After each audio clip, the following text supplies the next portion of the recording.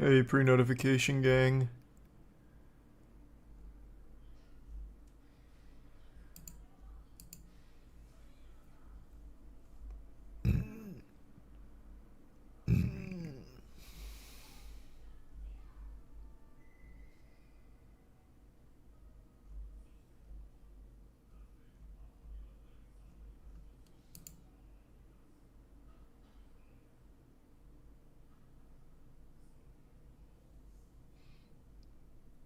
You playing early game of the year tonight? Talking about Hi-Fi Rush? You come out with some big praise for games like Hi-Fi Rush and Neon White. Still haven't played Neon White, but I've heard nothing but good things about Hi-Fi Rush.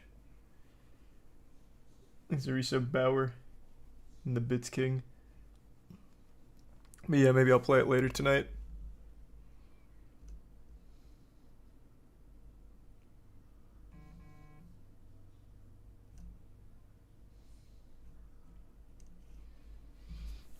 Thanks to Risa Guppy.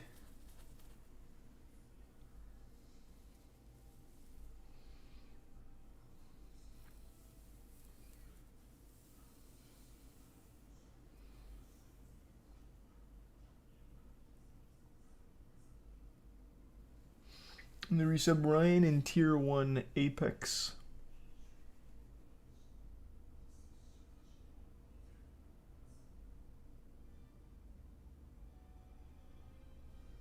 The Last of Us Episode 3 drops in 2 minutes. Yep, it does. That is correct.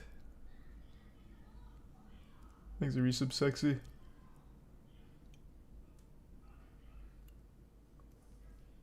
I'm gonna give sub Zach.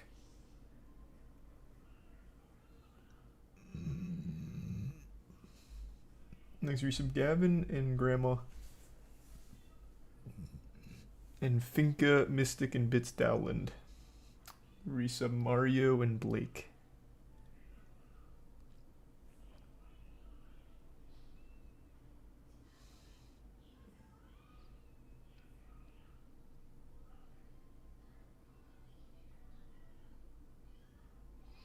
I see the mayor of Cincinnati took the time to talk shit on KC and they're currently getting their ass blasted. No.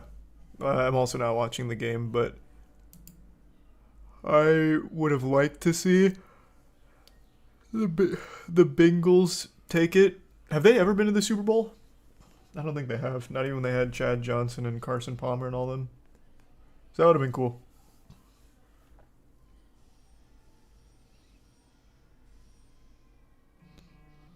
Last year. Last year? Really?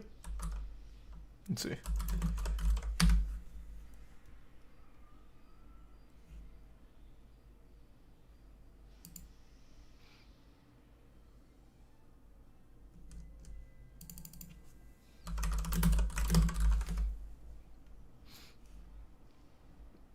I guess I just didn't watch last year. Wild. Alright, fuck it then. Now I don't care. Thanks to resub. CF Gaming, Tungsten, John, Sir, Ace, Biss, and the Prime Limit in Tier 1 Dark.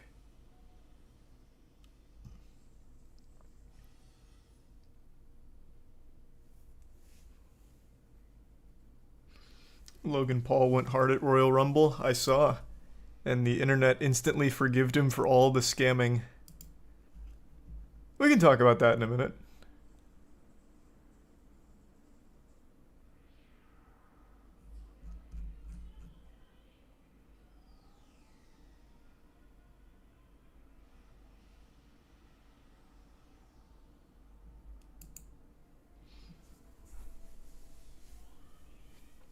He's a Tier 1 Sinker Swim in the resub Bunny, Darian, Neo, Hunter, Jason, Jenny, and Jamal.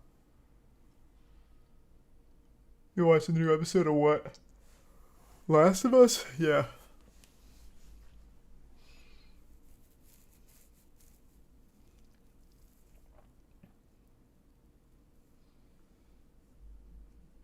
Thanks a resub Andrew. Hope you're well. And the resub Go Blue.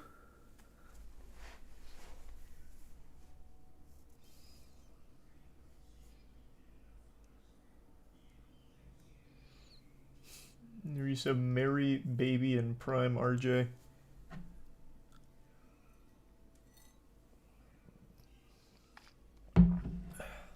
Hey J-Mac. Thanks man, Chase edited it.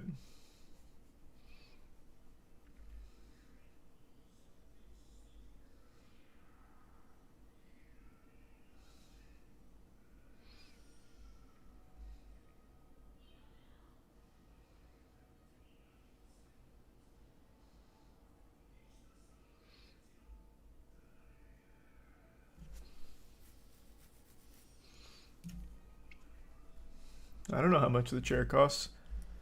It's been years. I have no clue. It's just a normal chair though, it's nothing too crazy.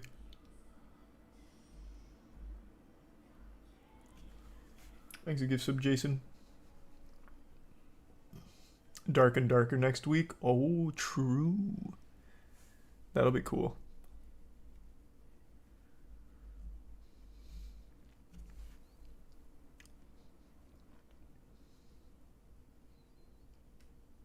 You seen the new Mario movie clip? Yeah, with Seth Rogen voicing, right?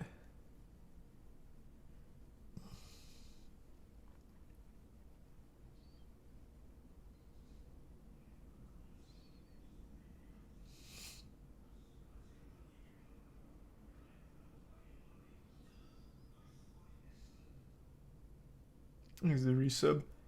Fuck.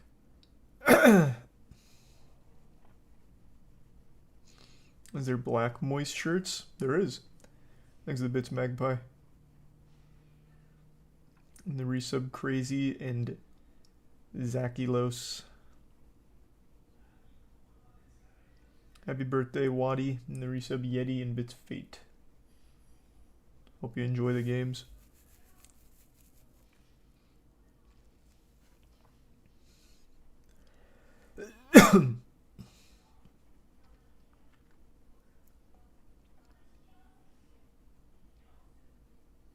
What are we doing today? Just going over some shit and then maybe playing Hi-Fi Rush. We'll see. Is it Prime Clue? And the Bits Universal. The resub. Moistadelphia. And give sub Chef.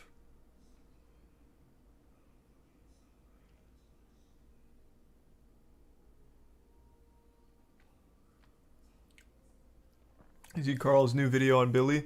Not yet. I just saw it got uploaded though. But I have not watched it yet. Thanks, you resub Clay. Next speedrun announcement soon? Yeah, probably tomorrow. I'll announce the next 10k bounty. Exit Prime Loki and the resub Tomato and Squid.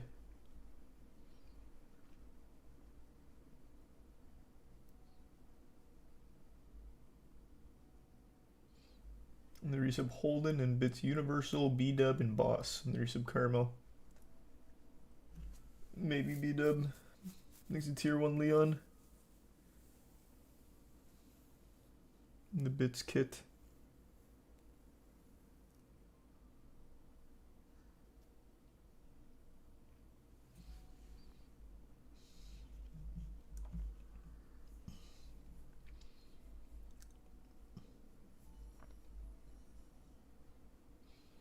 Thanks to resub Soul.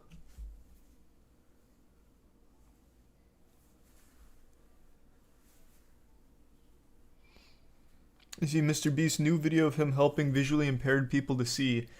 I haven't actually watched the video yet, but I've somehow, and I shouldn't be surprised, but somehow just like helping 1,000 people see for the first time was controversial on Twitter.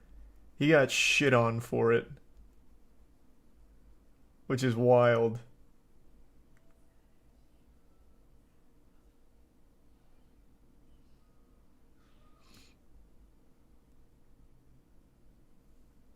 Thanks to resub Syndrazia, Skarn, Pariah, and give sub Chief.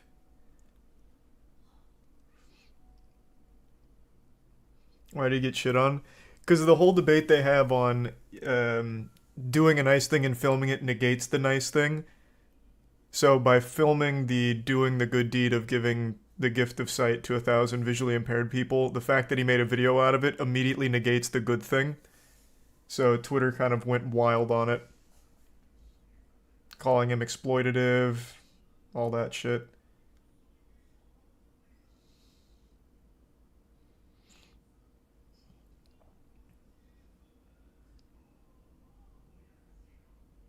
You inspire good by showing good. That's usually what I've said because for a long time people bitch about how there's no good role models. And then the second someone actually does do things that are net positive good things as a role model, they bitch about it not being good because it's being filmed. So like, what do you actually want? Do you want like positive content to be popular so that way it can inspire people? Or do you not want positive things to happen at all because it's filmed? It's you just can't win regardless of what you do. I imagine the 1,000 people who are now able to see as a result of the video probably don't feel like they've been exploited or are victims of Mr. Beast. They're probably just very happy, would be my guess.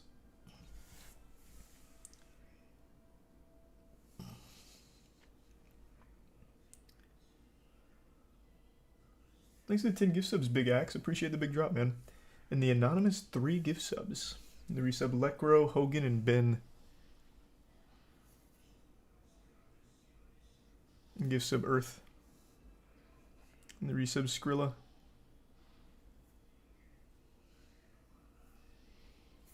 True Smokey. And the resub Caxi.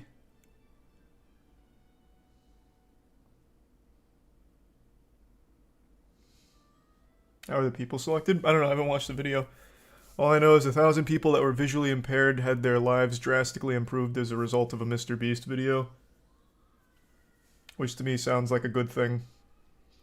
And I've said for a long time, if positive videos like doing that are popular, it will inspire more people to do it. Even if the motive is, okay, I'll do something good for views, so there is still a beneficiary. There is still someone who needed help that got help, even if the motive was still attention and views or to grow your brand. There is still someone that benefited. So no matter how negative you want to get about it, at the very core, somebody that needed help got help. I don't know why you want to be like arguing on their behalf when those people that got the help are probably just very happy to have received help. It's just not a very difficult to understand thing.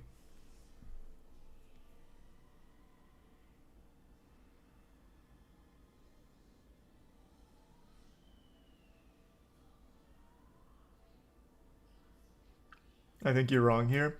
I'd like to hear from you. I'm curious. So, the 1,000 people that got eyesight because of Mr. Beast, or had their eyesight improved, perhaps, should he have not done it? I would like to hear from you, Money. Legitimately, I'd like to hear your take on it, because I've seen Twitter's take, and it's pure brain rot. No matter how you boil it down, people got helped. It was bait, someone always says it. Oh.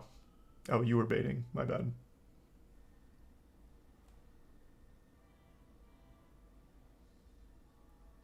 Because I would really like to hear from it, because no matter how you spin it, no matter how negative, there is still people that got helped by it. So how can you be mad for them when they're happy? I'll never understand it. You can make an argument like, oh, people are only doing good things because it's beneficial to them. Okay, that could be true, but the people that got helped still got helped. So is it a bad thing? I don't think so. And people have always wanted inspiring positive content to be popular. And now Mr. Beast makes some of it popular, and it's an issue. So how do you win? What do you want?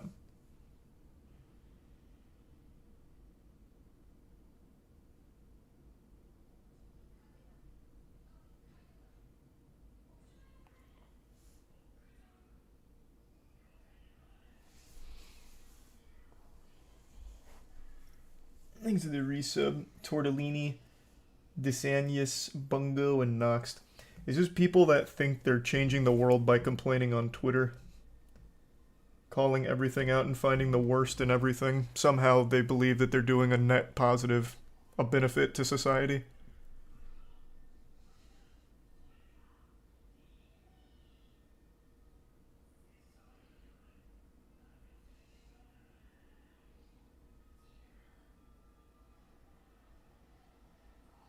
Thanks, resub Brojo. And the resub Lancer. Bits Zach, Aussie, and Smokey. And the resub Trash Boat, PC, and Nuclear.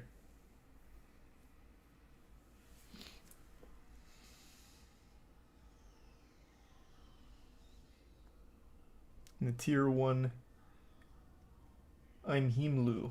And the gift sub Francis.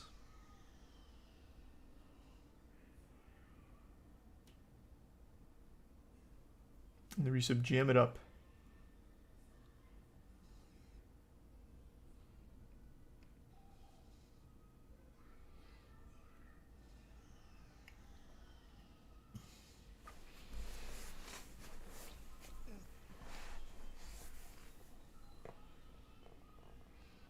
Have you seen Bob Gimlin? Covers Bigfoot? No, I don't know if I've seen Bob Gimlin, but I love the Bigfoot community. Thanks to the resub. Northman.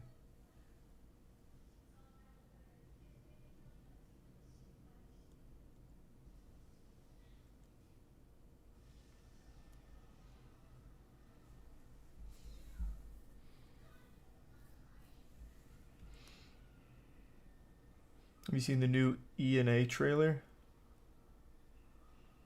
No, I don't know what that is.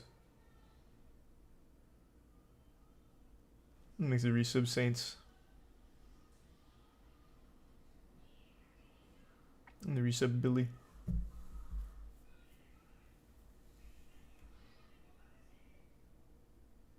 And the resub Ponzu.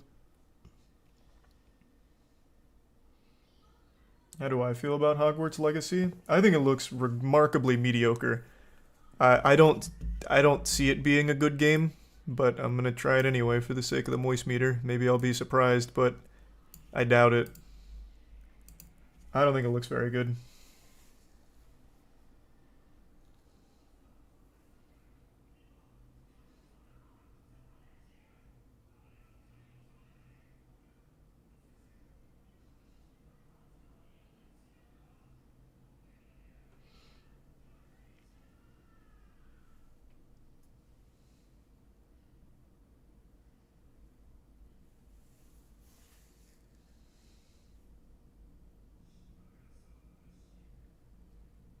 What makes it look mediocre to you?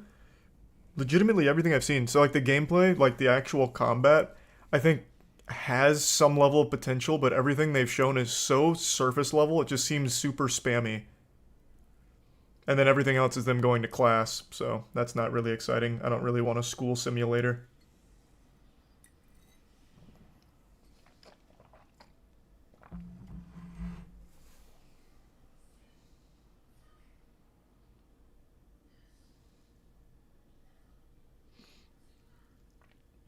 Oh, right. I saw this floating around on Twitter.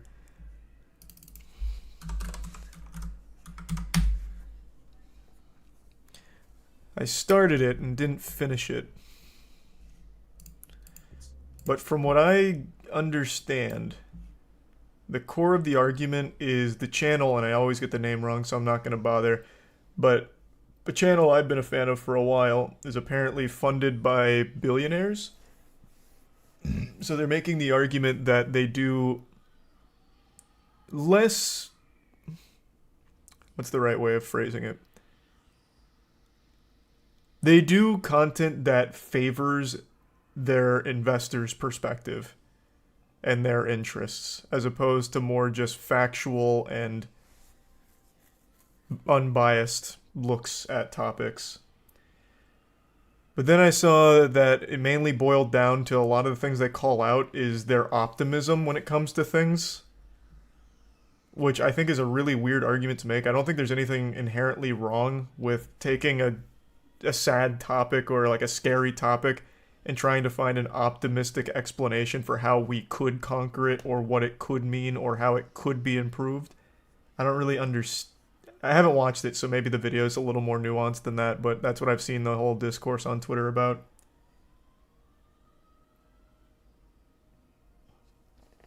Thanks for 5 gift subs. Osmosis and the resub Chicken, Jose and Baron and the Bits Kirsch. In November 2016, Kurzgesagt published a video on the most gruesome parasites. It tells a story of devastating diseases that the world governments couldn't solve, so the big pharma stepped in to be the hero of humanity and save the day. It's one of those too good to be true stories, so I decided to look it up myself, and the real events are nowhere near as glaring for the big pharma as Kurzgesagt presents. Pharmaceutical corporations did donate their medicine to the most affected regions, but they didn't do it out of their own volition or initiative. They did it after decades of neglecting the diseases because they weren't profitable enough to manufacture fixes for them. Bill Gates is actually responsible for much of the neglect. His charitable priorities overemphasized big-name diseases such as malaria, HIV, or tuberculosis, but in the process of doing so, they drew crucial attention and resources away from more common and structural problems. That's not super surprising to hear, at all. I haven't seen the video that he's talking about here, though. That absolutely sounds par for the course. That goes for everything. They're not going to pursue something that they can't make a profit on. That's the sad reality of it. I don't know if anyone ever looks at pharmaceutical companies or anyone that's making medicine as some benevolent saints that just want to save the world. So that's not surprising. Maybe the video is making the argument that the drug companies are heroes and saviors that just wanted to push us to salvation. Maybe, but I highly doubt that's what it was.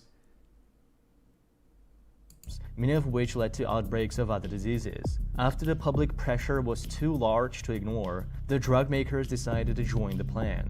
Big Pharma never came up with this initiative. It was the World Health Organization who had proposed a roadmap to eradicate the diseases by 2020 and convinced governments and NGOs to join them. The pharmaceutical conglomerates never assumed any risk. These corporations took home almost $9 trillion in profits in 18 years. So this little stunt is really just a pocket change for them.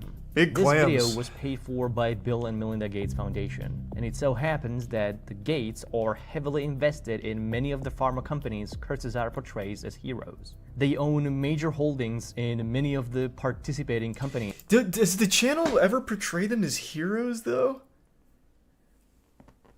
Of the ones I've seen where he does mention where they do mention pharmaceutical companies, I never really got the impression that he puts them on some pedestal as heroes. More so just looking at what they did and how it affected it or changed it.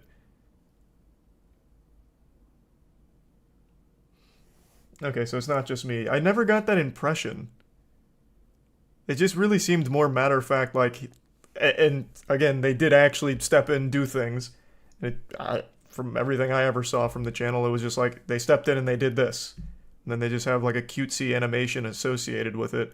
I never really got the impression that they were trying to suck the dick of the pharmaceutical companies. But again, I guess it could just be me.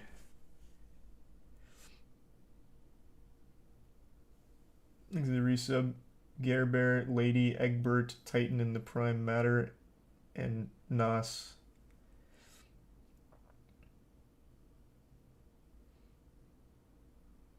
I always thought they were a bit bleak sometimes on their outlook, but not much else. So that's interesting because usually the takeaway, and what a lot of this boils down to, is they don't look at things bleak, they look at things highly optimistic. And since they do receive funding from, I guess, the Bill and Melinda Gates Foundation, that optimism could be more as a propaganda tool, where it's trying to put all of their interests in the best light. So that's where it all kind of stems from. Most people don't find it bleak. Actually, the opposite. And both Bill and Melinda Gates are trustees of 2 pharma firms. This video isn't positive news. It's a positive PR. Kurzgesagt admitted they wouldn't have made this video if it wasn't paid for by Gates. Okay, what the hell just happened? Well, let me read that. kind of glossed over that pretty quick. What I can say for us is the best case scenario, the Foundation people have been nothing but hands off. Probably would not have made the horrible Parasites video without the grant, for example.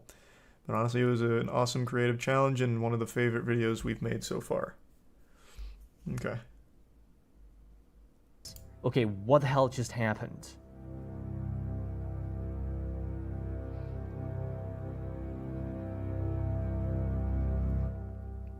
This one video is the perfect culmination of everything that's wrong with billionaires funding media to get the coverage they need. It provides a whitewashed take on real events, it undeservedly elevates the role of private entities, and gives a marketing boost to their agenda and financial interests.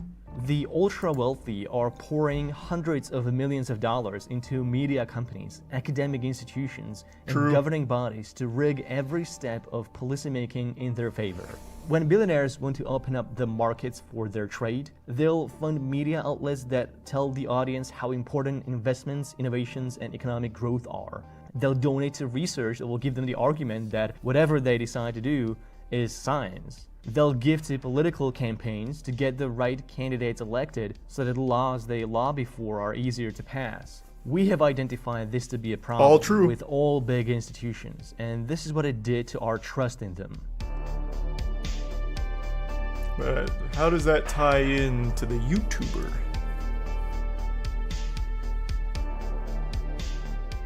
So if it is a problem when billionaires fund our politicians, our journalists, and our academia, is it also a problem when they fund our YouTubers? Because billionaire funding is a lot more prevalent on YouTube than you might think. It's far beyond the scope of this 6-year-old video.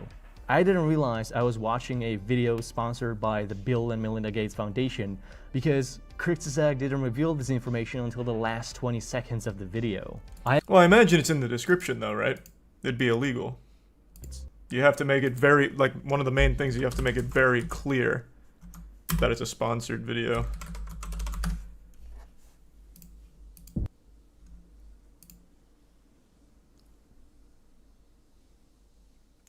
Interesting. It's not immediately clear. It's not in the description here.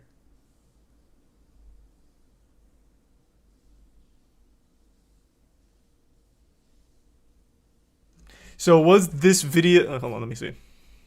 Why don't I just see for myself where it comes in and how. Remember that from time to time. This video was made possible in part by a grant from the Bill and Melinda Gates Foundation and your support on patreon.com. Okay, so it's not per se a sponsored video, but I can see where this would easily be a bit yucky, where a grant did help fund this video, and the information paints the things that this is involved in a very positive way. But I guess it's not per se a sponsored video. Bill and Melinda Gates Foundation and your support on patreon.com. If you want to help us make more videos, you can do so here. If you're disappointed... That's very interesting. What does it matter? Well, what do you mean, what does it matter? Let's say I'm paying Kotaku to post an article about, Jesus Christ, a mobile game that I've made. And I'm like, hey, maybe just look at the mobile game and talk about, you know, some cool features that we're thinking about. You know, talk about mobile gaming in general, but I'd like you to talk a little bit about my game when talking about, like, these innovative features. And it's not mentioned till the end that my input or my money helped write that article. It's a really bad example. That's actually a terrible example. Because this is a grant, not a direct contribution, I suppose. What's a better way of explaining it?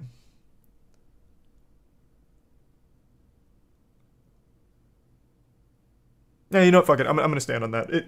I think the concept should be pretty clear. If you are getting money, or if you have money come in, and you make a video that kind of paints everything where that money came from in a positive way, it seems a bit less than genuine. It seems like perhaps that financial incentive may have skewed some information in order to make it more favorable to the person or the group where the money came from.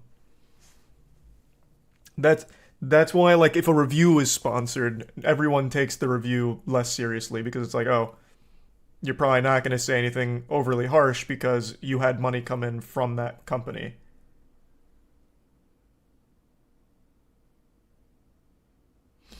Isn't that what you do, though? What, pay Kotaku to talk about my mobile game that I don't have? What?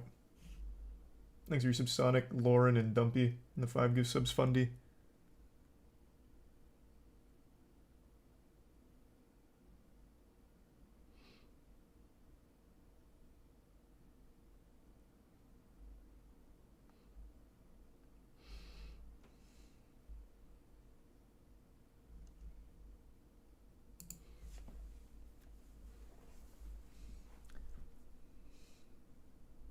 I still think it's a big deal. Well, I don't know if it's a big deal yet. I haven't finished the video. But I could see, like, at least the argument for it, where if they're getting money from the Bill and Melinda Gates Foundation, and a lot of the things they talk about paint everything that this foundation does in a positive light, without addressing, like, any kind of negative stuff, that seems a little odd, as if it's been influenced by the money. Seems more ulterior motive driven, which I think is kind of the core of where this comes from. Calling it a propaganda machine for billionaires.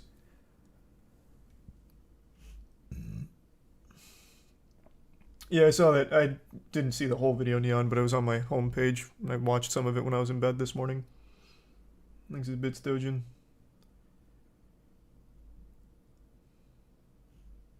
I actually first found out about the sponsorship from Kurzgesagt Medium article on how they treat sponsors. Here, Philipp Detmer, the owner of the channel, admitted that Bill and Melinda Gates Foundation was their biggest supporter. So big, in fact, it helped transform Kurzgesagt into a powerhouse. But Philipp Detmer also told us that Kurzgesagt is almost entirely viewer-funded.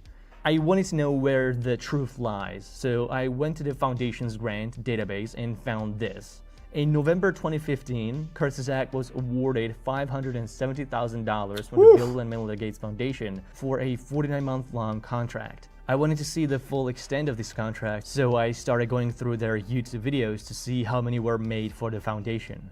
And that's when I entered a rabbit hole.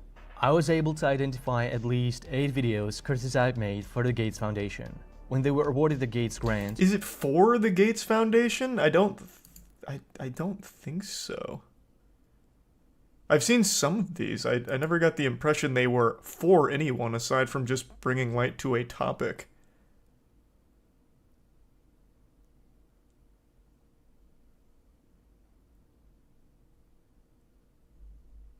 When they were awarded the Gates grant, the Patreon was relatively small, yielding less than $9,000 per month. The money from Gates would cover at least $11,000 per month, or $71,250 per video. So the Gates money alone would be at least on par with their Patreon, but Gates wasn't alone.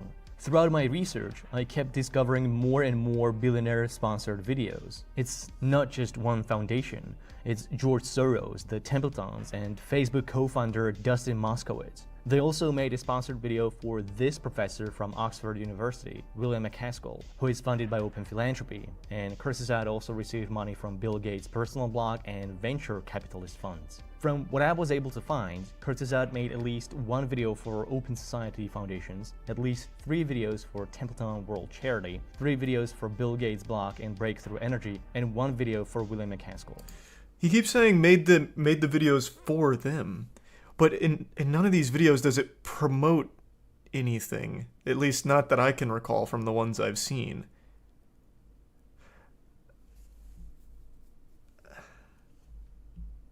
Thanks to Resub Freak.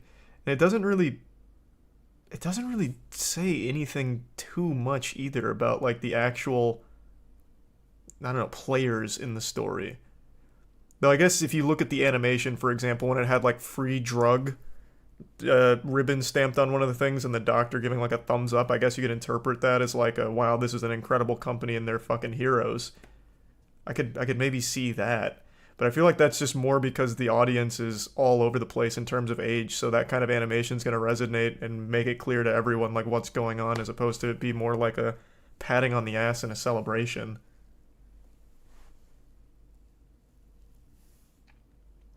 At the very end of all of them, he says who it was funded by. Yeah. So that's what I just learned. Usually, when it comes to a sponsored video, you have to make it abundantly clear that it is sponsored, which is why at the top of the top of every description that's sponsored, it has the sponsor. The grant to Bill and Melinda Gates Foundation is not even in the description. It's in the last 20 seconds, where most people have probably already clicked off. Because it's not technically sponsored. They have funding from the foundation, but they didn't sponsor this video.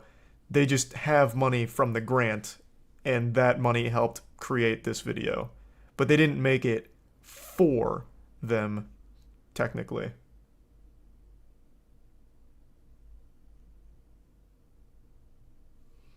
The resub Chance, Flash, Harley, Halfbrain, the Prime V3.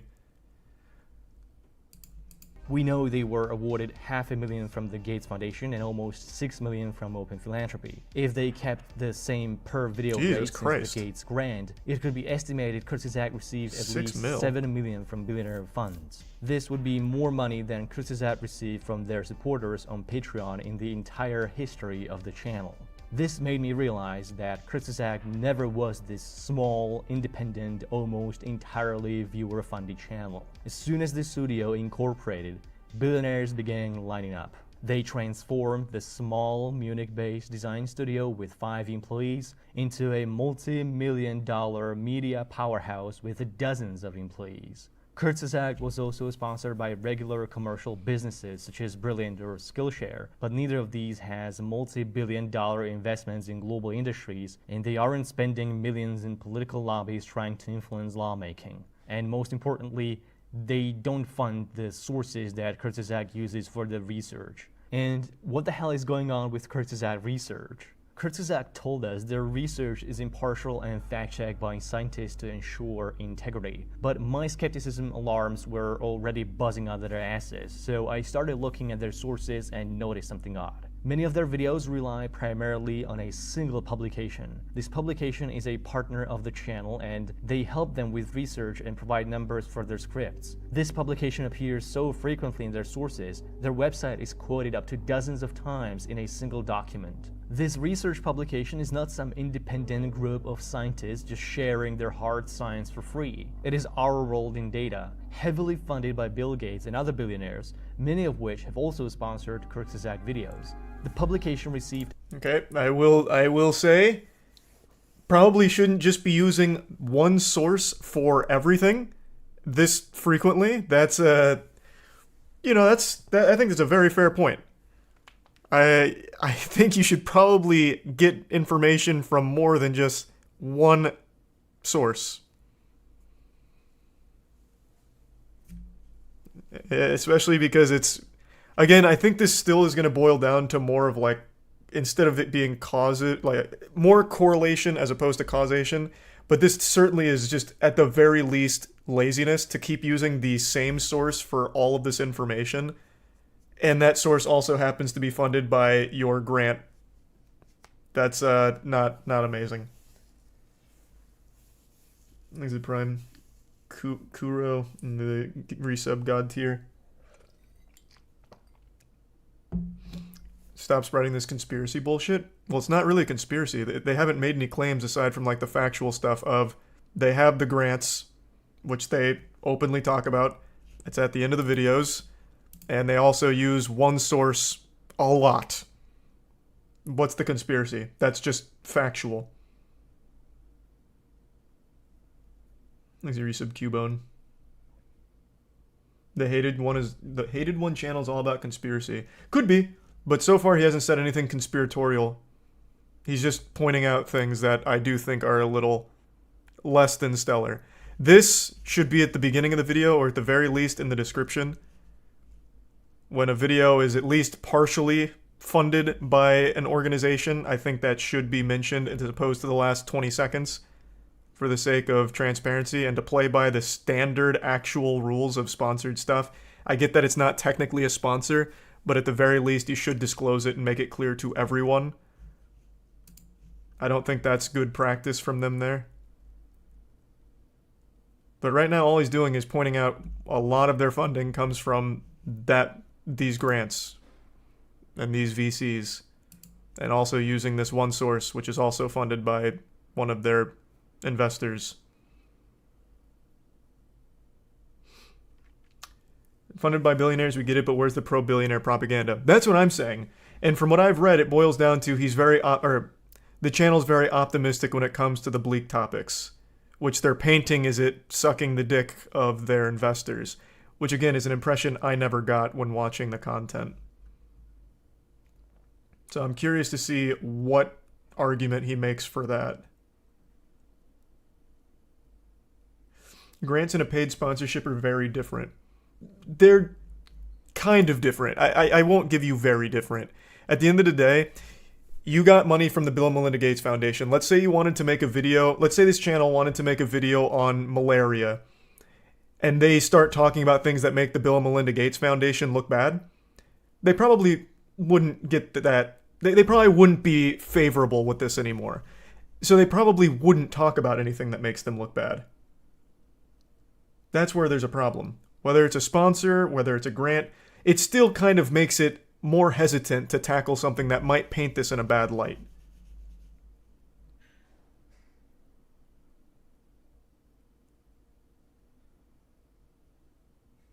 Yeah, it just becomes kind of a conflict of interest.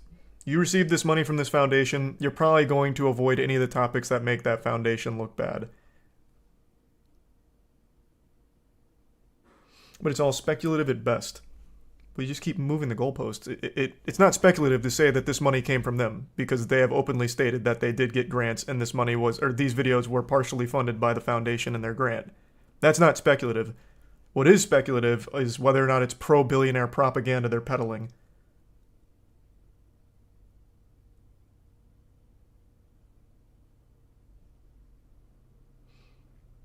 Which I have not been convinced on in the slightest yet.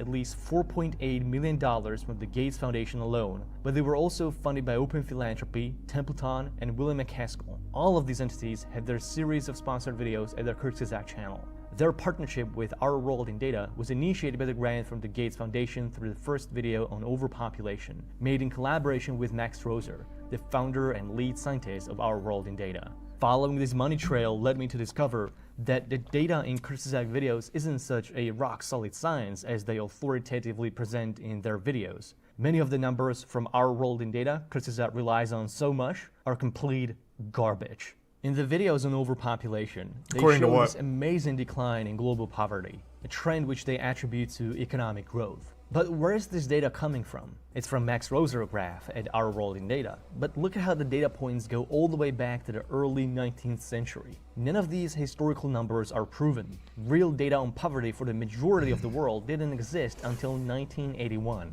Anything before that is a speculation. And who defines extreme poverty?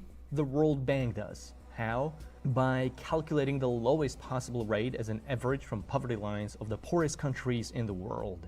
That's living below $1.90 a day. Scholars strongly disagree with this rate and suggest at least $7.40 a day. With the World Bank's rate, billions of people that are extremely poor according to their national poverty lines end up in lower middle income regions, which is what makes the graph looks like this instead of this if we use the $7.40 line, or this if we leave out China.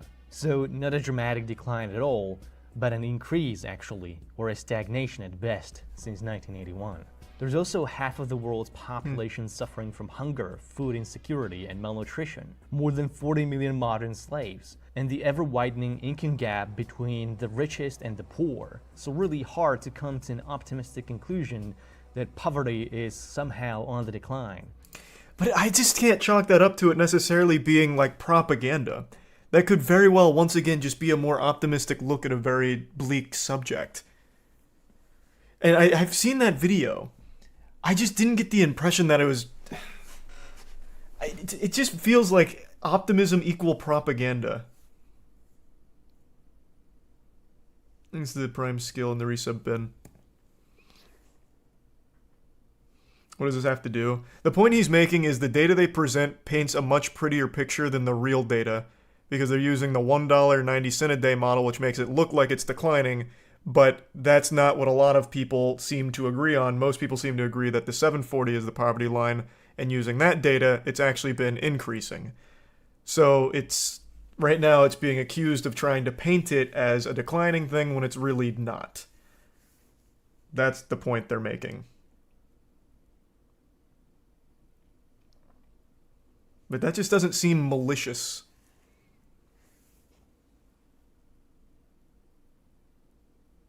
Like, it just really seems like that's still a pretty fair metric overall. And it's a more optimistic look at it, but it doesn't seem like it's coming from a place of trying to be...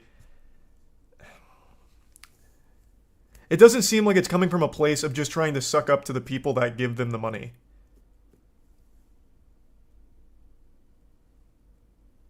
False information, though, in general, it's not false. The information itself isn't wrong, but it's using a metric that not everyone agrees on. So it's using a different metric than what other people seem to prefer. But that doesn't mean it's false. It could be manipulative, though, to paint the narrative in a different way than the reality. But I still don't even know if I fully agree with that take on it either. I'd have to rewatch the video to see exactly what arguments are being made. Thanks to Resub GV and the Prime Chaos. Another thing that I read, and we haven't gotten to it in the video, but in here he brings up a study from September of 2020 to critique a video that Kurtz... I will never get that name right. But to critique a video that they made back in June of 2020. So in September of 2020, new information came out that made the video published in June 2020 less accurate. And he holds that against them as if they were somehow supposed to predict the future. And I don't think that's necessarily a fair criticism. This is the Prime, JFK, and the Resub Pupi.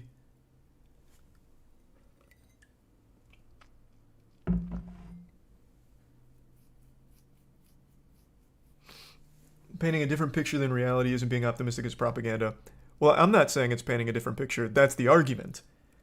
Again, it's a metric that people are disagreeing on with the level. Is it $1.90 a day or $7.40?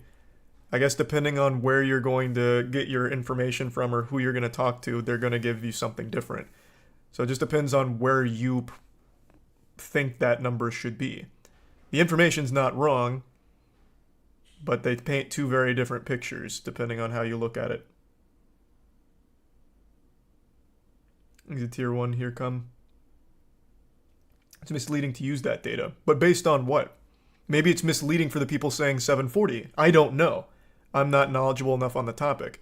Maybe the $1.90 is actually the more accepted one, but 740 is something that the hated one cherry-picked, where he found a couple articles where people agree it should be 740. I have no way of knowing. I'm not knowledgeable enough.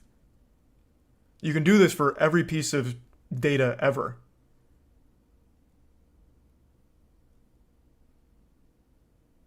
Because I could also say, I think the poverty line is anything under $15 a day. And then this would paint an entirely different graph. I don't know what the right metric is.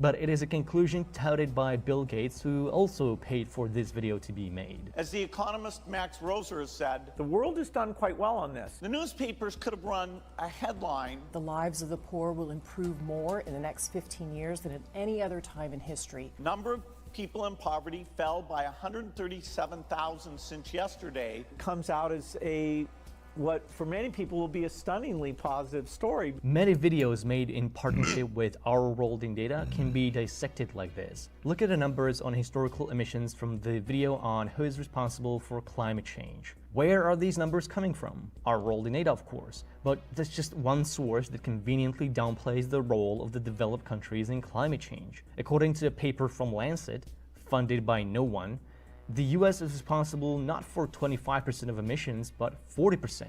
The EU is responsible for 29% instead of 22%. G8 emitted Is this the one that came out in 85% September of historical 2020? CO2, and the Because this is the one I might have just been talking about. Yeah, so this, okay. Oh, Jesus Christ. Yeah, so this paper came out in September 2020. The video he's critiquing with this information came out in June of 2020. They wouldn't have had this information available to them to make this topic, or to include in this topic. There would have been no way. So this, like, maybe now, if they had made this video, after this came out, that video would have turned out very differently. We have no way of knowing, but they had no way of being able to incorporate this information. It's not like they maliciously left it out and ignored it. They just didn't have it. I'll double check, but let's see. Which video was this one? This one's the emissions video, right?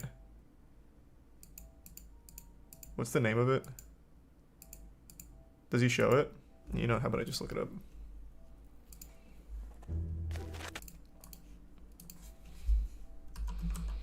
Wait. No, just look it up.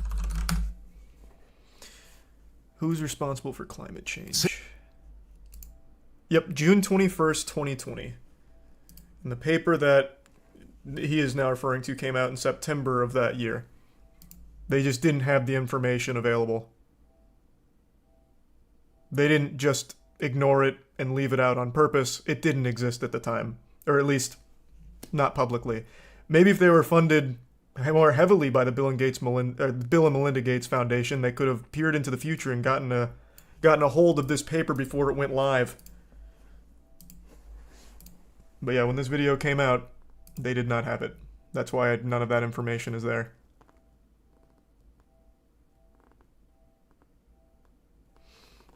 They wouldn't have used it anyway, since they always use the same source. Again, that's speculative though, which... Oh, you're not the guy that was just talking about speculative for the last couple of points. That is speculative. Maybe they wouldn't have used it, maybe they would. We have no way of knowing for sure. All I'm saying is this video came out before this. It's not like they didn't just leave this out, they didn't maliciously omit this information, it didn't exist. Maybe they wouldn't have used it?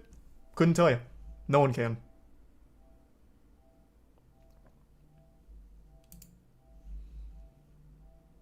Role of the developed countries in climate change. According to a paper from Lancet, funded by no one, the US is responsible not for 25% of emissions, but 40%. The EU is responsible for 29% instead of 22%. G8 emitted 85% of historical CO2, and the global north is accountable for 92% of excess carbon in the atmosphere. These numbers draw a much less equitable share of responsibility than Kurtz is at. As I was analyzing more and more videos, I actually discovered a plot I did not expect to find. In a couple of separate videos on climate change, Kristizak briefly mentions seemingly random selection of innovations. Or a new generation of nuclear power plants to new batteries, electronics and steel, low carbon production of cement, artificial meat, carbon capture, direct air capture, and carbon capture. There doesn't seem to be any objective merit as to why I mentioned these in particular, but they do have in common two things. Bill Gates has invested millions into startups developing low carbon cement, steel, batteries, alternative meat, nuclear energy, and carbon capture. Wait, why is alternative meat thrown in here? Everyone is invested in alternative meat. It was one of the biggest fucking Silicon Valley investments for everyone. I have a fucking friend who invested in Impossible Foods back in, like, Jesus Christ, like 2013. Like, I don't think that one's necessarily on the same level as the other shit where there's some kind of ulterior motive, perhaps, that you could digest. Everyone invested in alternative meat. Where's that headline?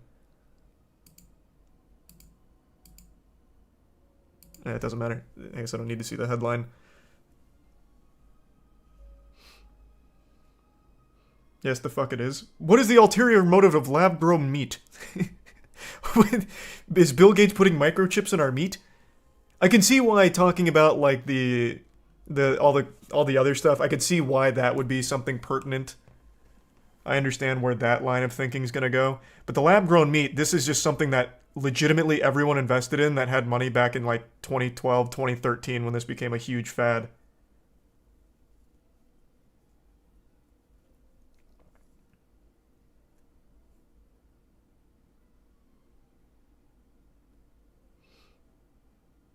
That's why they push vegan shit. Oh my god, who is in the chat right now? They push vegan shit because Bill Gates invested in lab-grown meat? What the fuck? What are you what are you...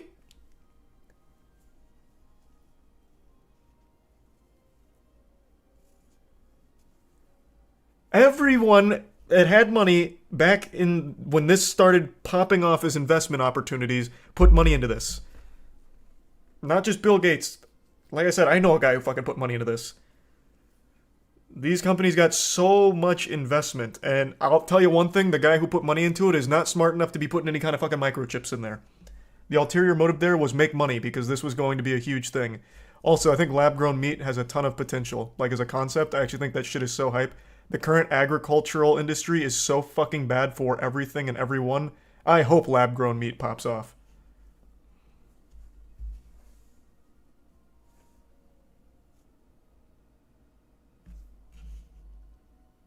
Why are you defending them so much? Feels like you're biased. It's crazy how I've already pointed out a couple things that I find very suspicious about the way they handle, such as like the sponsors and using one source that's also funded by their grant. And yet somehow, because now I'm not agreeing with every single thing, I'm just supporting. I hate this mentality. It's the same thing with any kind of political opinion. If you're not 100% on that team, you must hate it. You're against them. Why can't people just take information and point out things that are wrong or right? Both. The Mummy is my favorite movie. I can point out a million fucking flaws. I still love that movie. You don't have to blindly support and digest and eat, consume everything and just assume it's all correct because you play for that team or you subscribe to that belief. You can call out and criticize things that don't make sense. It's not illegal. It's healthy.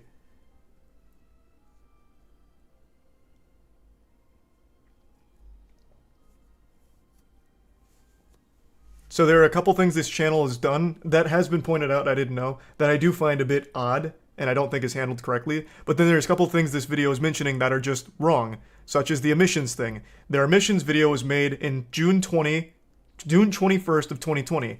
The paper that this video cites as the contradictory evidence that proves some of these numbers are incorrect didn't come out until, what the fuck was it? September of 2020. So the information wasn't there. They didn't just ignore it, it just wasn't fucking there. They couldn't predict the future, so it's a bad point. No matter how you spin it, it's a bad point. That information was not available to them. They couldn't have cited it.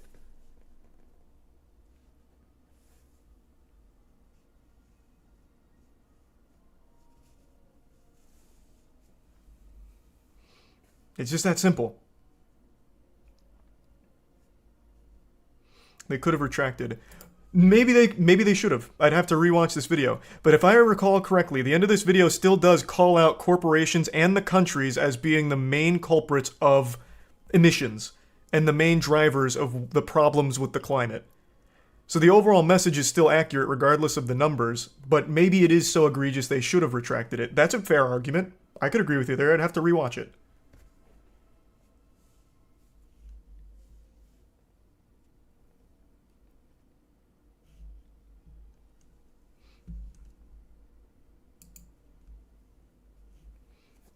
Is it Prime Wonder and the bits explain? Nuclear energy and carbon capture. And none of these technologies have proven to be commercially viable or scalable enough to make them count. The innovations lack robust scientific backing, and experts do not agree relying on them is a valid strategy. Many videos on topics that align with the interests of Kurtz's Act billionaire sponsors are frequently sprinkled with messaging about how investments and innovations will solve a problem or make the world a better place. By investing in these things right now, investment and aid and fair investment. Is investment massive investment as investment pours in? It's obnoxious how often this happens. We invest in innovation that lead to innovation, the nature of innovation. And innovation, but innovation, the more time we give innovation, and innovations like artificial meat. The standards for quality of such artificial meat again. Again, I don't feel like there's anything wrong with just mentioning innovation. If he's calling to action to invest in these things, obviously that's a problem. But just mentioning things that are innovating in the fields to hopefully make it better is once again just optimism. Optimism does not just inherently equal propaganda. Because, I mean, Jesus Christ, everything gets innovated. AI technology came out of nowhere and it's changing the whole fucking game. I don't think there's anything wrong with mentioning innovative things that are in that ballpark that you're talking about. Data is profoundly lowered in order to make these hidden injections work. In the instance of carbon capture, Kurtz's Act pulled the numbers on cost straight from a Gates-funded magazine, who took the number from a Gates-funded private carbon capture facility. But that's the lowest estimate. In reality, it could be as much as twice as expensive today, and still at least twice as expensive as trees are right now, than carbon capture is projected to be in the most optimistic estimates, which won't be real until at least the next decade. Rather than solving the climate crisis, many scientists argue such investments divert attention away from more impactful solutions and delay phasing out of modern industrial methods and fossil fuel dependence. Kurzgesagt doesn't tell you which technologies Bill Gates is invested in and how positive messaging about them is advancing his positions. But Kurzgesagt did take the effort to mention exactly those technologies that Bill Gates and his billionaire friends are most invested in.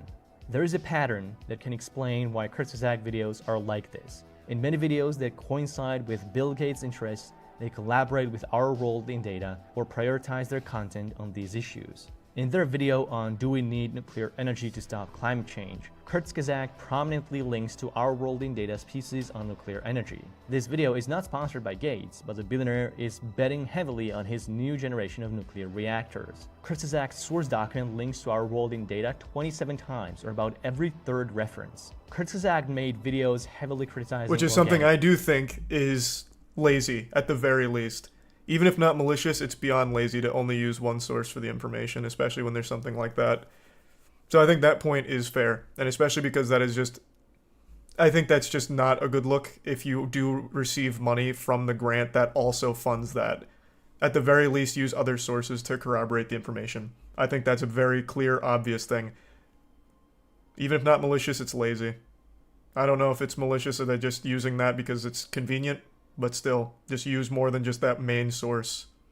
Food. This is another topic of major investment from Gates, who thinks industrialized agriculture with pesticides and GMOs is the best approach to solving world hunger, which it hasn't solved so far. In all 4 cases where Kurzgesagt draws verdict on organic food, Our World in Data is cited as reference. This video is also not sponsored by Gates. The most generous billionaire is one of the earliest backers of alternative meats, owning major positions this is becoming in like a vegan big part and of the meat-free video. protein companies. Kurzgesagt has made a series of videos on meat, all with a strong verdict on how meat is bad for you and the environment. All of these videos were advised on by Hannah Ritchie, one of the key lieutenants at Our World in Data. During the production of at least one video, Ritchie was a business manager at a meat-free microprotein company. Whatever your take on meat is, these are conflicts of interest that should normally be disclosed by any serious research. But Kurzgesagt makes no effort to help you connect the dots. I don't think I've watched those videos from him. So, I'll ask chat. I don't even know why I'm asking chat. Chat seems to be on one right now, with like, not even having watched the video. I can't imagine with the videos I watch that he makes this video and it's not just like a look at what meat does to the body, which is something you can confirm with tons and tons and tons and tons of evidence. Like, there's plenty of things you can say about meat or what the agriculture industry is currently doing to the world. Like, there's plenty of evidence out there for that. And I can't imagine there's anything that he's saying that's like, we need to invest in impossible meat at the moment. But maybe he does. Does he?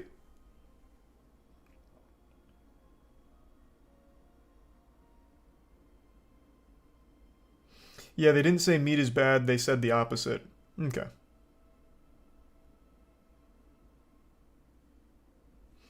I think they resub Paxil Emperor this time, the Prime Long.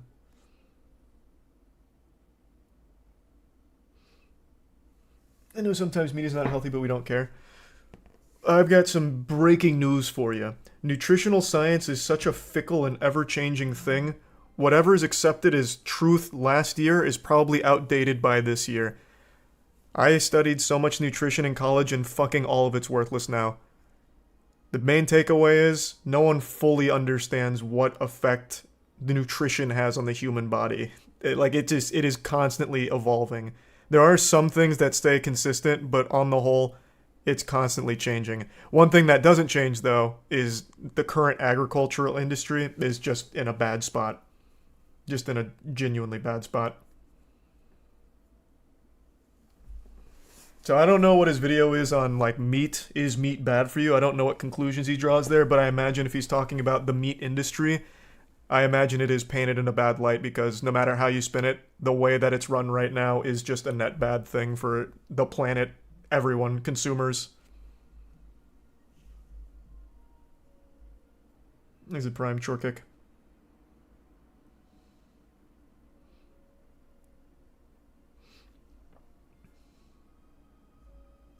Wrong, you're funded by billionaires.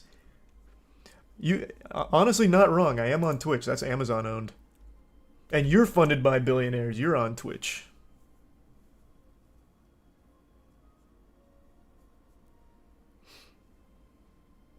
Aren't meats inflammatory while vegetables are what? Deflammatory. Oh, we don't need to get into the nutritional science of stuff, man. Everything's bad. Everything's bad for you. Everything's terrible. Hide in fear. Filter feed like SpongeBob. You know what? Actually, hold on. I bet right now you could look up tons of articles on why broccoli's actually terrible for you. I did this one time. I don't even remember why. I think I had to do something on it in college, but I was looking up, like, why broccoli could be bad for you. It's apparently a carcinogen, which I would have never guessed. Let's see. Alright. Broccoli sprouts are inducers of carcinogen. Jesus Christ. Oh, and here's... Wait, this one's completely saying the opposite.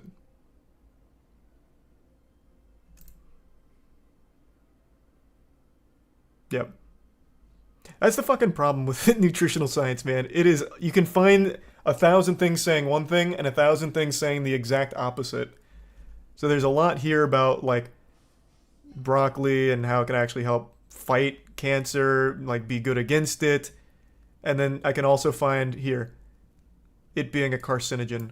Well, not. I guess it's not just broccoli. This is talking about which vegetables are carcinogen-like, I guess. So it's not just targeting broccoli.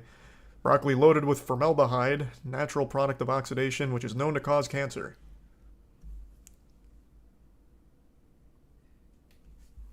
Thanks to resub exactly where. Source, this one's Thinking Nutrition AU. That's the one about broccoli loaded with formaldehyde, known to cause cancer. Who wrote that? Timmy Turner? I have no fucking clue. The point I was making is nutritional science is so fucking volatile. Kurtz's Act is terrible at disclosing their sponsors. I did Agreed. a poll of my audience to see when they think channels should disclaim sponsorship. Most people would prefer Completely agree with that point. before the video starts or during intro. Kurtz's Act never reveals their sponsors until the very end of their videos. Some sponsors were declared in the last few seconds of the video, some were only mentioned in the text on screen, and in at least one instance, the only disclaimer of sponsorship was in the description. This is a low bar even for YouTube. Plenty of good educational creators disclose their sponsors up front. Why should Kurtz's Act be given a pass? Most people who do not watch videos till the very last second, or who cannot read everything that's on the screen, would never be aware of the extent to which Kurtz's Act videos are sponsored by billionaires. Kurtz's Act also does a terrible job at explaining who their sponsors actually are.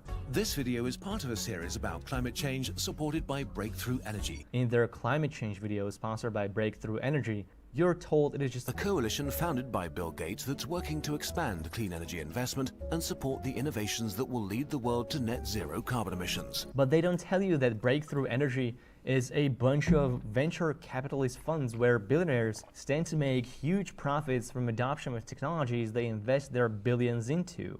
Kurzgesagt left a link. Does that necessarily mean that it's not fighting for that goal, though? Everything's profit-driven. Literally everything. Legitimately fucking everything. But are they not actually what he claims they are? Because that would be a big problem. I don't think that's a very strong point.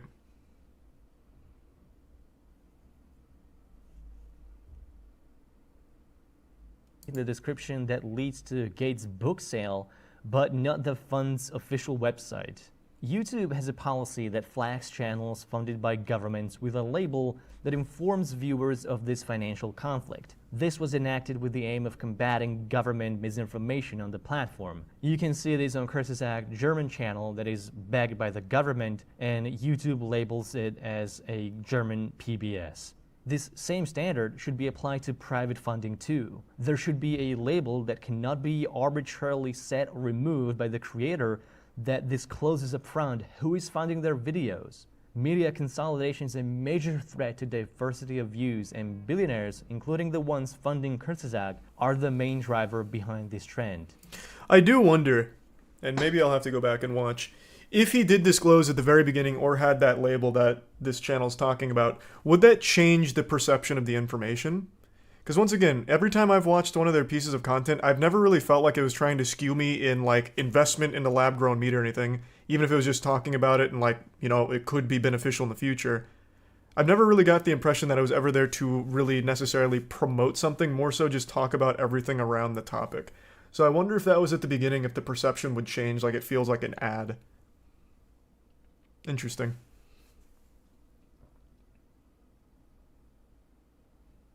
Yeah, people hate Gates.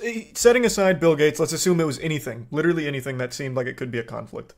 I just wonder if that would even change the information. If the video stayed exactly the same, but at the beginning it was mentioned like, hey, this was partially funded by X. Does that change how I perceive the information? Will I now feel like I'm getting more of an ad as opposed to like education on a topic? I'd have to go back and watch on those. Oh, appreciate the big 25 gift sub, Scar. Hope you had a good day, man.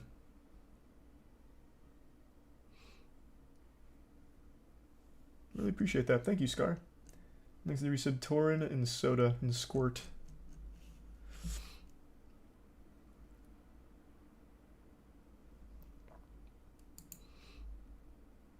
Does for me. Yeah, maybe it'll be on an individual basis. For example, if I watched a video on lab-grown meat, right, and that video was sponsored by Impossible, I'm going to take a lot of the information with a big grain of salt. It's like, okay, clearly they're not going to touch on anything that might be a little less than savory with lab-grown meat.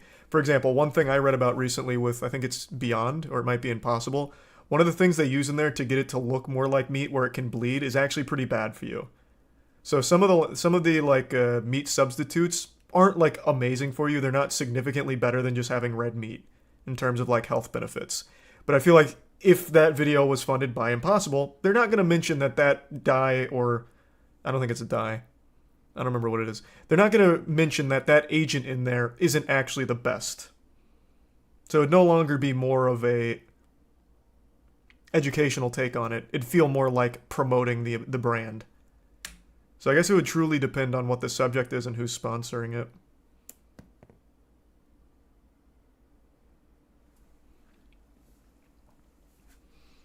Thanks to resub Toxic, Micah, and Tier 1 Okaric.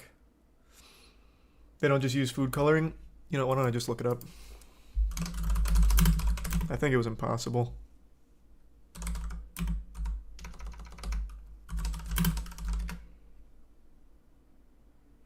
The ingredient is referred to as genetically engineered heme soy leg hemoglobin.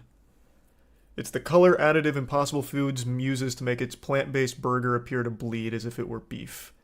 And that thing is not good for you. In fact, they are currently in a lawsuit that challenges the FDA approval of that additive. Here. So to tie it back to this, if that channel made a video on, you know, meat substitutes and they're talking about Impossible, they probably won't mention this, though I do think it's something important to mention.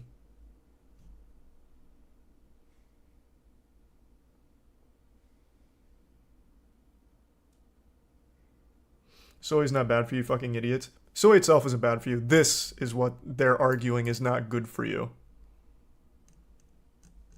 But yeah, soy's not going to kill you.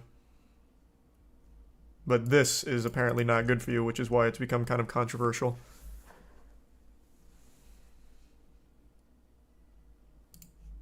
It is not enough to promise editorial independence, because there are multiple ways sponsors can influence content behind the scenes. Kurzgesagt maintains their sponsors never Look at their have response input to on this their video. scripts, but Oh, in they practice, responded? I'd like to see their point, routinely or consult their with stance on all of it researchers as that come well. from So yeah, I'll do that sponsor-funded after this. institutions or scientists directly on their sponsors' payroll. Thanks to 10 gift The subs, two Grapes. videos Appreciate that, Kurzgesagt man. made with Max Roser were sponsored by Bill and Melinda Gates Foundation. But Max Roser's Our World in Data received almost $5 million from Bill Gates, so what is exactly the degree of separation here? In the video on vaccine side effects, Kurzgesagt lists 6 experts they consulted with, at least 4 of which are from Gates-funded institutions, and 1 scientist is an executive at the Gates Foundation. How is that not a sponsor commenting on their script? In 3 videos Kurzgesagt made for... See, like, when he makes a point like that, I am inclined to agree. At the very least, I don't doubt the experts. I'd be a fool to do that. But why wouldn't you go to something that's so far removed from your sponsor, you couldn't possibly make an argument that it was influenced by it? That is just a big conflict of interest, and it shouldn't be hard to do. That just kind of, it seems like it just kind of boils down to laziness. Or, I guess, as this video argues, propaganda. I guess it really could be either one. In a case like that. Always doubt the experts. Jesus Christ, we have regressed so much. There are plenty of things, there are plenty of experts worth doubting, but on the whole, I think you should probably trust the people that are more knowledgeable on a topic that you failed in high school. At least hear them out first before going to Facebook to get your truthful information.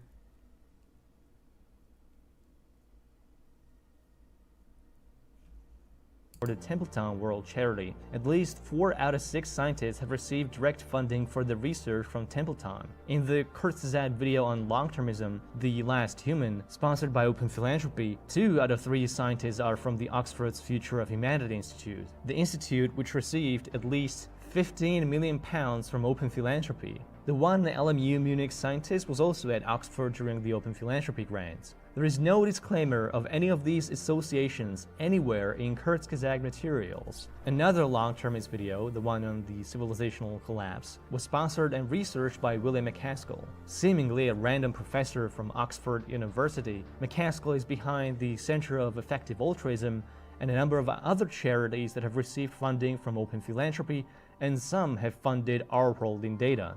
Nothing about this relationship is ever disclosed in Kurzgesagt source materials. Open Philanthropy has given... Does it need to be, though? I don't think I've seen that video.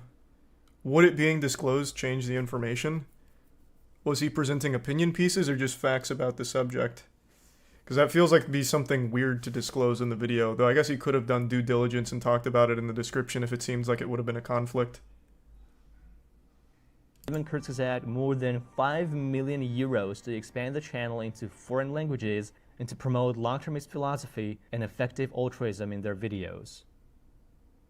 Do you think money doesn't buy influence? So billionaires do political lobbying and campaign financing for the lols, and they don't get any laws influenced in their favor?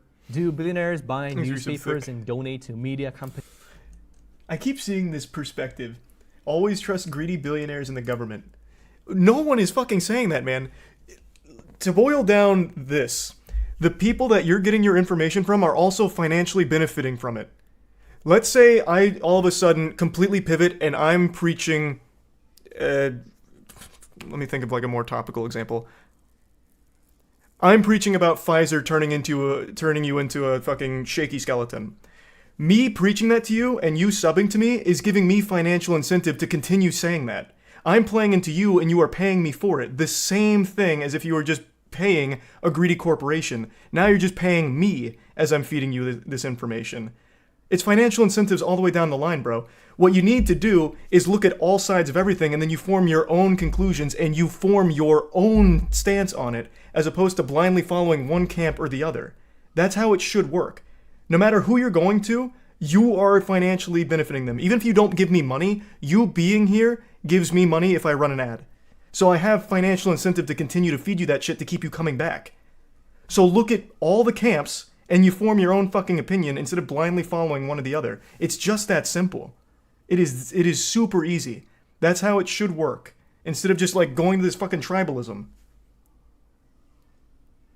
Like that's just, it's so dumb.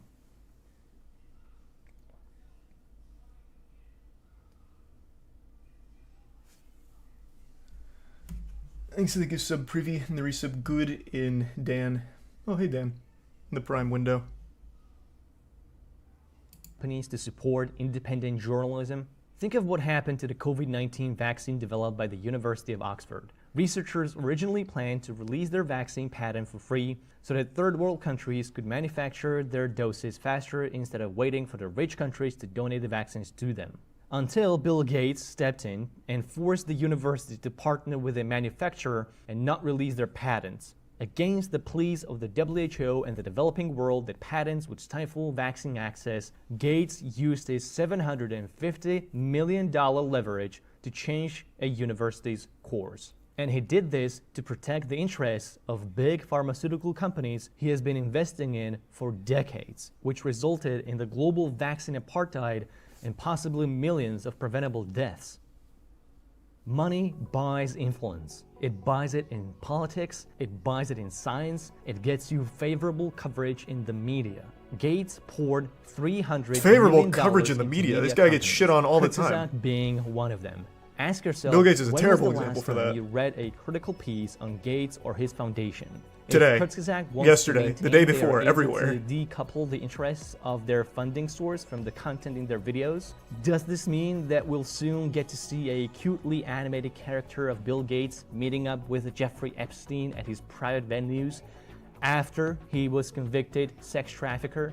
Science is. This has gone really more off the than rails body from knowledge. targeting the channel When big itself. money buys big influence, This science is things people is have talked always about the a lot casualty. already. If we are not able to ask skeptical questions, to interrogate those who tell us that something is true, to be skeptical of those in authority, It becomes less diverse, more stringent, and more authoritative.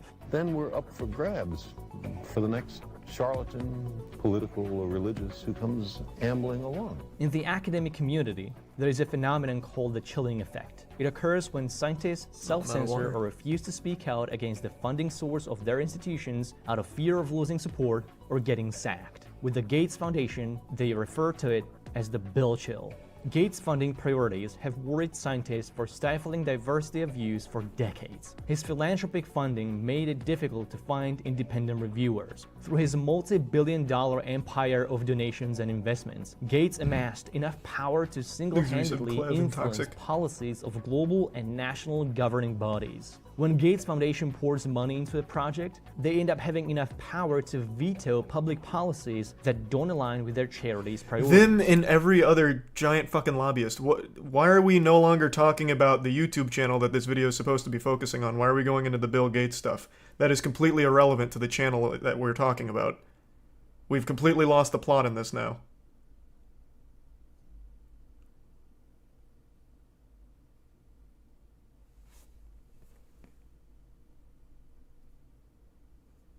Because he's a conspiracy nut. I don't know the channel. I couldn't tell you. All the way up until here, I don't think... there were a lot of reaches, but I don't think it was necessarily conspiratorial or anything like that. I don't know why he's going off on this tangent when it doesn't play any role at all in the actual subject matter. I would like to see their response. I think there are a couple of decent points that I think are absolutely 100% on the nose.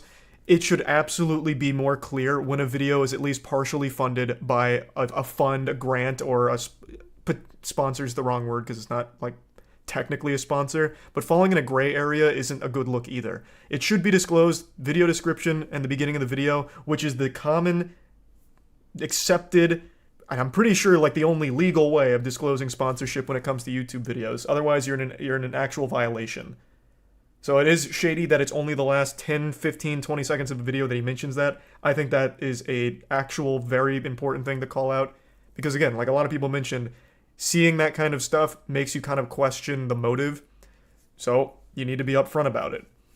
And then it's obviously going to be up to the individuals on whether or not that skews the data or changes their perspective on the information. But I think it's important to be transparent. And then the other thing that he made a good point on is the fact that they keep using the exact same aggregator for their sources, the R-World, which is also funded by their grant. That is pure laziness at best, and at worst, trying to paint everything in a more positive light for their grant, the people that controlled their money. They should have used more than just that source so many times. And they do use other sources, but that is by far their biggest one, at least from everything we've seen here.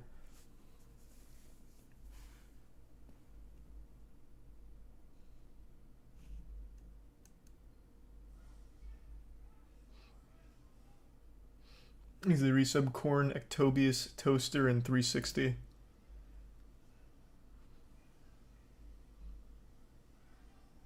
Where is their response video to it?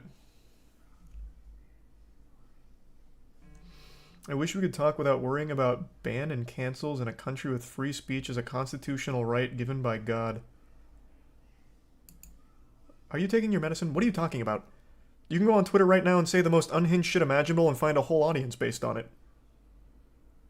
How many people do you know have been thrown in jail in your life for being edgy or saying weird shit or talking about something too controversial? The only one I can think of is Alex Jones. But even he wasn't thrown in jail, but he did get fucking dumped by all his banks and everything because he kept talking about Sandy Hook being a fucking fraud.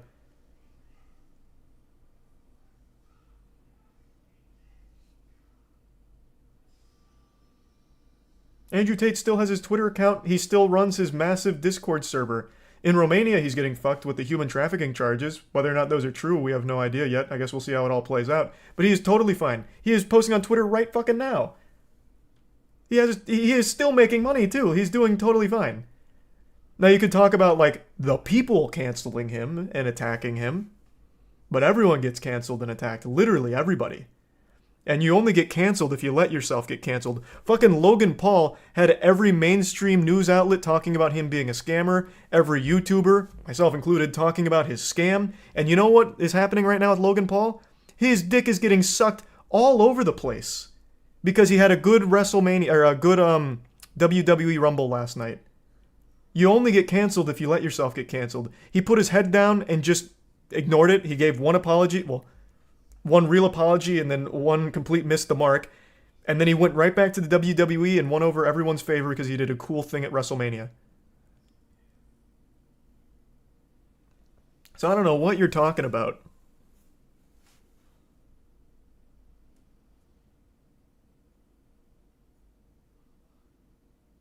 Oh, this is the link to their response. All right, cool. Thank you.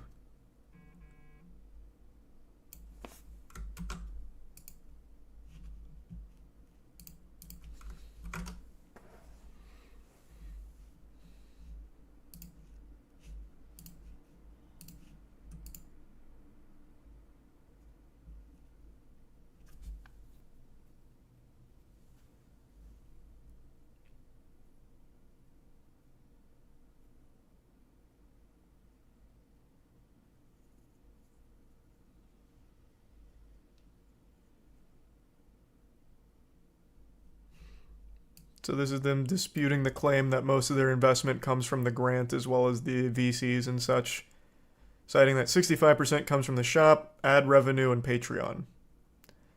So they are still independent, not primarily funded by VCs.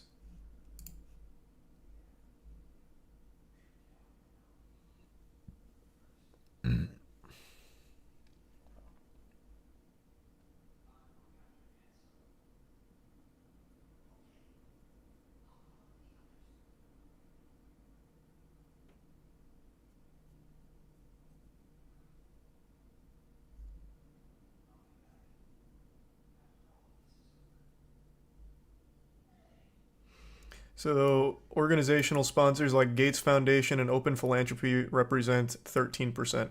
The fact that you're saying sponsor in this, though, means that you should play by sponsor rules, and instead of just relegating that to the last 20 seconds, it needs to be in the front of the video and in the description. That is how it's always been done. That's how it should be done. I think that's still a very fair critique. You're even calling them a sponsor here.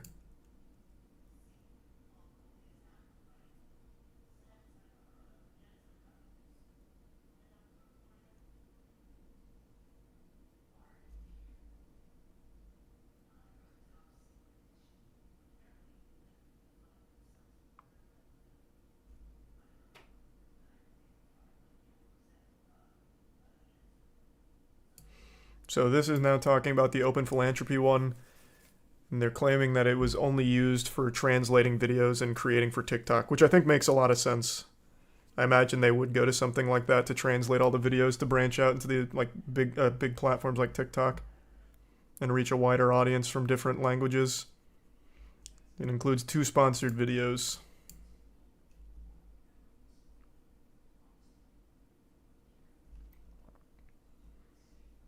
And it represents a small amount of their revenue.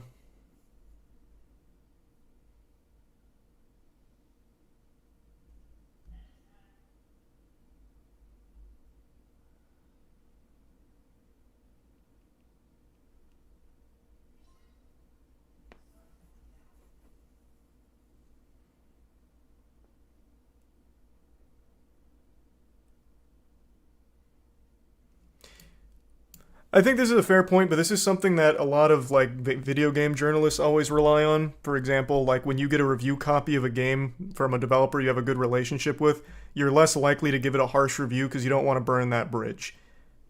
Right? So that's why people view it as a conflict of interest. If you're being sponsored, at least in part, by the Bill and Melinda Gates Foundation, and the topic you're talking about kind of touches on some things they're involved in, you're less likely to be critical of it. That's why people view it more as like a conflict thing, which is why it should be disclosed earlier on that this is in part funded by some of that money. Now, of course, I'm not saying they are. I have no way of knowing if they are, but that's why it's perceived that way.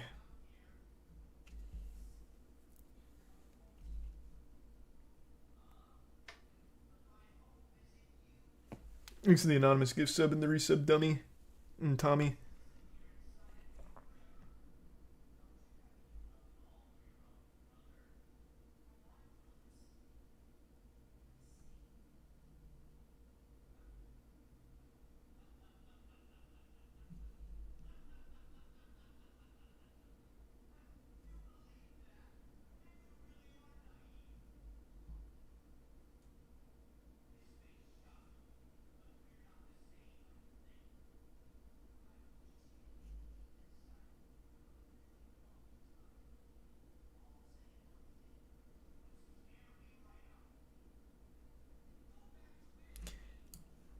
I still think this is a fair point. I understand that it's probably, and in fact, I know it is a pretty good source, and I know it's an aggregator for a lot of information, but at the very least, I still think for this scale, they should be using multiple sources for these things, instead of just relying on the same one. Especially because, as they mention, it is at least receiving funding from the same foundation that they have as well. So at the very least, just for the sake of optics, why not use other sources to corroborate the data? It shouldn't be that hard. I imagine there's plenty of other equally reliable sources for a lot of the topics they want to cover.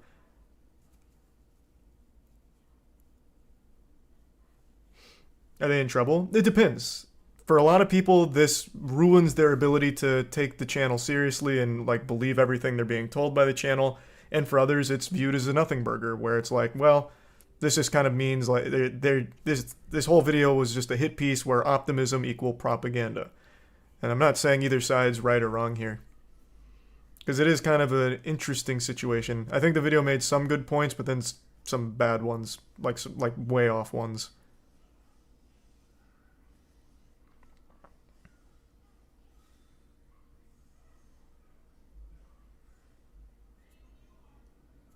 Oh, here, they're even talking about using others. So then just also cite that. I feel like there's nothing wrong with citing that as well, in addition to these, so that way it doesn't look like it's just all coming from our world. Also, just cite from your independent fact checkers and their sources. And you immediately tackle the problem. If you're already doing more than just using this, then cite them as well. I feel like that's only fair to them too. They do cite it? Where? I even went into the, which one was it? This one? And it's all our world. So why not just also drop them?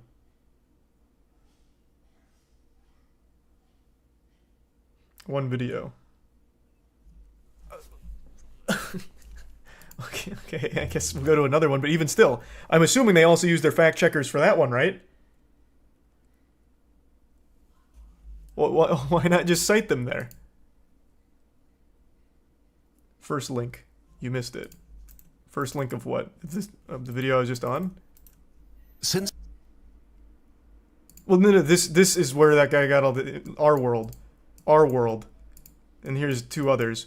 But our world is the one that pops up so often, which is what the whole video was talking about. I think this is the one where there's 81 cited sources and 27 are our world. So why not just also include the other ones that corroborated this data? Is what I'm saying. Why are we not talking about that?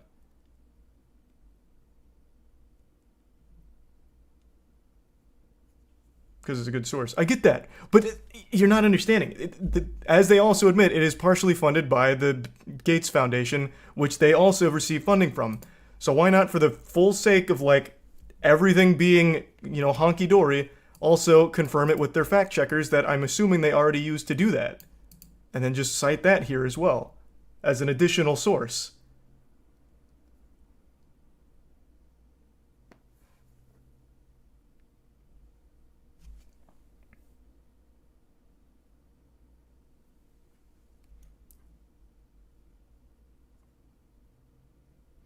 It's a good source. Why would they go to a less funded source? Because they are receiving funding from the same source. It is a bad look. If I am making a video about Impossible Meat and it being great, why am I going to only use Impossible Meat to corroborate my data? It would look bad. Which is what this whole fucking thing stemmed from. And it could have been avoided if they also just cited their fact checkers instead of only using our world for these certain instances. I get they use other sources, but when a third of it comes from the same source that is also funded by your sponsor, it looks bad. What are we not understanding? This is what it all boiled down to.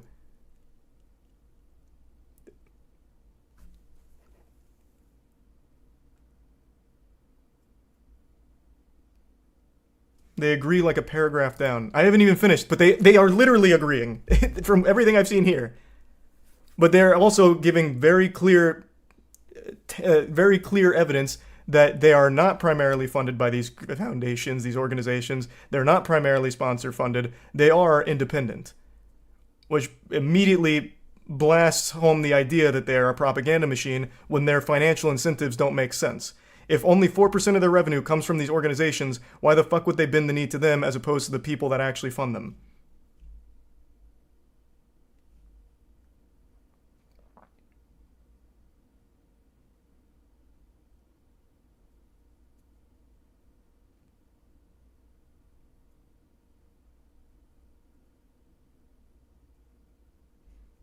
And here, right here, you're right. Even agreeing with that. It's just a matter of being a little more open with it. Instead of jumping to this extreme, it could have been this one. Literally what I am fucking saying. Holy shit.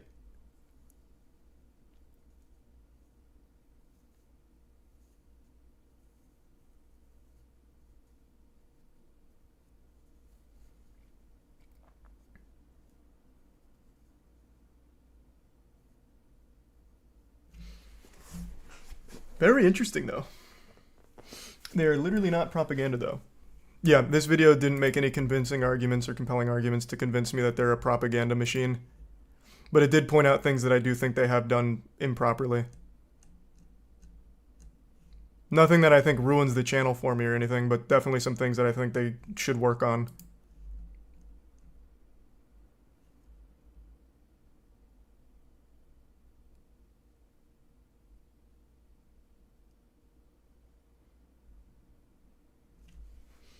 Thanks, the resub accent.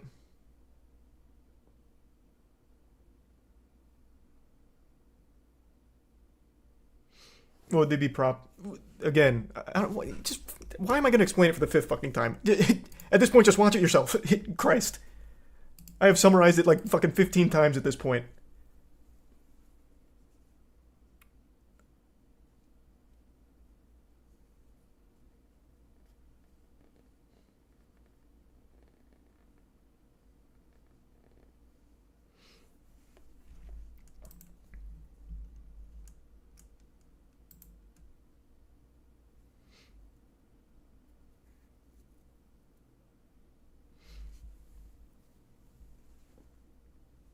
The guy made the video for clout. I don't know the channel. I don't know anything about the channel.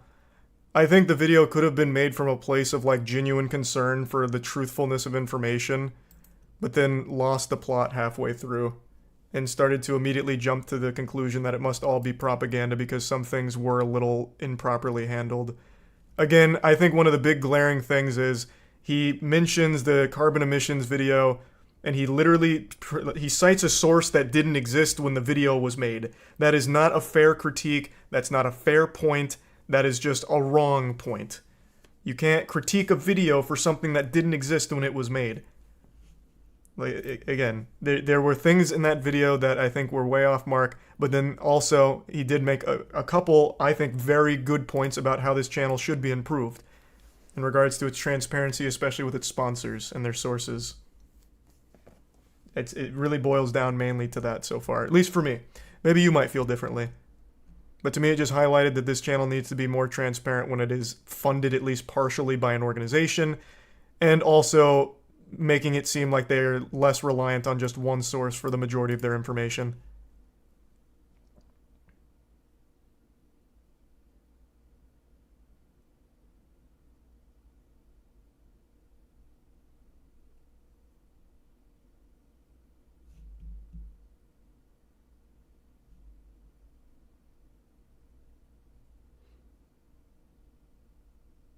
I think this was a very insightful conversation, if nothing else.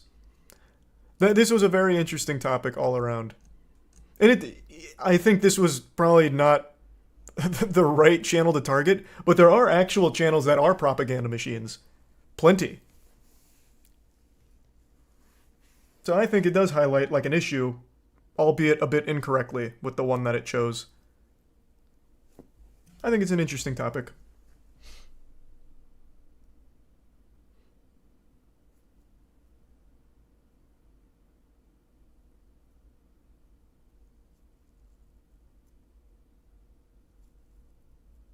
How much are they paying you?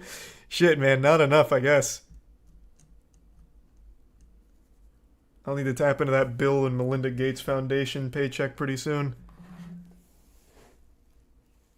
Thanks to the resub, Mano and Chromosome.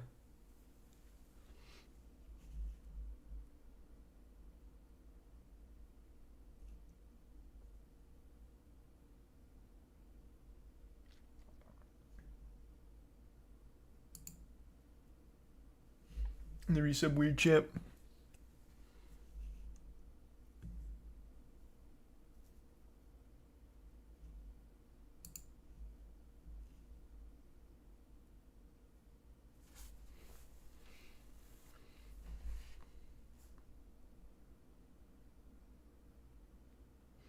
No, I didn't moist meter Puss in Boots. It was a good movie though. I really liked it.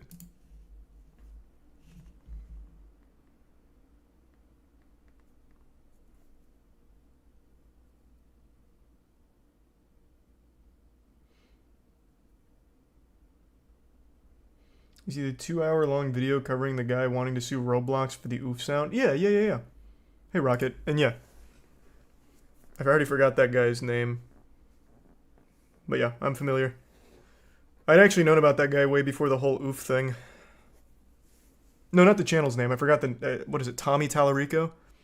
I'd already done a deep dive on Tommy Tallarico because he did this absolutely abominable house tour once that we were making fun of him for. So that was kind of a wild callback to see that he got a whole video made about him being kind of a degenerate. You said he was cool on his tour video? Yeah, cool in the nerdiest way.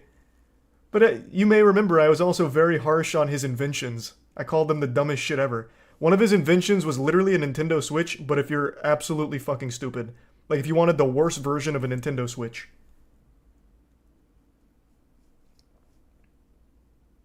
Yeah, his house was like super nerdy cool.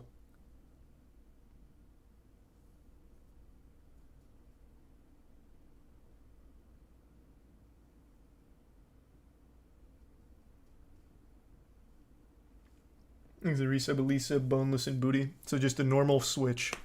Oh, I guess with the Steam Deck being out, yeah, you'd be kind of dumb to only have the Nintendo Switch if you're a big handheld gamer. Play all your shit at 30 FPS. Might as well just get a Steam Deck, yeah. Guess you're not wrong. There's a tier 1 basic.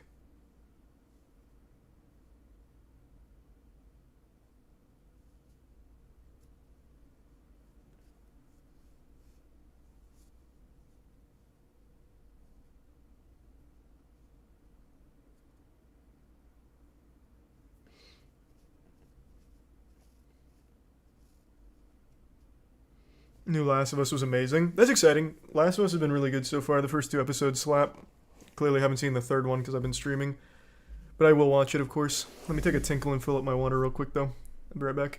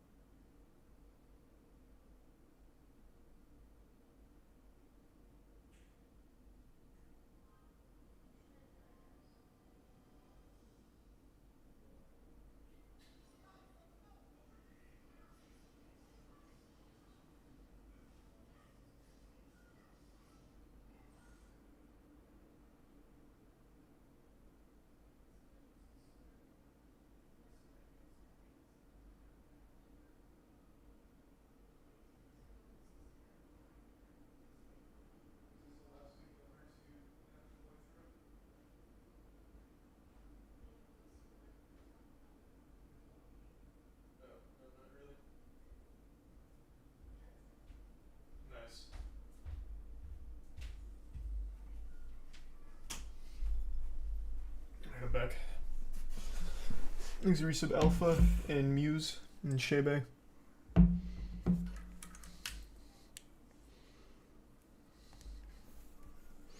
Resub Pudgy. Any speedrun games yet? Yeah, I'll probably announce the new 10k bounty tomorrow. I think I've got a good game cooked up for it.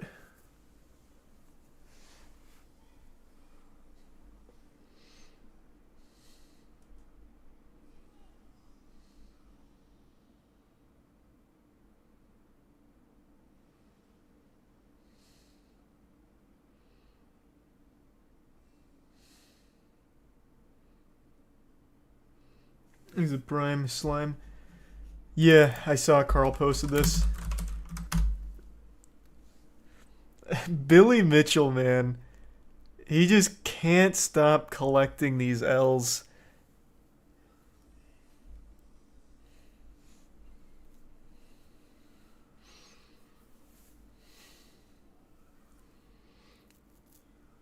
Bi-monthly seems reasonable. No, I'm doing it once a month for the speedrun bounties. Yeah.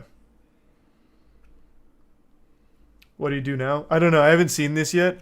I'm really hoping that this is truly just like, you know, dead to rights. Billy Mitchell's whole case against Carl, it just has to get thrown out. Completely unusable now. I don't know what evidence could have come out here. Maybe a sex tape where he just admits to being like a complete fucking loser who bullies people legally. I don't know.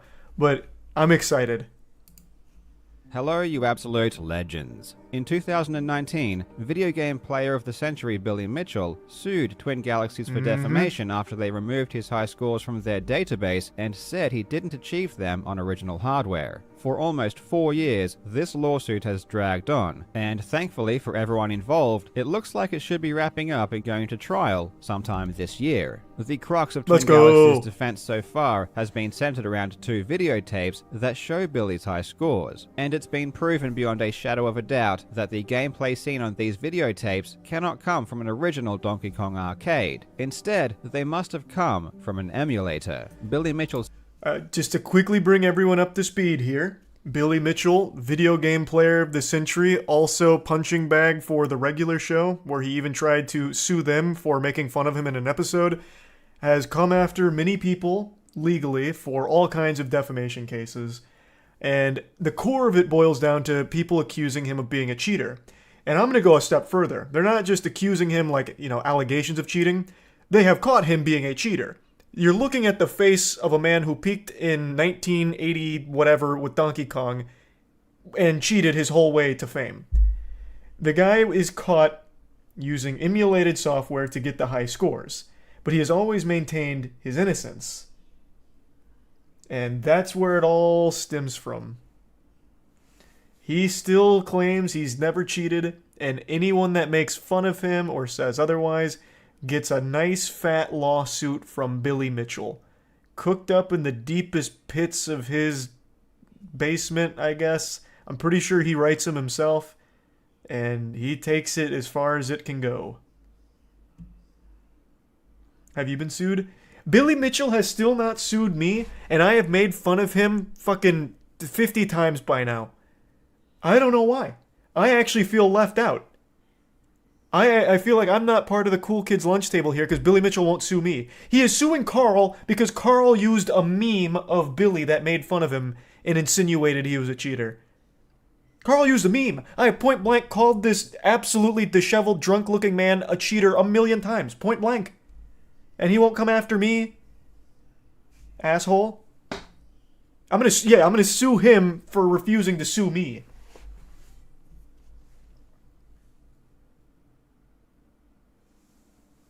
Thanks to the Prime Corn and Tier 1 Vibe and Tier 1 Jarrell and the resub Foreign and Machini. seems to have lied and said he played on an arcade machine when he in fact didn't. And this opens up the possibility for cheating in numerous ways. In his lawsuit against Twin Galaxies, Billy claims these videotapes don't matter because he achieved the scores live and he has witnesses. How is it possible that he performed them at a live event in front of hundreds of people if he faked it and actually played on an emulator? The videotapes must be fake, or are not his actual gameplay, or should just be ignored because he has real people that say he really did it, and they saw it happen, so it must be legit. As Billy said in his lawsuit, if everyone is lying, it must be a conspiracy akin to that of the Kennedy assassination. But here's the... Wait, what? Pardon? What was that? Thus, Twin Galaxies' case essentially rests on a conspiracy nearly as broad and untenable as the Kennedy assassination. Like I said, I'm pretty sure he writes these himself. What self-respecting lawyer is going to sit down and put that in text? Who would do that? Like, I'm surprised he doesn't go into, like, the Zapruder film. What they faked here is akin to the Zapruder film. And in fact, the moon landing, too, while we're at it.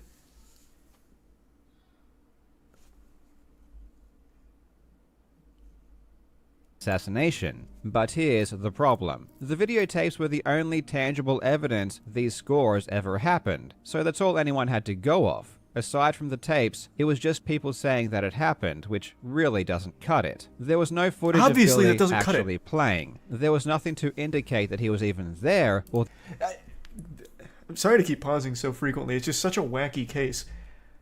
He still believes that he shouldn't be accused of being a cheater, because even if those tapes are faked or whatever, people saw him do it live and have verbally said, he did it.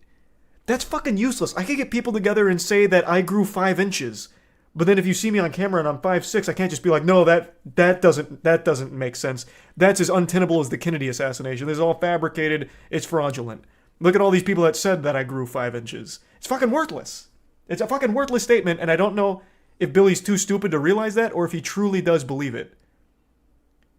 Because why would anyone take you at your word? I could say I got the high score on Donkey Kong. I got a 15 billion. And then I could have everyone in chat say, yeah, Charlie got a 15 billion. Should Twin Galaxies put that on their website and make me the world record holder? I don't have any video evidence of it, but I have a ton of people that said I did it. The answer should be a resounding no. It's so silly. It's so silly. It is just so dumb. That he played at all. That is, until now. For the first time in 15 years, photos of Billy Mitchell at one of these events where he claims to have achieved one of his world records have surfaced. And I'm not going to beat around the bush. These photos absolutely destroy Billy's case. He is done. There is no more doubt Billy will lose his lawsuit. These photos... This is already so fucking good. So these photos destroy the lawsuit. Why? The referee who looks really sad to be there? Did he let the cat out of the bag? Man, that tie is mean though. Look at Billy Mitchell's tie. Holy shit, Captain America over here. I'm very curious how these destroy it. Let's go. There is no more doubt Billy will lose his lawsuit. These photos do more damage than anything that has come before them, and I'm not exaggerating. Even if you disregard all of the videotape evidence, Billy's world records would still be disqualified, and he would still be banned for lying just because of these photos. So how is that even possible? Let's find out. I really hope you enjoy. Man, this would be worse than if his sex tape leaked, I guess. Now, Legends, I am super excited because this video is sponsored by Magic Spoon. Magic Spoon is a high-protein, zero-sugar cereal that just might be the greatest thing humans have ever invented. I absolutely love cereal. I could easily smash an entire box. But generally, cereal has very high sugar and low protein. It's just not ideal for someone like me who wants to lose fat and build muscle. What cereal? When Magic Spoon wanted to sponsor me, I was very skeptical. I am a cereal connoisseur. This is my ballpark. I still eat it.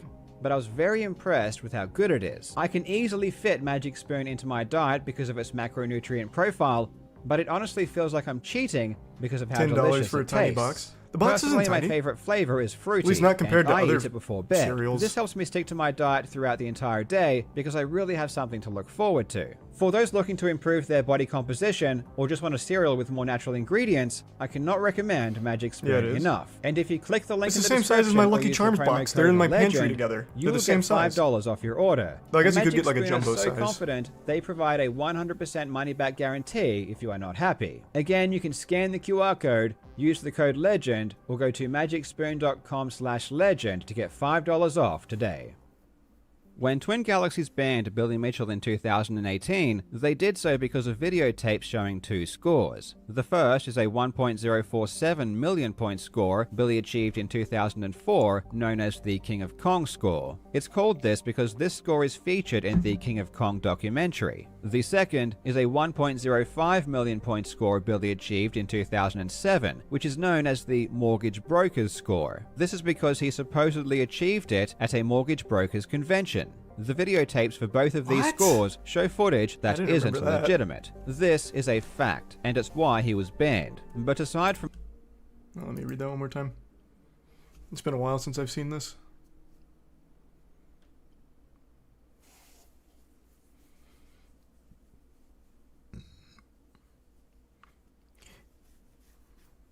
Yep.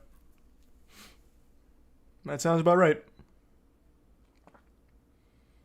It is inarguable that he was cheating, by the way. It's not allegations. It is legitimately inarguable. I can't remember. Did we go over the entire evidence package on stream at some point, or am I having a fake memory right now? Maybe we did it on the podcast. Because I do remember going through at least a good chunk of it. Quite a while back. Thanks, Resub. Average and Legionnaire. No, it wasn't on stream. Maybe it was on the podcast then.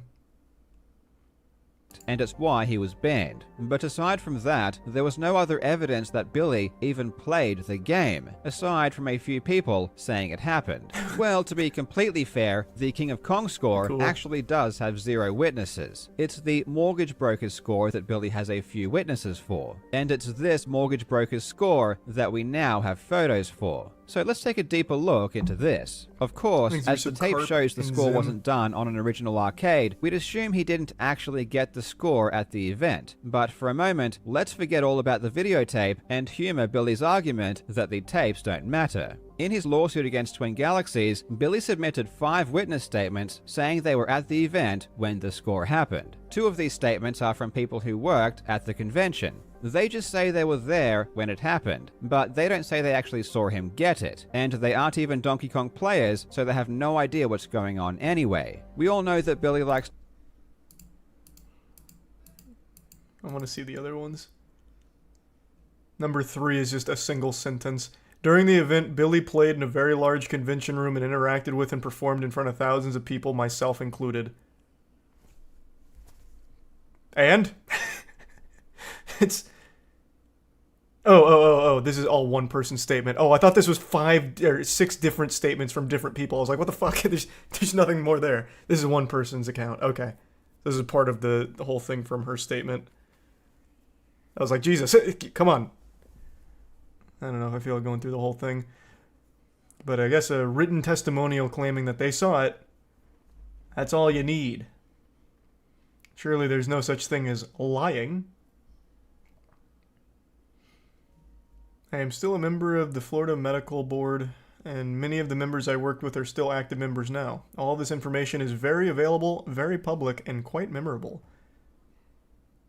Sheila, why are you writing that with so much attitude? You're not the one on trial for cheating or anything. That was a very aggressive sign-off.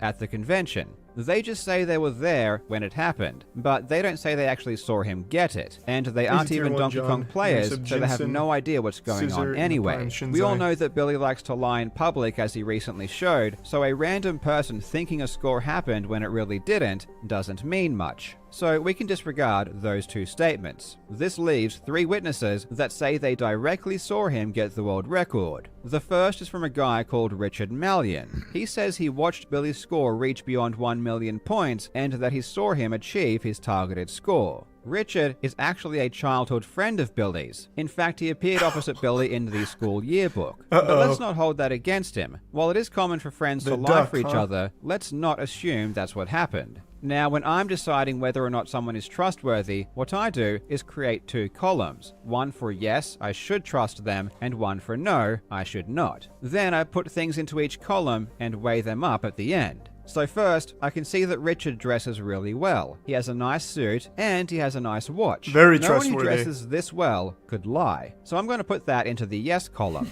For the no column, there isn't much I found out about Richard that really concerns me, except for this super tiny detail of him pleading guilty to conspiracy, securities fraud, money laundering, and criminal contempt in 19... Could have happened to anyone, and in fact, I'm going to tell you what happened. He was set up by Twin Galaxies.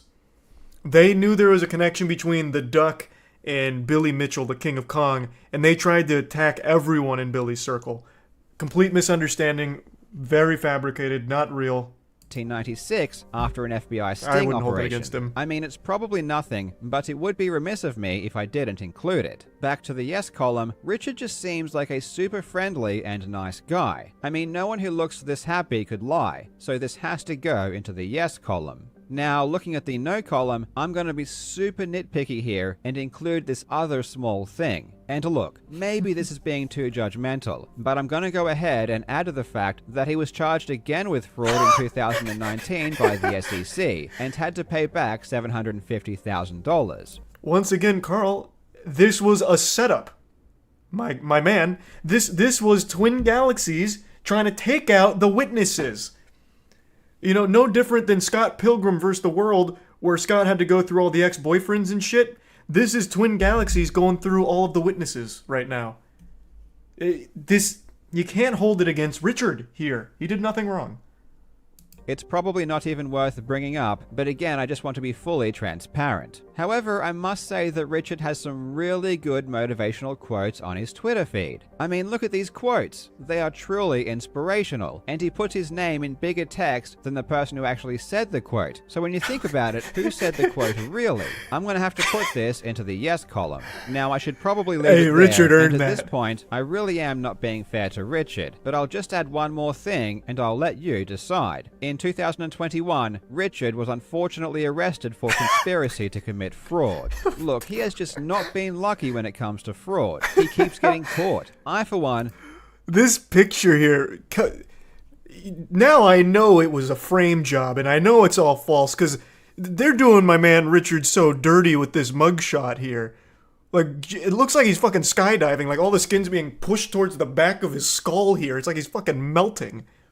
Where does the neck start and the chin end?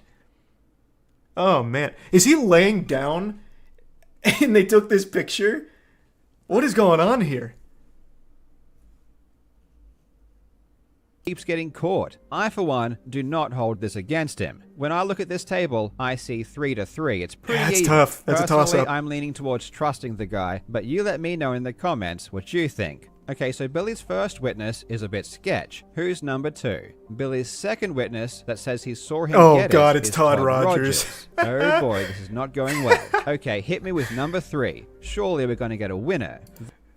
He's probably not going to touch on Todd Rogers. Todd Rogers is another notorious cheater of these old game high scores. He has a whole saga of his own.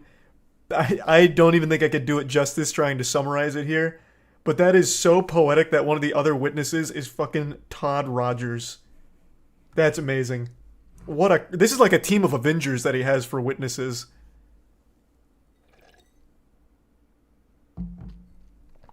The third witness that says they saw Billy get the score is Kim Mahoney, who is also Todd Rogers' girlfriend. I'm going to be completely honest here. Coincidence. I'm getting the impression that Billy's witnesses may not be entirely trustworthy. Anyway, let's take a look at these new photos. Remember, this He's a is prime the first Versace. time we've seen any footage of Billy at this event in 15 years. So there's Billy and Todd, and Billy's talking to some dude, and that looks like the Donkey Kong cabinet behind Billy. It's got a VCR on top, which is how they recorded the score. It all looks pretty legit so far. There's Billy and Todd posing with a couple of people. There's a camera that was recording Billy play, even though that footage doesn't seem to exist for some reason. They Here's left the Billy and lens Todd on. posing Lens cap. again with the thumbs up. Maybe this is just after Billy got the world record. I have to admit, everything here looks pretty legit, and oh my god, what is that? I don't know what I'm looking at. I'm not knowledgeable enough. What is it? Is it a copyright 2023 on there?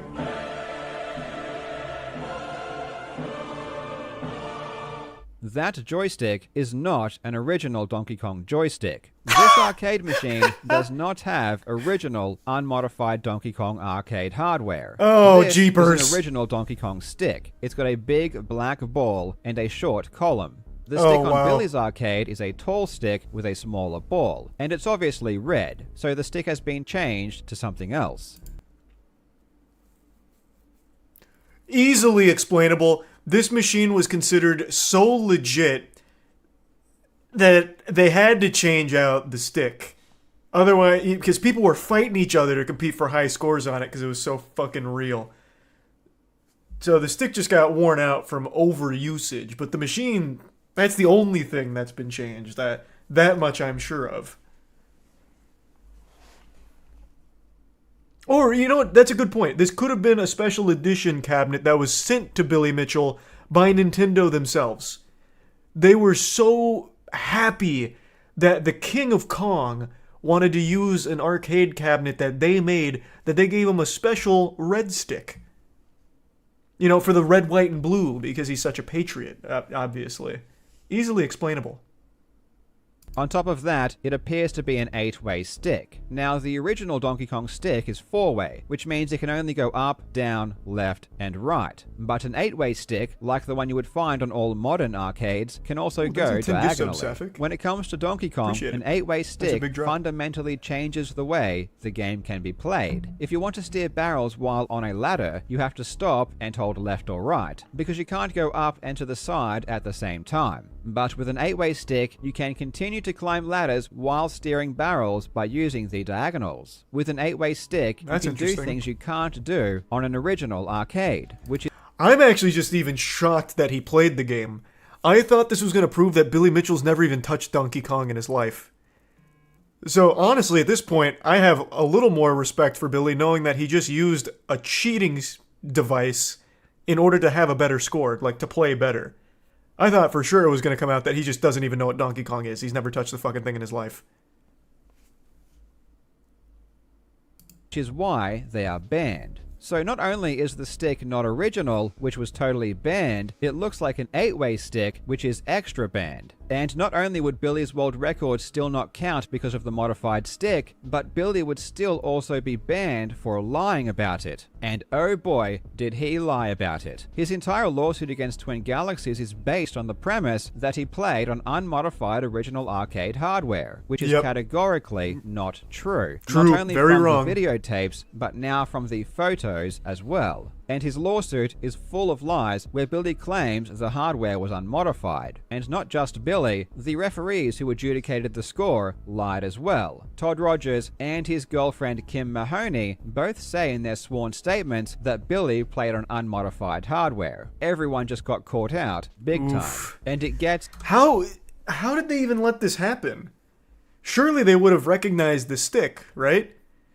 This man dedicated his entire life to Donkey Kong and his high score. He did one thing that isn't even that cool, getting a high score in Donkey Kong, and he let it define his entire fucking life for the last 24 years. And he wouldn't recognize that the stick isn't original? No, I know the photo didn't come out till now. What I'm saying is, how would he not recognize that when releasing the photo? Surely he would have done everything in his power to keep these photos buried. Fucking burn the photos, for God's sakes. He would have had to know that people would be able to easily see that it's not an original stick. he didn't release it. I get he wasn't the one that released it. What I'm saying is I'm sure he would have done everything in his power to stop it from ever coming out. Like, legitimately burn these photos. But maybe that was just beyond his control at this point. Like, who released it? Well, maybe Carl will mention it here in a moment.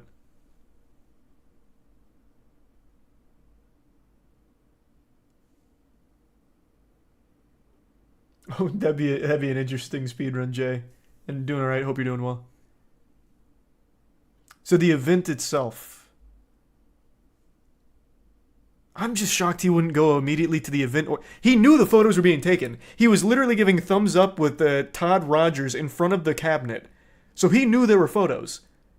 And he would have known that people would have recognized that as a not legitimate, unmodified stick. So why would even A, let photos be taken, and B, not go to the event and like fucking scrub those archives? That is shocking to me.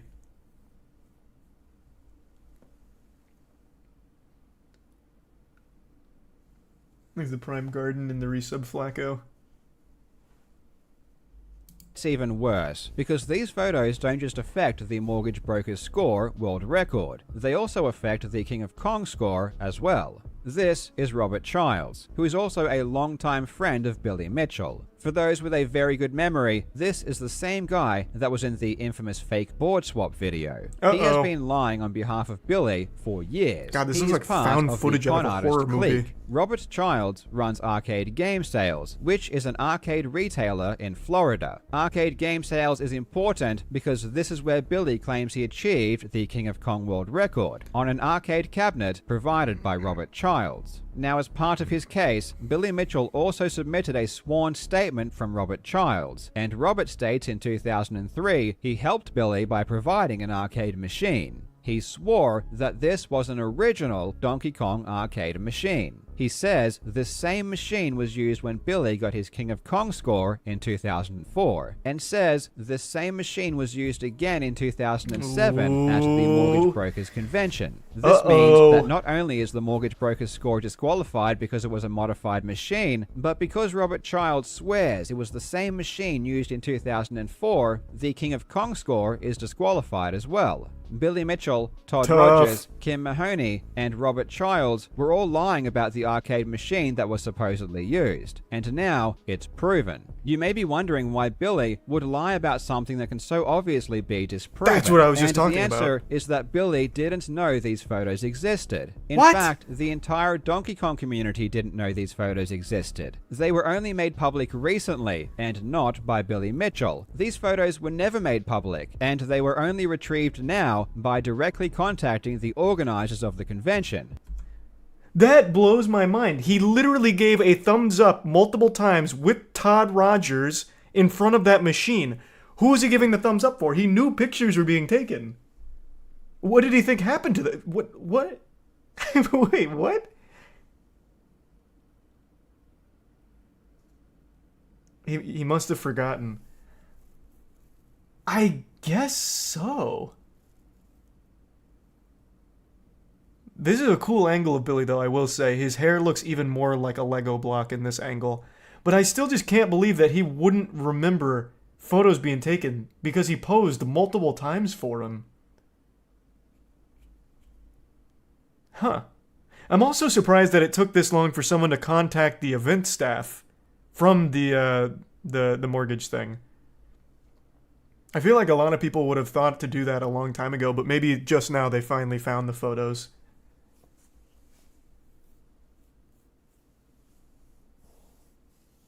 Thanks for the gift sub Hollow, and the resub Tofino, and Day.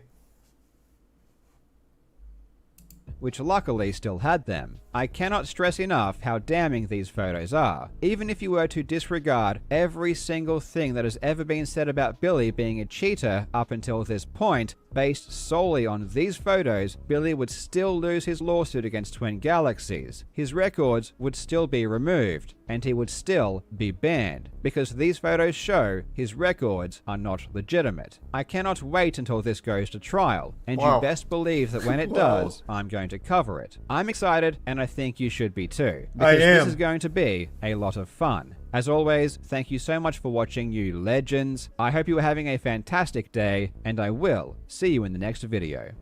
This is also great news for Carl. This is a big Carl W as well, because he is currently getting sued by this goofball, this goober. And as everyone knows, the #1 defense against defamation, which is what Billy Mitchell is coming after him for, is the absolute truth. And now, it seems, it has been proven beyond a shadow of a doubt, he cheated. Thus, the case against Carl is fucking kaput.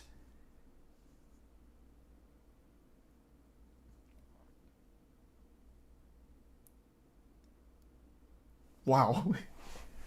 All from, what, 3 photos?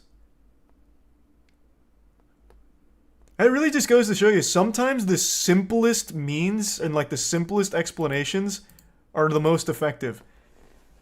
Hey, so you got this at a mortgage convention, what year? And where was it?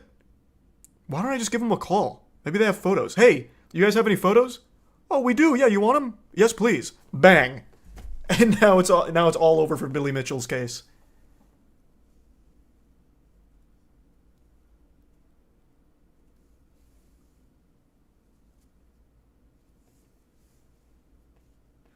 Aren't frivolous lawsuits illegal? Yeah, but it feels like a lot of people get away with doing that. He's made like an entire fucking career off of frivolous lawsuits. Thanks, Resub Knifed. Why do we keep giving this guy attention? Man, what are you talking about? I hate that perspective. We are literally laughing at the guy and talking about how he is now 100% confirmed to be a cheater and his lawsuits are now going to be completely thrown out because he is confirmed to have cheated. That is absolutely worth talking about.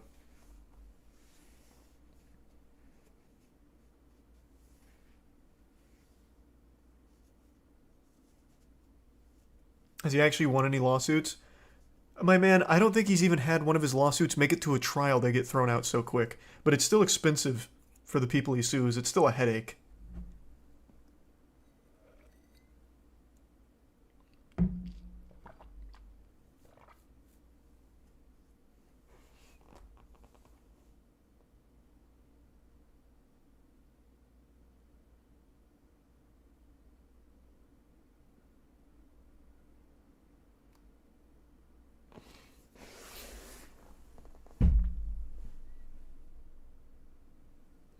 Thanks the resub Simply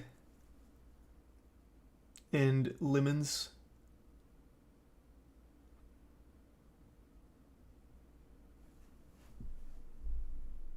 And the Prime Zerk and resub Cozy.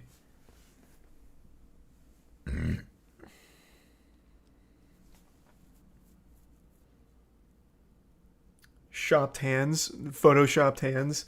I keep seeing people say that. I don't see anything that is alarming here.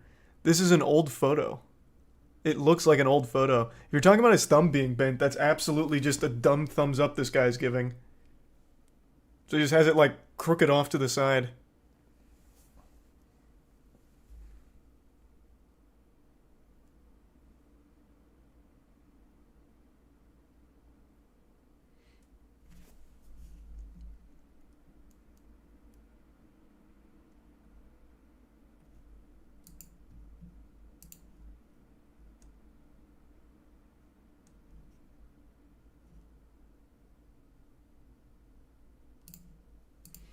Thanks to the resub Elite, Twitch, Charlie Dean, and the bits Witch and Crosby, and the Prime Scribbles. The photo is AI generated. That'd be crazy.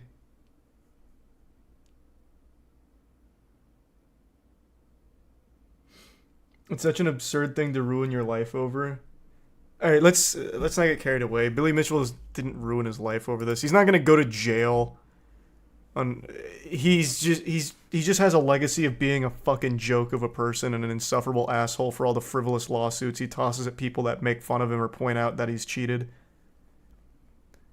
He hasn't ruined his life. The man has a fucking hot sauce deal, for God's sakes. None of which I think he earned, by the way. He has one accolade, and it's high scores at Donkey Kong. that he fucking cheated.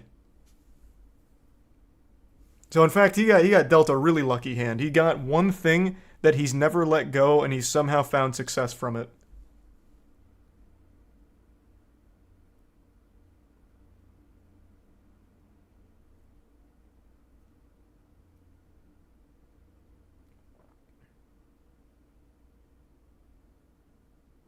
Might want to tone it back before he sues you.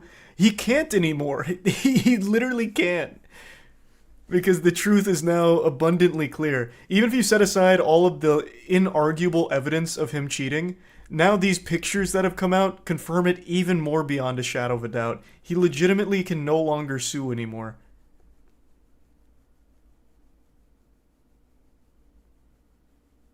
Thanks to resub Joe Star and Pi. The gift sub Hainsey.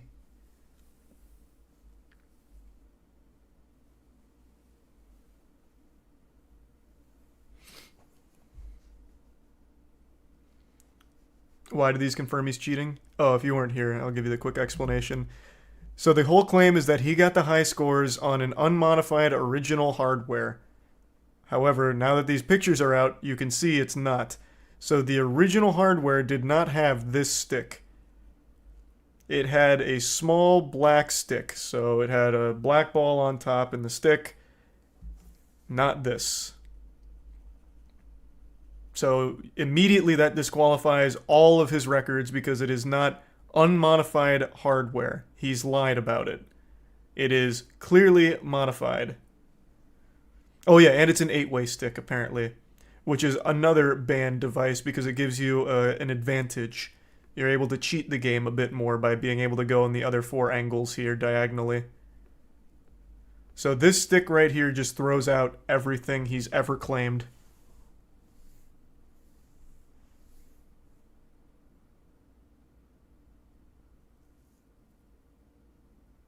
That's just the stick cover. Well, it wouldn't matter.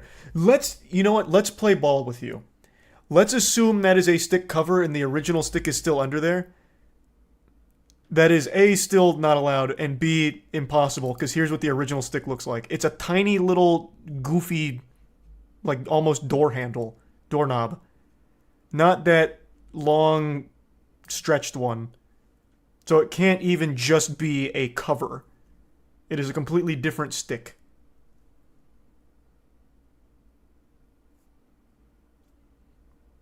Chode versus grower. Yeah, I guess kinda.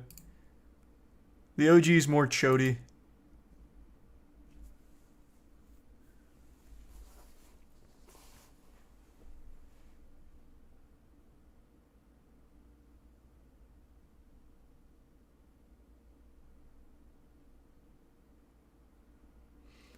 He's the prime Ecoless and the resub Deco and Hexus. Isn't that kind of the event coordinator's fault? It doesn't matter. He has claimed, stated, on record, sworn testimony, as have his witnesses, that it was unmodified hardware that it was performed on, which is wrong. Billy would know this is not the original stick. He dedicated his whole life to this game. Even if he wasn't the one that put the machine here and asked for it to be here, even though I do think he did claim that it came from that arcade guy that I've already forgotten the name of. But even if it was the event that put it there, he would know that this is illegal to perform records on. It wouldn't matter.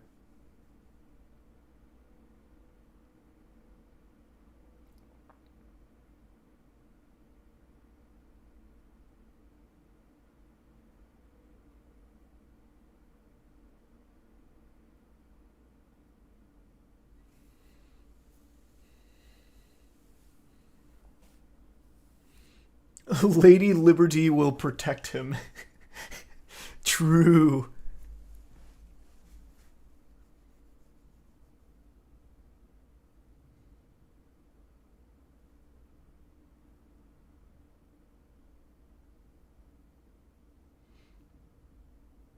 Not only that, I bet there was an emulator built into the arcade box. We're setting aside all of the massive amounts of evidence talking about it being on emulator, not original hardware. We're setting all that aside and just going by what we can physically see from the photos of the event, where it is clearly modified. You don't even need to touch all of the deep analysis, which also confirm that it's illegitimate. You can just look at the photos from the event and still get the correct answer that it's fake.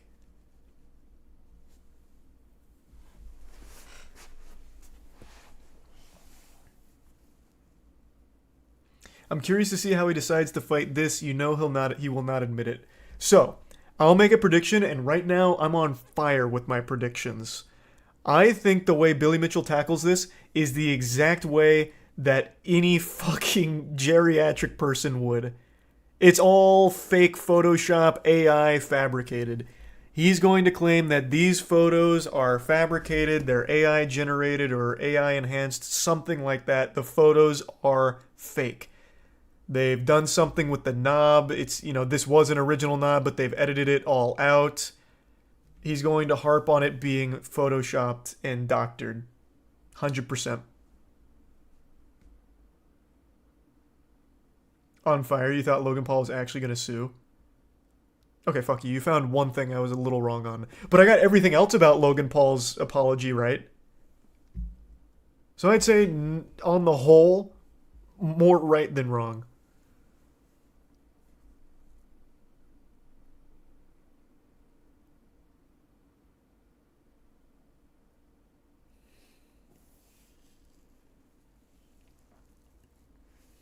Is there resub Pargus and Banks?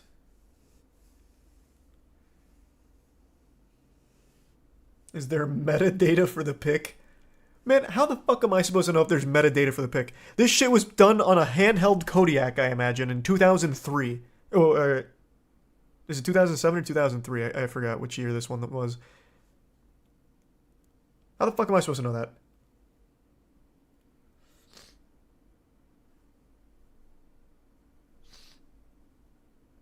This one was 07. It's Kodak. Oh, Kodak, whatever. Kodiak, Kodak, tomato, tomato. We're saying the same thing. Is it really Kodak?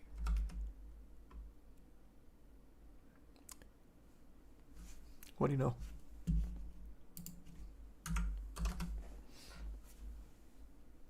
Well,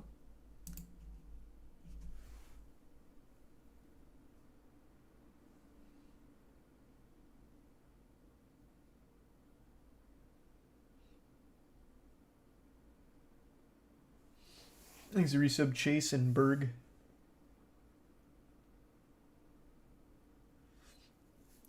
Just tweeted an unaltered original Donkey Kong arcade you can look at for comparison. It's more than just the stick. Well, I think the stick is the main thing that matters, but here, let me see.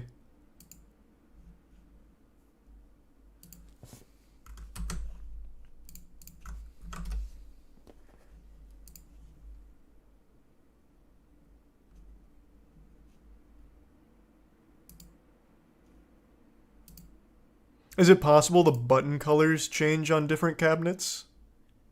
Because, yeah, these buttons are white where the normal ones are blue. Are they blue in the one that he pulls up too? They are blue in the one he pulls up too. I wonder if that was standard. Maybe that's an immutable thing that they always come blue.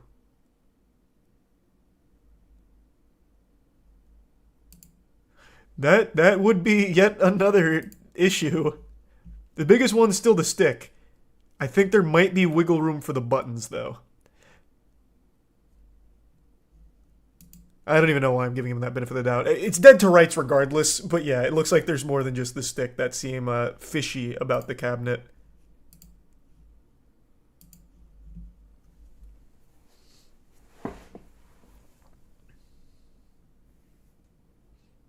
Thanks, Risa Moon.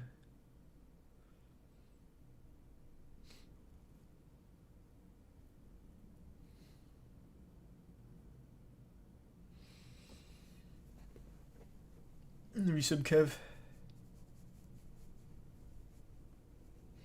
Why would the color matter? It just proves that it's not the original hardware. If the buttons are all standardized blue, the fact that they're white here would prove that the hardware has been at least changed out.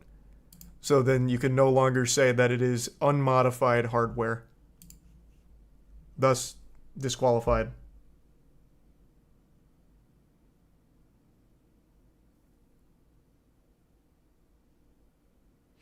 What do you mean, can we finish the video? We did. What are you talking about? I'm just talking about the picture now.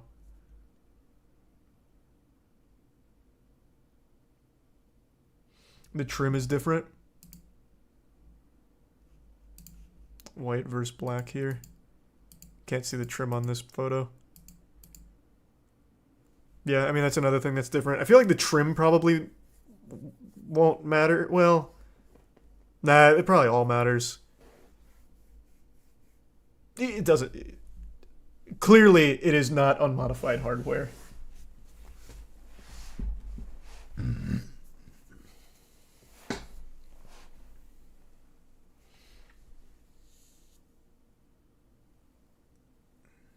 What if it's just a retrofit? Again, it doesn't.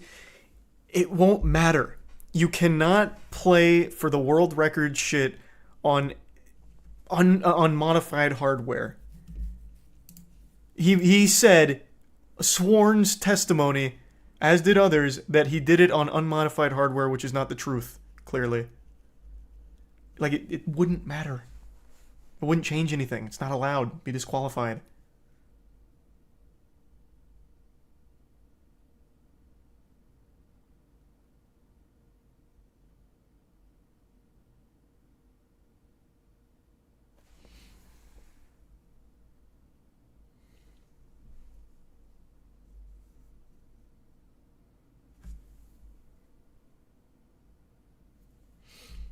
Where does he get the money for the lawsuits? That's what I've always wondered.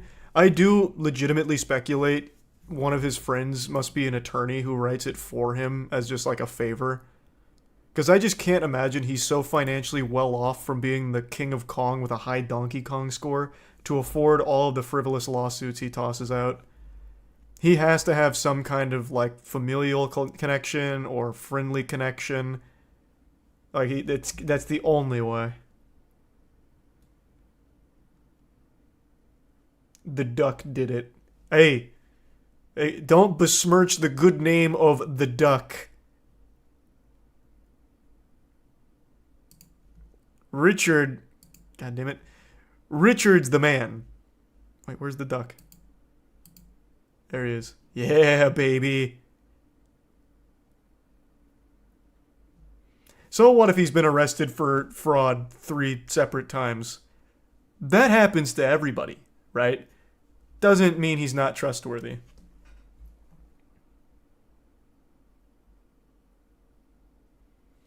Things the bit's dumb. Good point, Jay. I didn't think about that. True. Things at Prime D.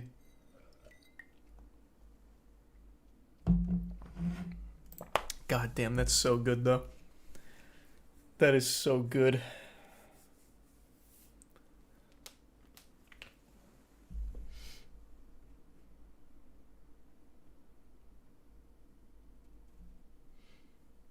Have you seen the Yu-Gi-Oh! Cross Adidas collab that came with an exclusive card? No, I didn't know that came with an exclusive card, but I do know the collab. Give me a second though, I want to tinkle. Be right back.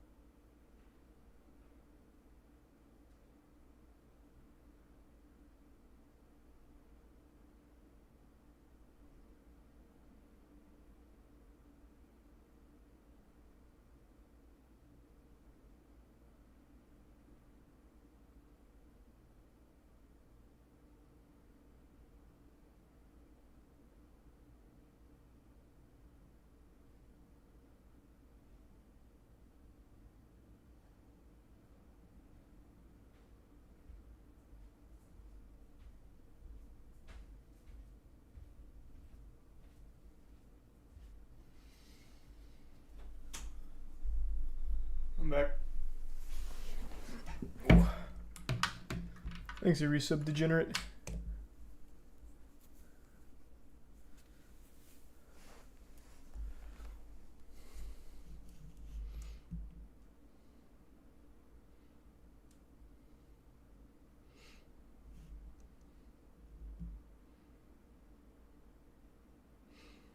Thanks, the Prime Phantom.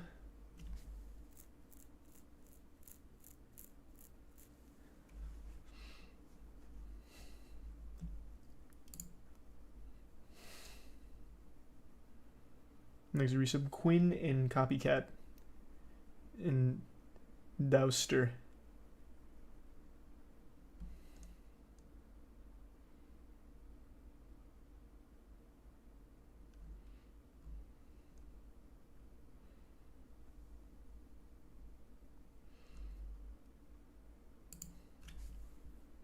The Prime Donuts.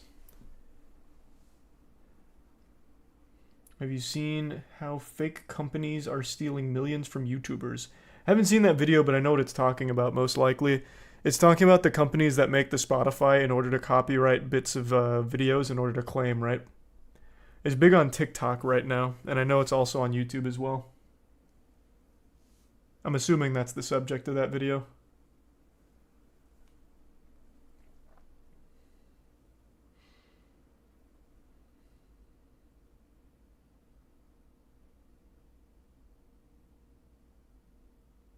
How is that allowed? It's not. It's just hard to find the people responsible because you'd actually have to subpoena the information.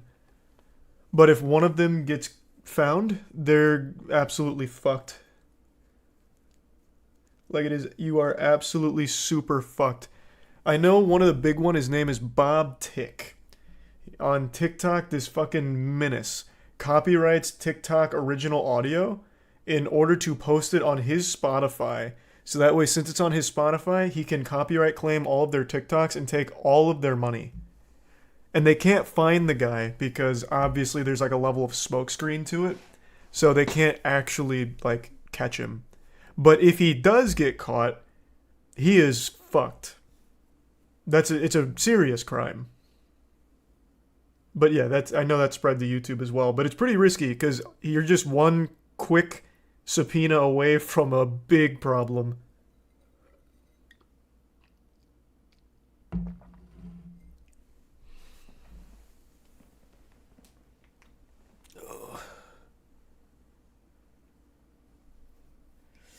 W scam. Yeah, it's a fucking crazy scam, man. It's an interesting one. Here, actually, you know what? I'll pull up his Spotify real quick. It's pretty cool. Well, cool in like a bad sense. I think there's like 500,000 songs in there, which is just people's audio from TikTok. Is this the right one?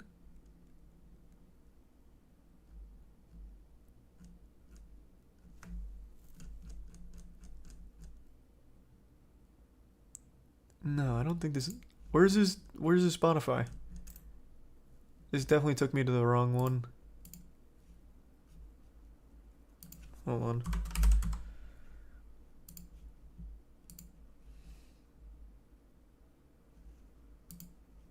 Is it gone?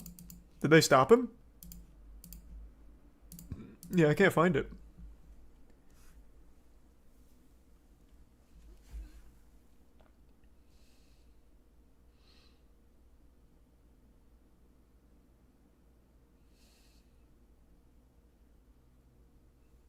There's a resub Jazzy, Adam, and Colton.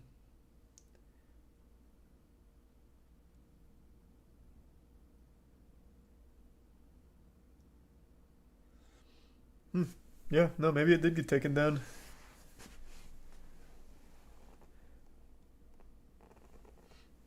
Did you see Shazam's tweet about Pfizer? Did I see Shazam's tweet about Pfizer? What? What? No, I can't say I did. Like the official Shazam Twitter? Like for the movie?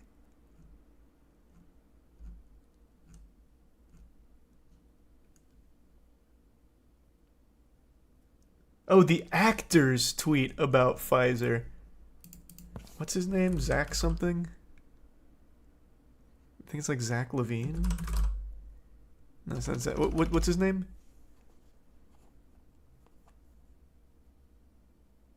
Oh, Zachary Levi.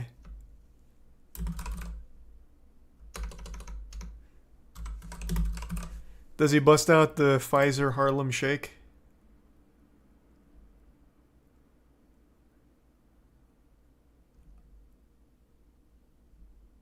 I don't see anything about it on here. Did he delete it?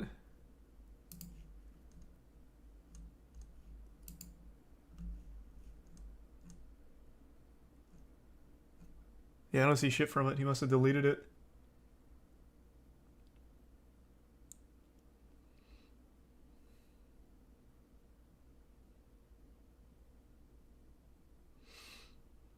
He does the greatest sin ever, ask questions. I have no idea what the fucking tweet was.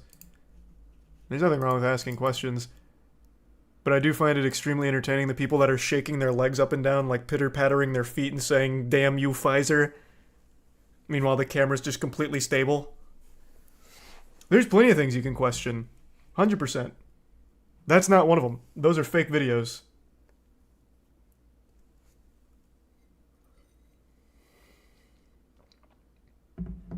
It was from 21 hours ago. I was just on it and I didn't see it. There's nothing from 21 hours ago. Oh, there is something from 21 hours ago. It's a quote tweet. That's why I didn't see it.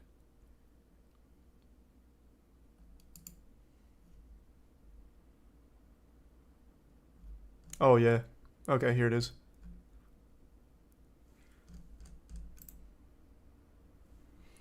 Well. Where do deviled eggs rank on your Thanksgiving food tier list? I like deviled eggs. Never had them for Thanksgiving, though. You see the replies? Yeah, I just looked at the first 5 replies. It's talking about DCU's PR team losing their fucking mind.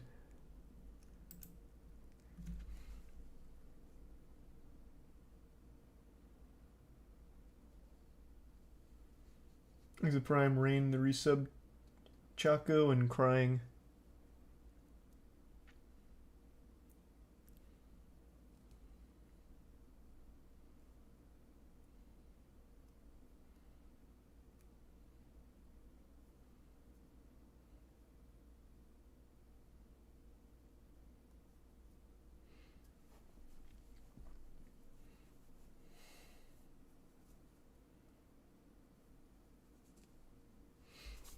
Watch the Balkan history. Are you what? Why? Are you the same guy that just keeps asking for the Balkan history breakdown?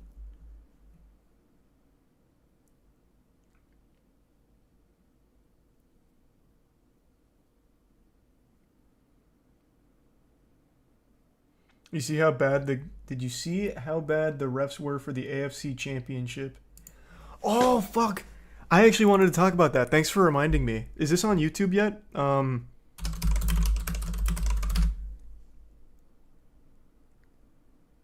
No, it's not. So I watched a whole montage of the calls from this game. I know people shit on LeBron, and rightfully so, for flopping. I know that he's a big flopper.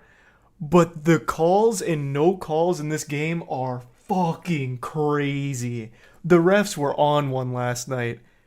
I know there's been this big conspiracy recently with professional sports, like it's all rigged, it's all fake, it's scripted. These refs did nothing to help that case.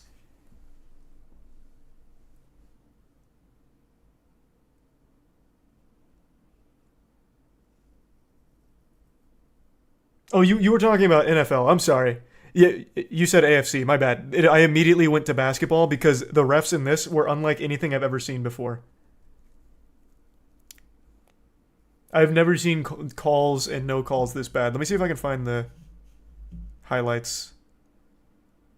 Surely they're on YouTube by now.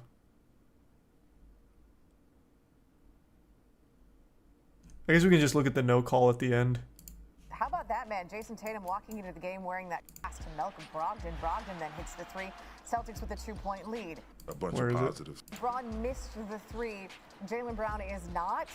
Celtics now up 6. Celtics up 3.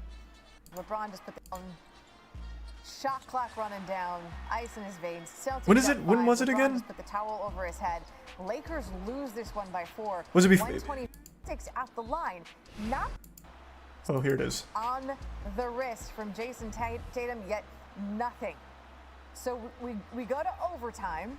This camera angle is doing it a big disservice. So when you see the other angle, if you don't know basketball, I guess I'll explain it, though I don't think you're going to give a fuck if you don't know basketball in the first place. This is one of the most blatant fouls you'll ever see. You can't hit someone's arm like this going up. So this was right before regulation. This was a very important drive. He gets his arm fucking slapped. There's a referee right here. You can't see him in the other angle. He is right here. He is looking at his arm get hit. Literally staring at it and refuses to make the call. It's a huge no call. And before this, they were making some of the craziest calls I've seen in all my days. The refs were unreal. Unreal.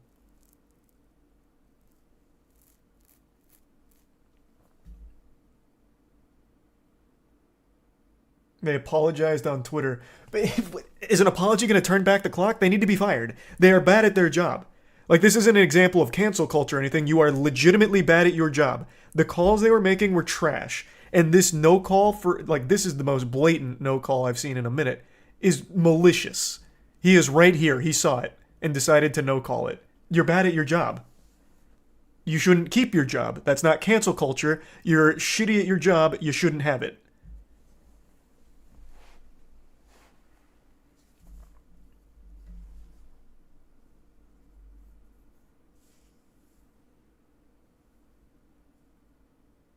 Ref got the bag. Bro, I'm starting to believe in the conspiracy the refs are actually paid off.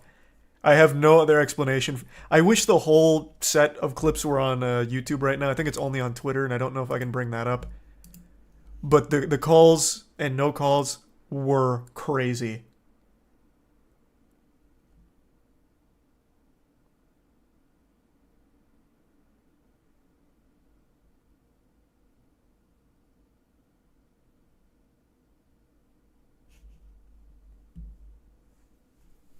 Thanks to Tier 1 Mother and the resub Twan.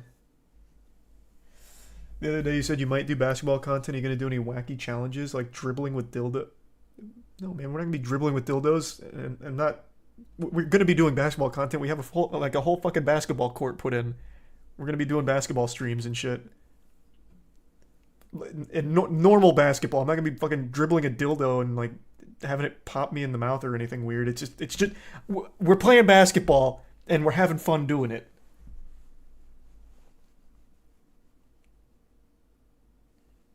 Thanks to Prime Comply.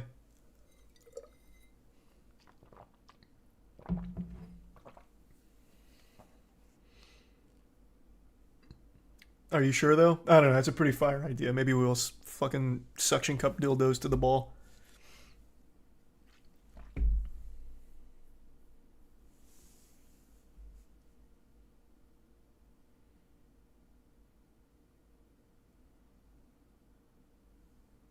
Thanks the resub, Pam.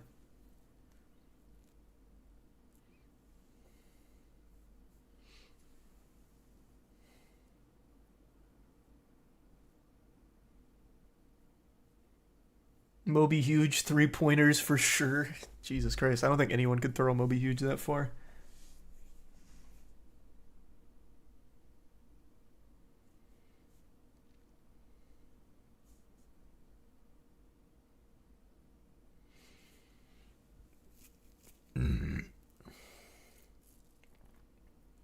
Refs also robbed the Bengals tonight.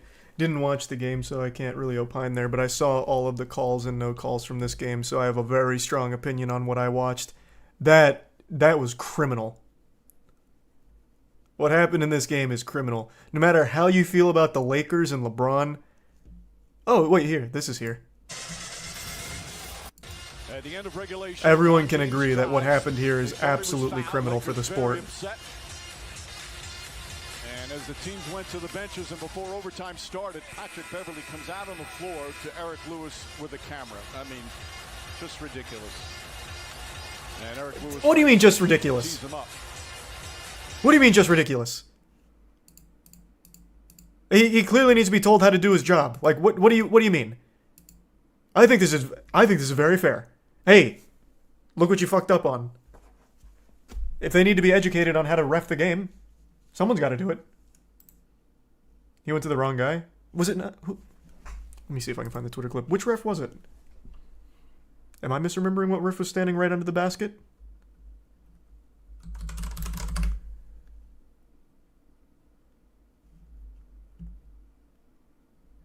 Oh, here's the whole montage. I still don't know if I'm able to pull this up on stream. I don't know if that's going to be a copyright problem, so I'm not going to risk that, but let me see the ref.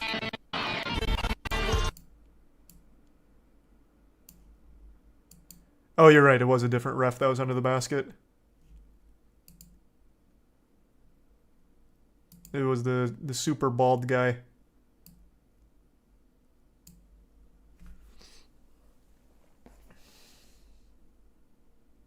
You can't challenge a no call. I know you can't challenge a no call, but you can at least educate them on how to do their job better.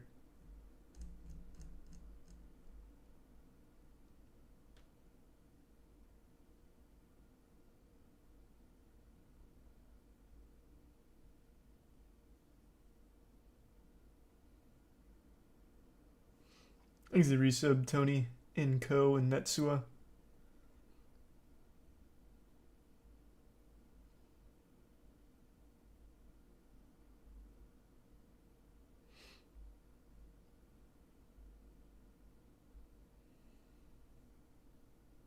It was infuriating watching it live. I can only imagine, especially if you're a fan of the Lakers. But even if you're not, I think it's just infuriating for the game as a whole. I think that paints a very bleak picture of the future of the sport if the refs can be that influential in the outcome when they're that bad. That's just scary no matter who you're a fan of in the sport.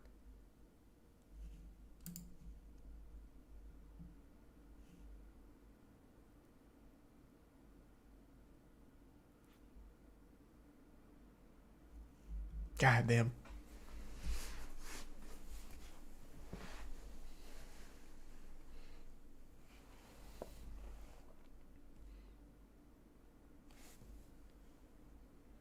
As an avid LeBron hater, I love this. Yeah, I mean, I guess there's one group of people that are eating right now, and it's the people that hate LeBron a lot. Because that is the ultimate insult, what happened in this game.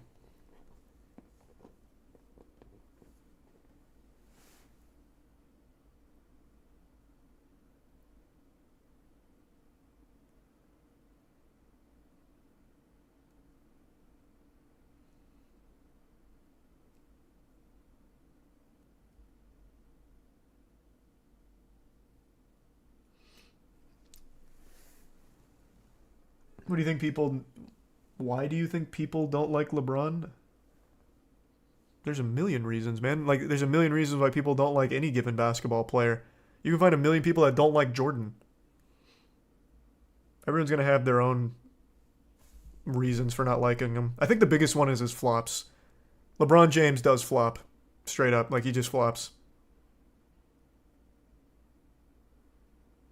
Which no one likes. Nobody. Thanks to resub Scully.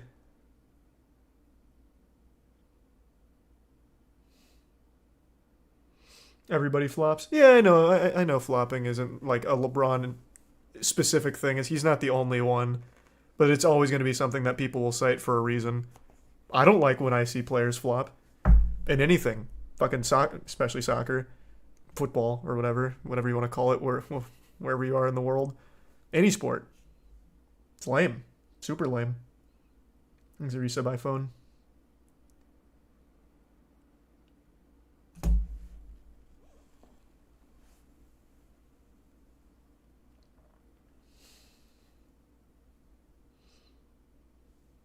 Thanks to resub Machinus and Scully. The gift sub fart. There, hold on. I should have filled up my water when I went downstairs. Sorry for that. Give me 2 seconds. I'll be right back.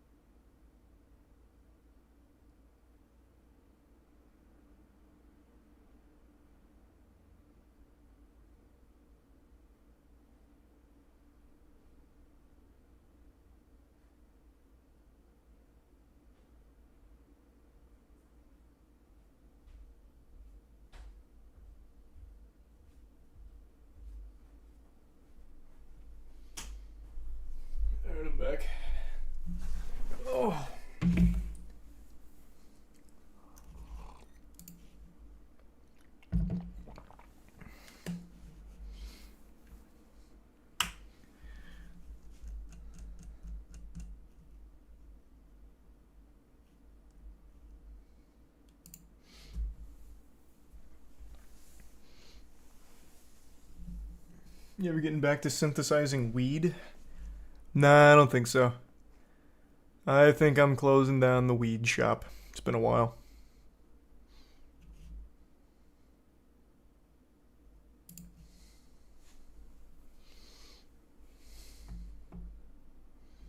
Thanks, the recent producer.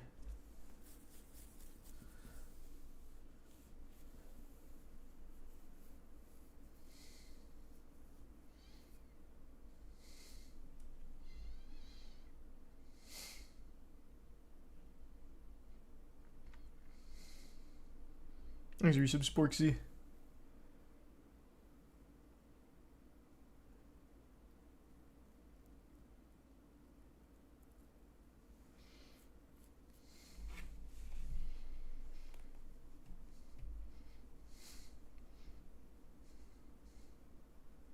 Thanks for the gift sub, Aaron.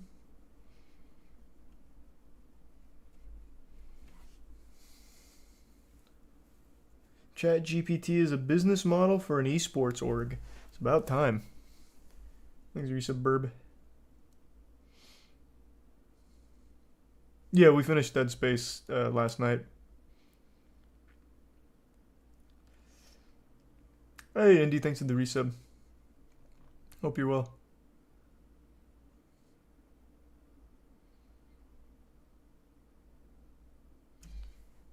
When's the next Moist tourney?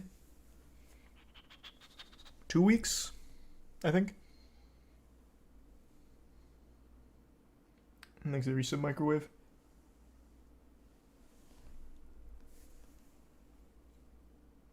Oh, yeah, we haven't talked about FaZe. FaZe up.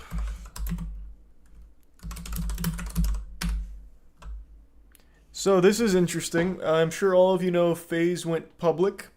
And initially their stock was doing pretty well.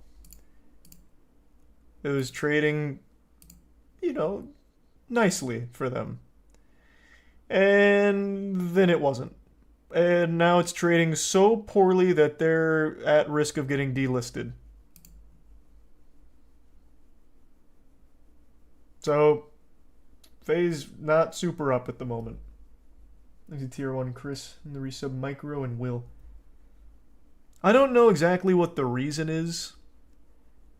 I haven't looked too deep into it. I'm not exactly sure what led to it. But it's not looking good.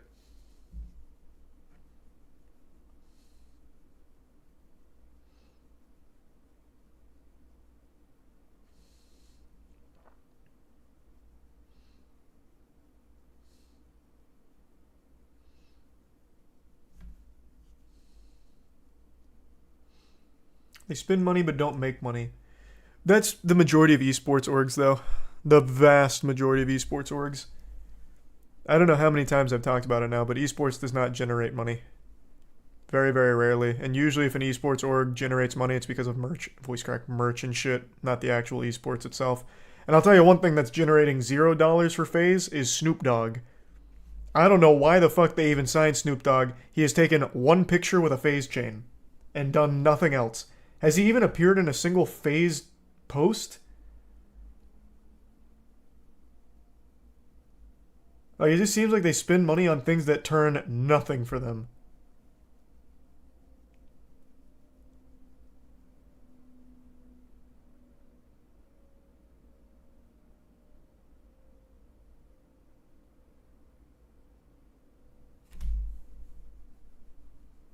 Can FaZe be bought out? I read something very interesting, and I don't know how accurate it is. It was made as a shitpost, but it seems almost feasible. If you got a big enough group together, and you bought the FaZe dip, and I'm talking like, I think it was like 110 million or something. I don't recall the number. But if you got a big enough group of your Reddit pals together, and you all put in 110 mil, you could actually just kind of take over FaZe and be the majority shareholder. So, that probably wouldn't be good. Though it couldn't be worse than where FaZe is at right now, I guess.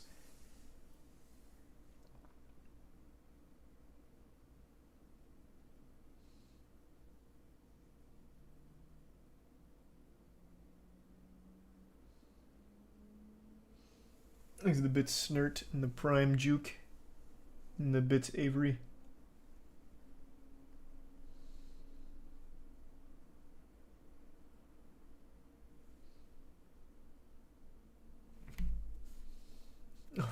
For sure, Swayze. Or Swavey.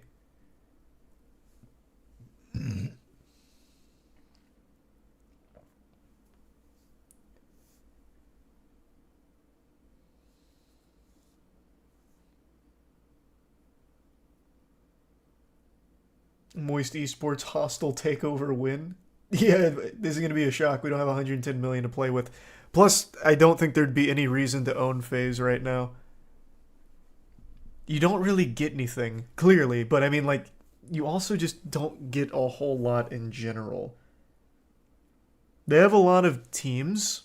The teams are good too, but outside of that, you just take on a ton of debt.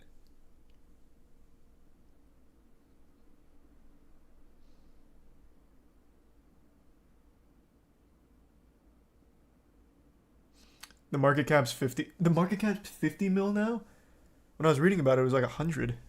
I didn't even look at them. Oh, you're right. Wow, I didn't even look at it.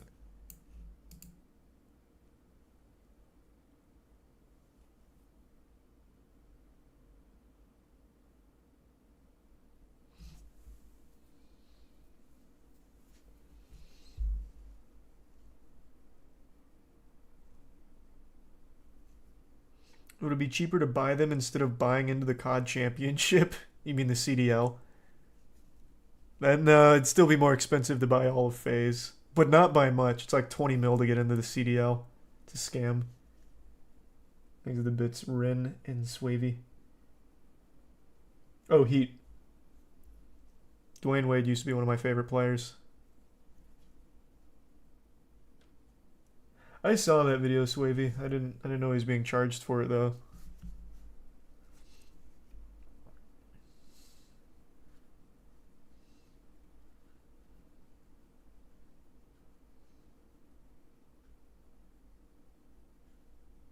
What goes into deciding to sign a player? Well, the only time you're ever signing an individual player is in like the FGC, and clearly what goes into that is this player capable of winning championships? If the answer is yes, then we strongly consider it. Like right now, I really want to get us into Street Fighter because I've been really getting into watching Street Fighter since 6 is around the corner, so I went back and started watching some of 5's tournaments. I was even watching Salt Mine today. So I've been getting kind of hype about Street Fighter, so eventually we'll sign a Street Fighter player. And then that, we're just looking at who is the best, who is hype, who can win everything. But usually it's teams, and you look at how much does this team cost? Is this team capable of winning? Is this scene worth being in? It's usually pretty simple, but always the common denominator is the team good? Are the players good?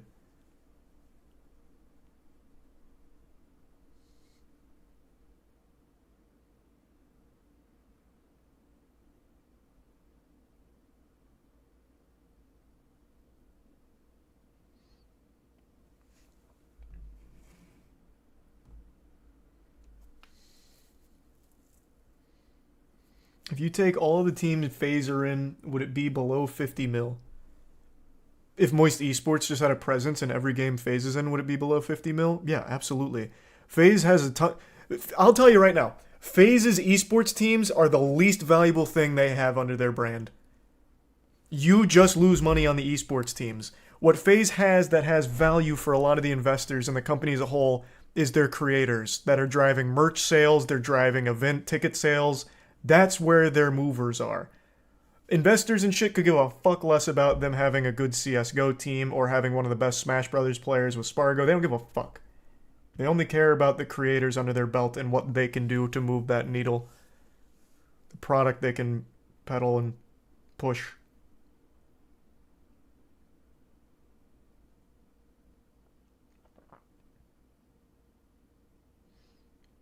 Is Joey Fury not with an org right now? I thought I saw him sign with an org pretty recently. Joey Fury used to come by and win our Tekken tournaments that I'd host on stream. I like Joey. Thanks for resub Tiberius. And Mars and Chronix.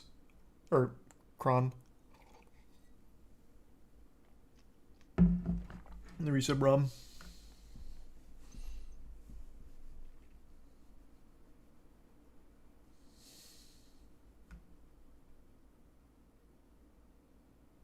That's super sweet. I'm glad you like it, Mac.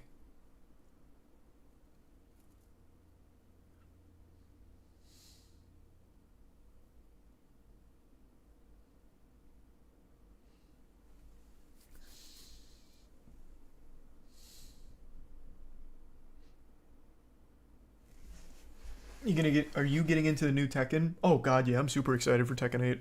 Street Fighter 6 and Tekken 8 I'm super hyped for.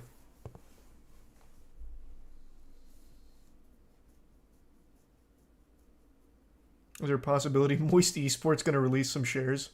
What, us taking it public? Absolutely not. What in the fuck would that do for us?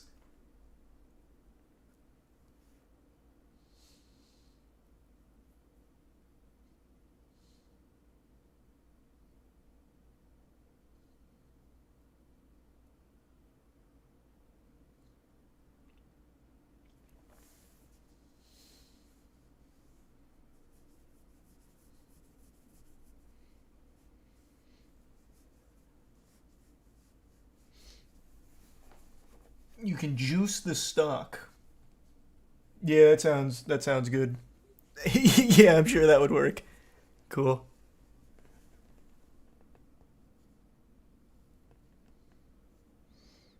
What was FaZe's plan with going public? I gotta be honest with you, I have no fucking clue. I was surprised that this ever did well at any point. I thought for sure them going public would insta-crash and burn, but it was doing very well for a good chunk of time. All the way up until it wasn't.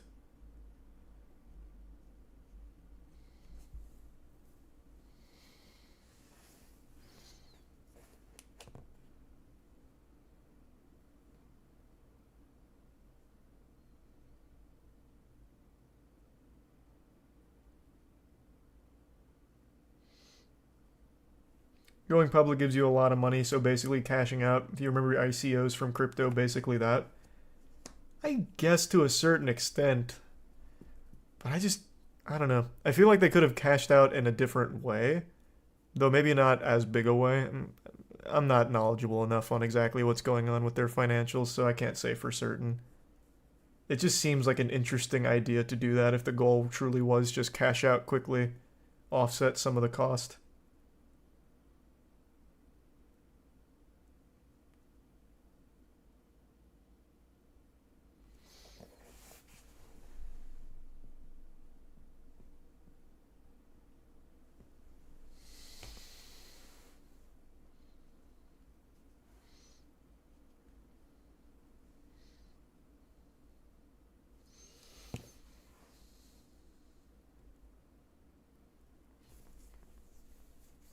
You ever start a Valorant or CSGO team?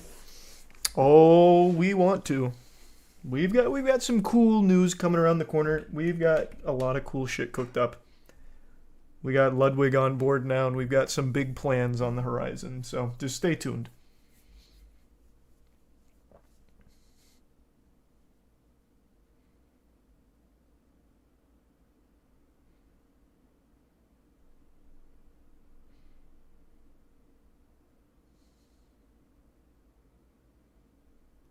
Why are esports teams so expensive? That's a question I get asked a lot, and I'm always surprised people don't know why they're expensive. Even from just a salary perspective, that's a ton of money. Take a team. Let's take Rocket League. Rocket League, you're paying 4 people's salaries, 3 players and a coach. And sometimes a manager if your team wants a manager or has a manager. Those are monthly payments. And they're not cheap payments. Far from it. And now, go to something like CSGO. Or here, we'll do something even more easy to understand. We'll do Valorant because that one gets talked about so much with its money. You take a Valorant player at the top level, some of them are making 20K a month. And that's like a pretty high level Valorant player. That's one player. You have to field a whole team plus a coach. So multiply that by 5, 6. You're doing that every month. That's one team. And then you have to pay their travel for the big events. So you have to pay their travel on top of that for all those people, on top of those salaries, for one event, while you're paying these a month. It adds up super quick with just salaries and travel alone.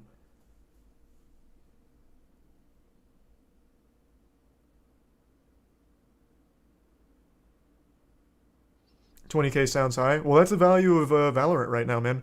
Valorant players at a top level are making a ton of money. I would imagine the ones that are also creators make far more than 20K a month off just their salaries from their orgs. If you take a top level Valorant player who is also a content creator, their value is even higher. They're probably getting paid somewhere in that 30, 40K ballpark. I'm spitballing on. 20K I do know for some of the top Valorant players that aren't content creators, but I imagine the ones that also do double as like streamers and shit make more from their org.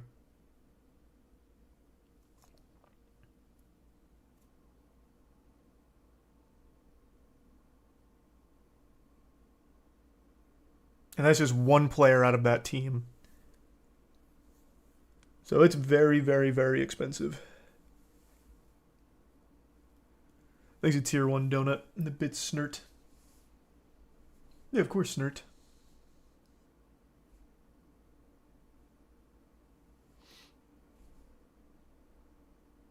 $20K a year? $20K a month. Brother, a month. I liked how you immediately went to a year because of how high that number is. A month.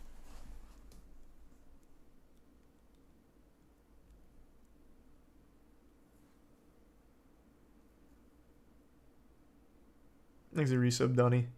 And Glungus.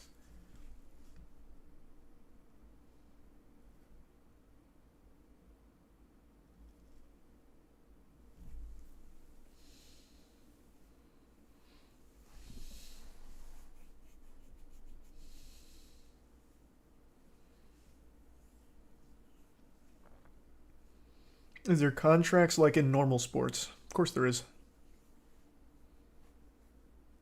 Why are salaries high? They play video games. Why are athletes' salaries high? They play games. They play sports. It's because the industry is big and they know their worth. So example, we'll stick with Valorant just because I think it's an easy one. Valorant viewership. Your org gets seen by a ton of people, your org gets fans, those fans buy your merch, you're hoping to make money back on the team. Your team wins the championship, there's a monetary prize on that, millions of dollars. You take a percentage of that winning. So you're making money. You're investing in the team.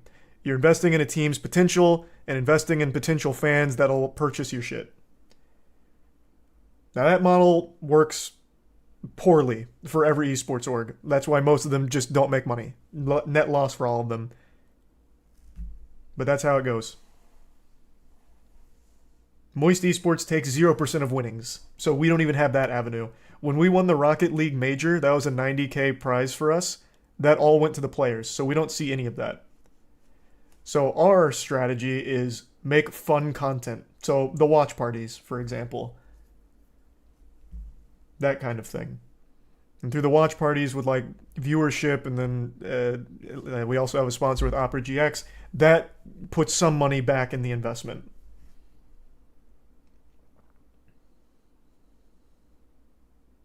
At the end of the day, content.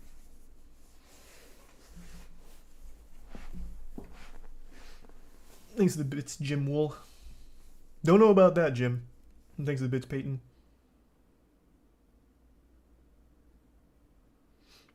And merch as well, yeah. Our merch goes so fucking hard.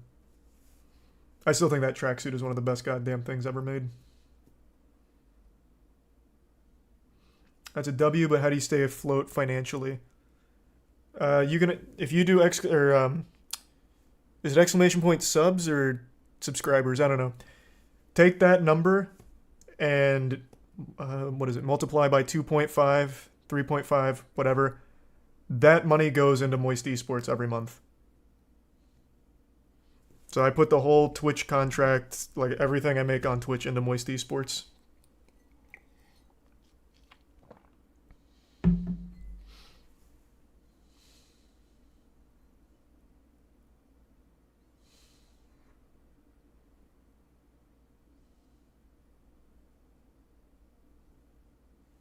Needs to resub Metal Crew. How do you make money then? I don't. It's the content.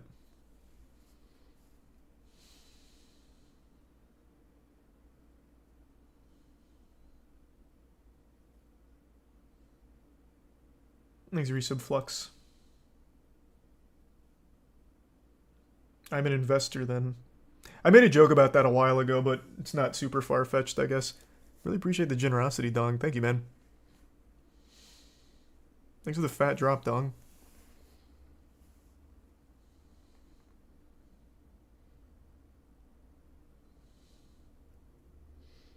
And the Prime Genesis. Let me give some Timmy. Hope you had a good day, Dong. Good to see you, man.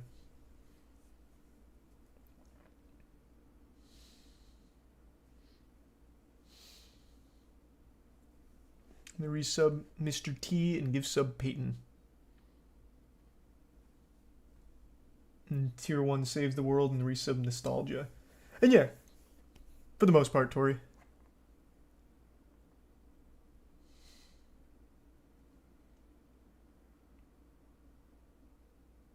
Thanks for the bits broken and give sub Josh and the resub Precise. And the give sub Walker. Subs wouldn't be enough to fund a Valo team if they all made 240k a year. Right, which is why we're not in Valorant yet. That's right now just out of our ballpark.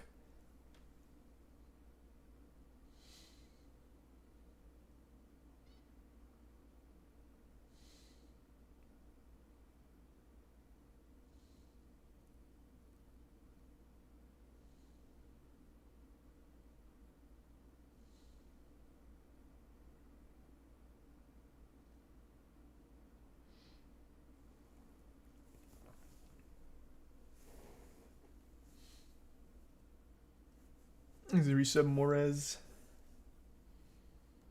What makes some games more expensive? The popularity of the game. The more popular the game, the more expensive. League of Legends is kind of the gold standard there. League has a buy-in to be there, and it has huge contracts for their players because it is the premier esport, or at least it was. The LCS is dying. The LCS is having a big fall off.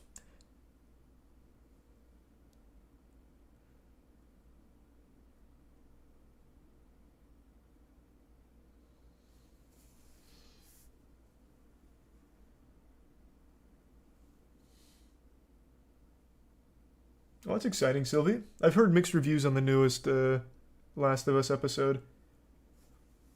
Someone in chat was really complaining about episode 3, but I haven't seen it yet. Episode 1 and 2 have been great, though.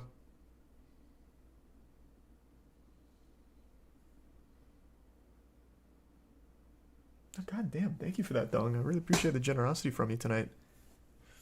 Thanks to Resub Juice.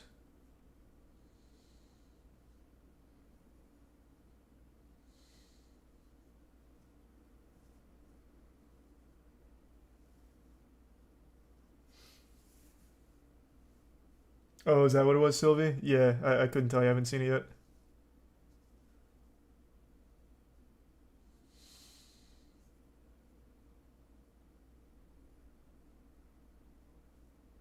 Hey, Beaver.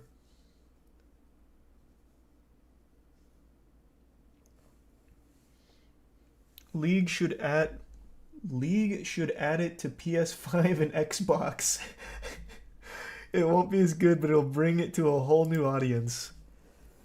You're saying bring League of Legends to PS5 and Xbox? I mean, fuck it. I mean, why not, I guess, but I can't see that being like a great strategy, if I'm being honest with you. If they have like teams that aren't doing anything, sure. Thanks to the resub school. They are with Wild Rift? Are they really?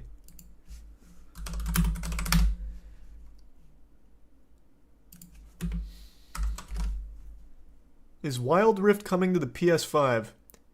League of Legends Wild Rift isn't coming to consoles or South Asia in 2022. That's the latest I've seen on that. That's the most recent article.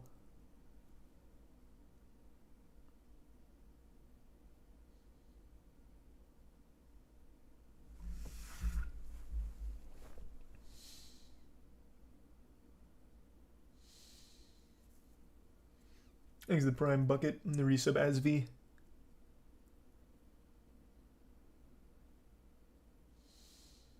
Should I invest in FaZe? It's so low, it's got to go up at some point. Bro, I'm like the last guy you should ask for investment advice. I have no fucking clue, man. You do what you want. Research it yourself, make an educated decision on it. Don't ask me.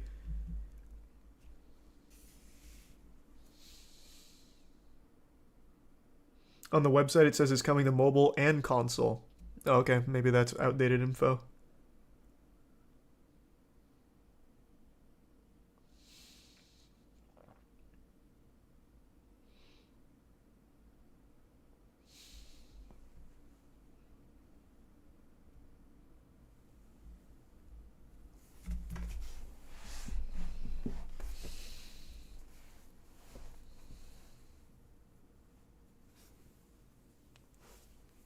Got a game from GameStop. Must be why their stock is up. One used game sale just drove GameStop stock price up 5 cents. You're a hero. Thanks, a resub, Kindred.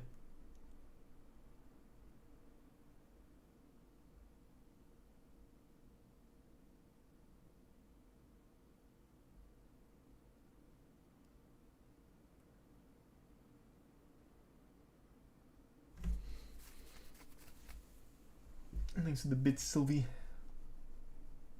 Nope, still haven't seen that yet. But I will.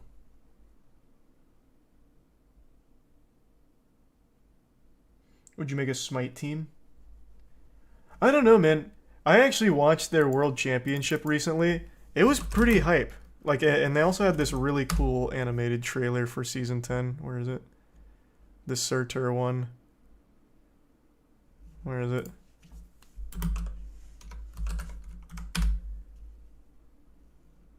Yeah, this shit goes hard. Maybe at some point. It was fun to watch.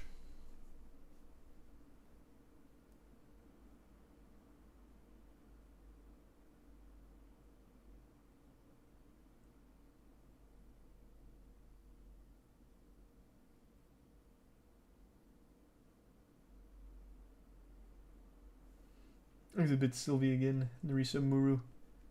The top UFO investigator released a thing. He said aliens have an agenda, and it's not a peaceful one. What the fuck is a top UFO investigator? Like the #1 karma farmer on Reddit for the subreddit? Like, what is that? How can I find that?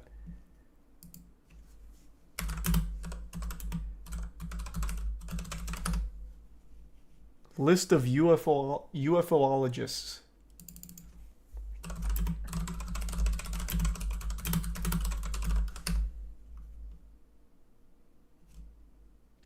You don't tell me you're reading Mirror. Top UFO investigator says aliens have an agenda and it's not a peaceful one. Malcolm, here, I'll pull it down.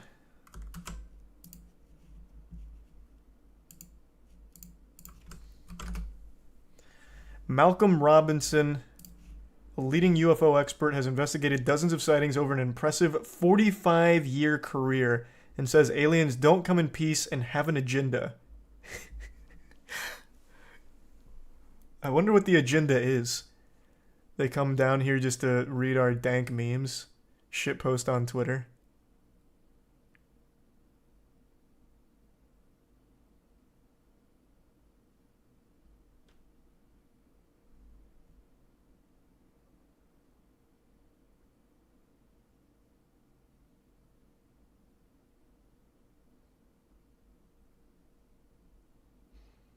The UFO enigma is real, very real. It's been with us throughout time. We see this in Renaissance paintings and old cave paintings. These strange shapes and entities. All right, all right. I wouldn't say they're peaceful due to the thousands of UFO abductions worldwide. I woke up and my ass is sore. Damn you, aliens! Not again!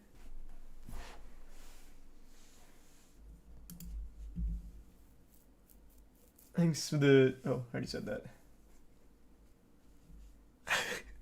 I've been a big fan of aliens shit, UFO investigative shit for a long time. I have never once read, watched, or listened to a compelling abduction story that made me be like, this man actually he got abducted. At no point did I ever once even remotely come close to believing any of the abduction stories.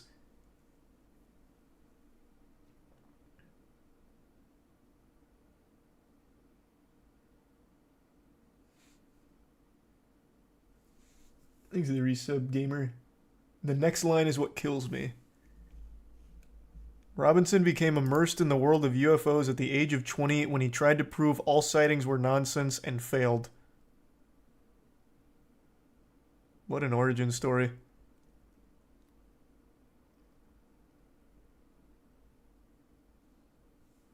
Thanks for resub, phallic and draws.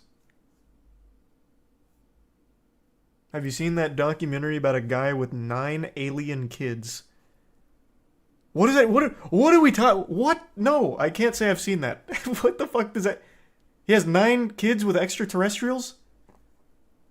This man's spreading the humanity seed throughout the cosmos?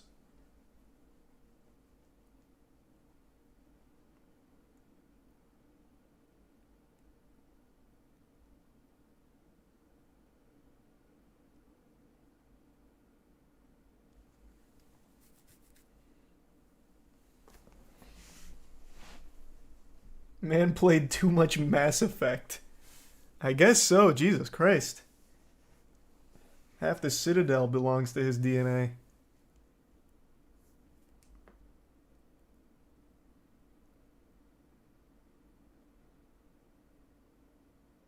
There were 30 plus kids who saw aliens at their school and drew them.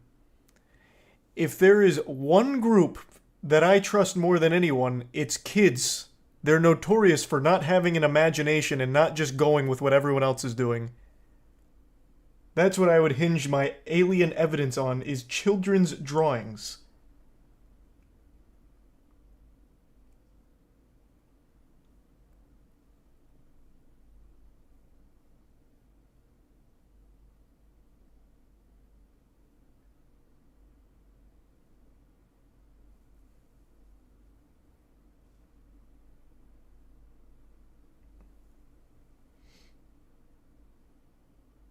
They did get a photo from someone outside of the school. What, giving a thumbs up with one of the gray aliens?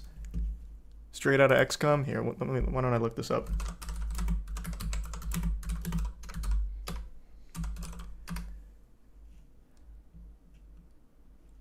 Is it 1994, the Ariel School UFO incident?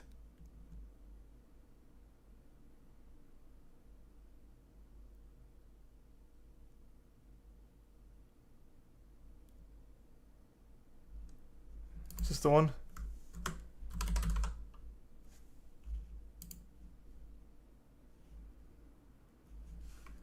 I'm going to assume this is it, because this also has drawings.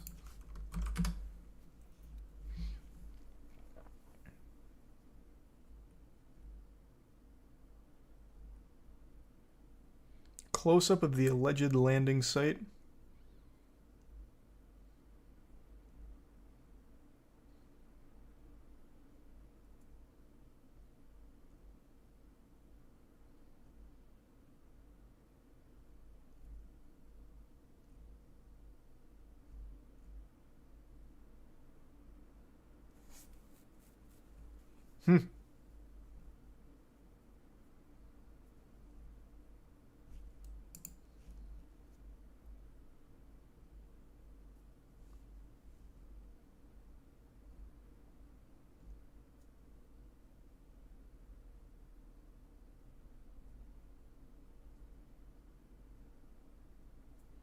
Being in all black, possibly showing medium long black hair.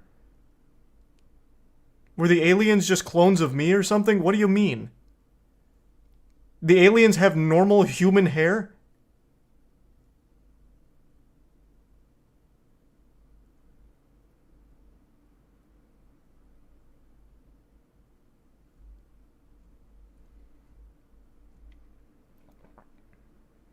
Well, there's no hair here. One of them was bald, I guess. Maybe he got made fun of on the ship. So why is this being taken as like legitimate evidence, as opposed to just someone giving the class a creative prompt of draw aliens, draw a UFO?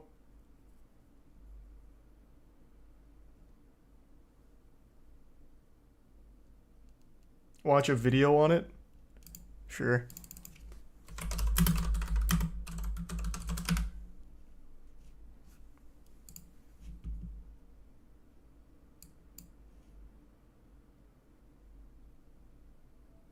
One of the most common reasons that alleged encounters with unidentified flying objects are often dismissed is that they usually involve only one or two witnesses. But how has It's not society even the main. The main reason is because the idea of it is just so incomprehensible. Not only would the beings have to have somehow discovered faster than light travel to make it here, it would have somehow had to elude everyone else's gaze and have only a couple people, in this case 62 school children, see them. Like, the amount of crazy coincidence that must all occur for only a small group to see that is very unlikely. when such occurrences have taken place involving larger groups of onlookers. This week, we examine one such incident. Join us as we delve into the mysteries of the Ariel school encounter.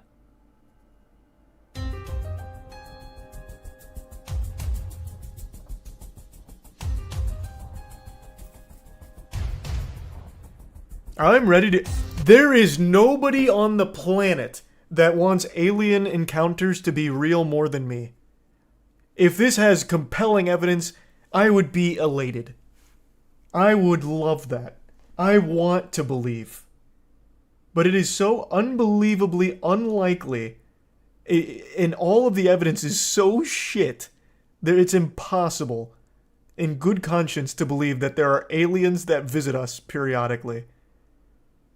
The circumstances for such a thing to be true are very, very, very, very, very low possibility.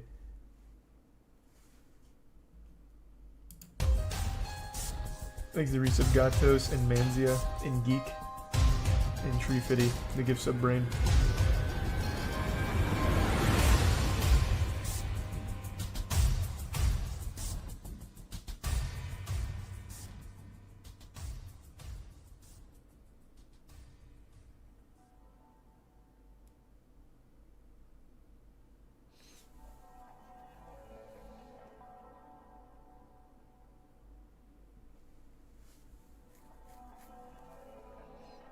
It was predictably hot outside on the playground, as Colin Mackey sat waiting in a stuffy office for the rest of his teaching staff to join the meeting. Oh, it's going to be like a full story. Currently, they were preparing their young charges to go out and play in the sun, but they would join him shortly. Pouring himself another cup of coffee, he glanced down at the newspaper on his desk and then smiled to himself. For the last 2 days, the headlines had been saturated by reports of UFOs hovering in the skies above Zimbabwe. I immediately just don't believe this. So for multiple days, there have been headlines of UFOs hovering over the skies of Zimbabwe. And the only evidence we have is some children's drawings.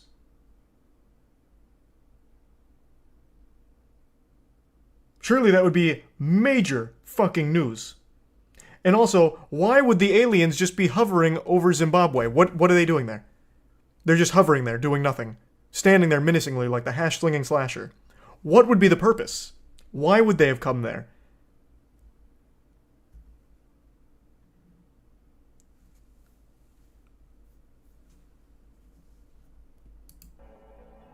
Each emerging description of these alleged sightings seemed to be more colourful and fantastic than the preceding ones. But despite the media clamour surrounding the reports, there was suspiciously little in the way of hard evidence to support them. He looked up as the first couple of teachers finally began to filter into the staff room. He listened with interest to the snippets of conversation that were taking place as they entered, trying to catch the surnames of any of the children that were being discussed. When the last participant finally arrived, he commenced the meeting as planned. As the head teacher of the Ariel school, Mr. Mackey was ultimately responsible for the delivery of the national syllabus and the health and safety of his pupils. Daily responsibilities of a more menial nature were naturally delegated out to his staff, and so once a week, he liked to be able to gain an overall picture of what was going on within the school community. And then he found out the aliens This were meeting overhead, had started out like any other, transmitting with the 5G usual waves. concerns and complaints being raised. Blocked toilets, damage caused to the facility's perimeter fencing, and a lack of variety in the school dinner options were merely a few of the ongoing issues that needed to be tackled. But a short time into the discussion, Mackie became aware of a perceptible increase in volume coming from the children playing outside. As the disturbance had increased, he began to hear screaming and wailing, and it quickly became clear that something was quite amiss. Oh, the aliens stole their The kickball. room immediately emptied, with every teacher running for the exits to find out what had upset the children. When they finally made it outside, the scene that awaited them was akin to something out of a science fiction movie. Roughly half of the pupils had strayed beyond the boundaries of the playground and were gathered around the border of a patch of nearby scrubland. All were clearly emotional, some having collapsed to the ground, whilst others stood crying. Several of the youngsters claimed they had encountered a Takolshi, an evil spirit from local folklore, but the older children told quite a different story, one of a little man from another world, who had visited them in order to warn humanity about the future.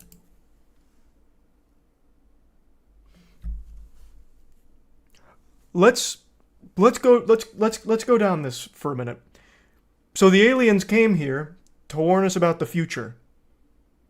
And the optimal way of warning us was to go to a small school in Zimbabwe and tell a group of children. That was the best way of delivering this warning of the future?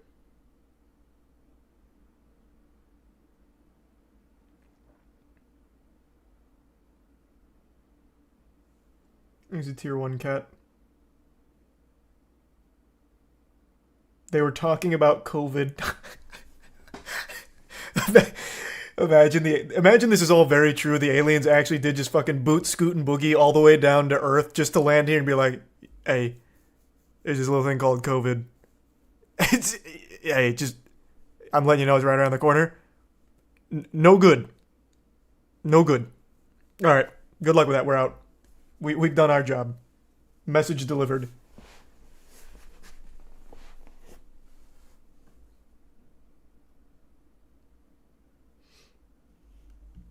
He's the resub ruse. Tier 1 Chromie. When Mackie asked one of the youths where this visitor had gone, the child pointed upwards and told the adult that the man in question had flown away again off up into the heavens. The headmaster stood scanning the skies above the school, but could see no trace of what the youngsters were describing. As he watched his staff move amongst the crying children, trying to comfort them, he realized that despite his skepticism, it was clear that something had taken place. Collecting several of the older pupils, he headed back to the school, explaining that he wanted them to draw Here comes the drawings what they had witnessed. The town of Rua lies approximately 22 miles southeast of the Zimbabwean capital, Harare. He's a prime coder. It is home to roughly 20,000 inhabitants and maybe sits on Jake. one of the country's main road and rail routes. Beyond these mundane statistics, there is little to distinguish this featureless settlement from many others within the country's borders. That is, save for an event which is believed to have taken place there one morning in September of 1994. In the 2 days prior to this alleged incident, the Zimbabwean media had been reporting a series of nocturnal UFO sightings above Harare. The majority of witnesses had described seeing glowing fireballs traversing the night skies. These lights had moved around at breakneck speeds, making impossible twists and turns, before shooting off again and out of sight. The Ariel School is a private elementary school, which is located on the outskirts of Rua. He's Risa Brasco, the prime At the Alex. time of the 1994 UFO flap, the facility taught approximately 90 pupils, varying in age from between 5 and 12 years old. On the morning of Friday the 16th of September, all the teaching staff were taking part in a meeting inside the main school building and had left the 62 Maybe some children peanut who had butter. attended that day Or to peanut. play unsupervised outside. As the youngsters had run and chased one another beneath the burning sunshine, they had suddenly become aware of 3 silver balls hovering in the sky above the schoolyard. Before long, the majority of the children had stopped to watch these objects, which would suddenly disappear in a flash of red light before reappearing again several meters away. With each successive disappearance and reappearance, the objects were slowly descending closer and closer to the ground, making some of the younger children feel anxious. And how long did this go on for? And they didn't say, like, hey, principal, there's some flying balls up in the sky here. Hey, we're getting a little scared here. There's some fucking aerial phenomenon right in front of us. Like, kids are tattletales. If anything's even somewhat out of order, they're going right to, like, a teacher or something. Like, this isn't something they're just gonna, like, not say anything on.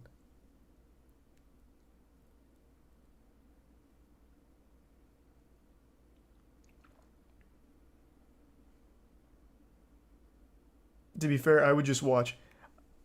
I mean, maybe as an adult I'd just watch too, but as a kid, like at the first sign of anything, kids immediately just start like making noise.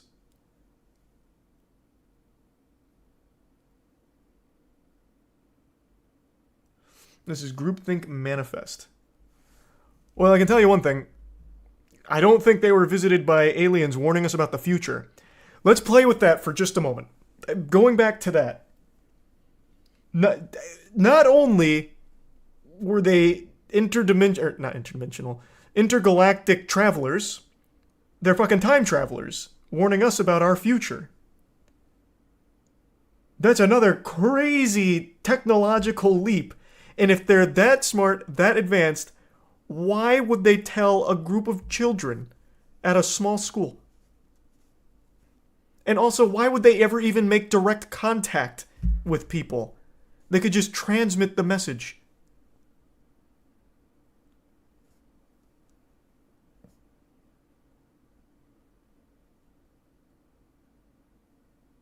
Because you won't believe. The reason they only told a group of children is because everyone believes children. Now I see. Of course.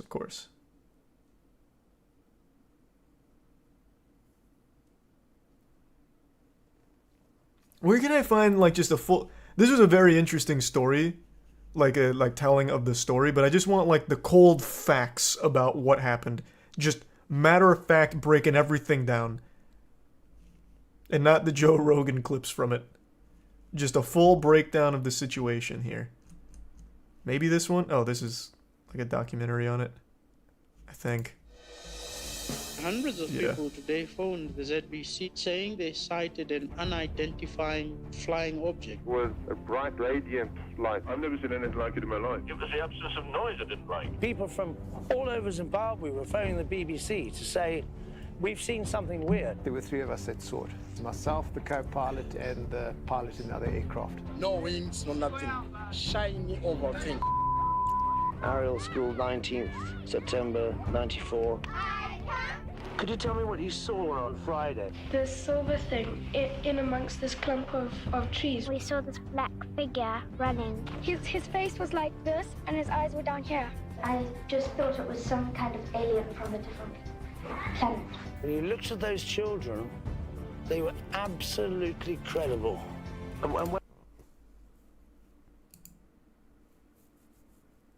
Tim? Children believe in Santa. A kid will look you in the face and paint a perfect picture of Santa. But Santa's not real, Tim. If you tell a kid anything, they will manifest an entire reality in their own mind about it, and they will speak to you earnestly from the heart about something that is just not actually real, Tim.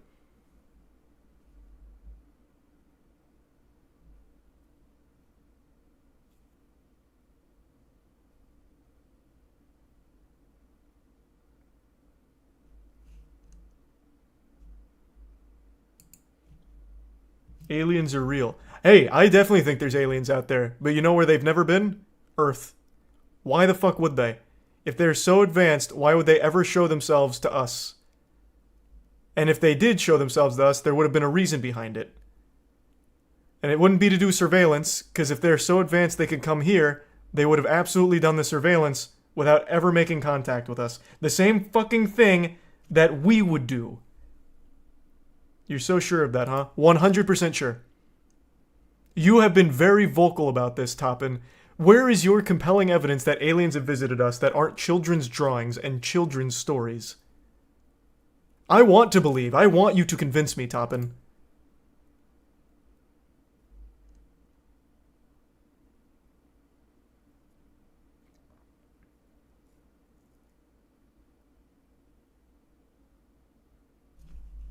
There's millions of cases. So what you've just shown to me is you believe what everyone says. You don't believe anyone's making things up. You don't believe in people having, for example, a sleep terror, which a lot of it boils down to sleep paralysis, where they have these very real feelings at night, where they're half asleep, half dreaming, and a lot of it gets chalked up to sleep paralysis. So you don't believe in any of that. You don't believe in mass hysteria, I would imagine then. You don't believe in manifested group thinking, where if someone believes they saw something, other people mysteriously start to have memories or visions of the same thing.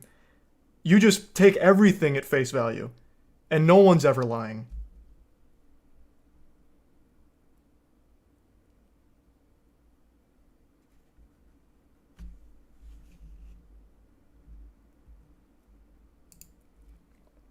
I would love real evidence of aliens.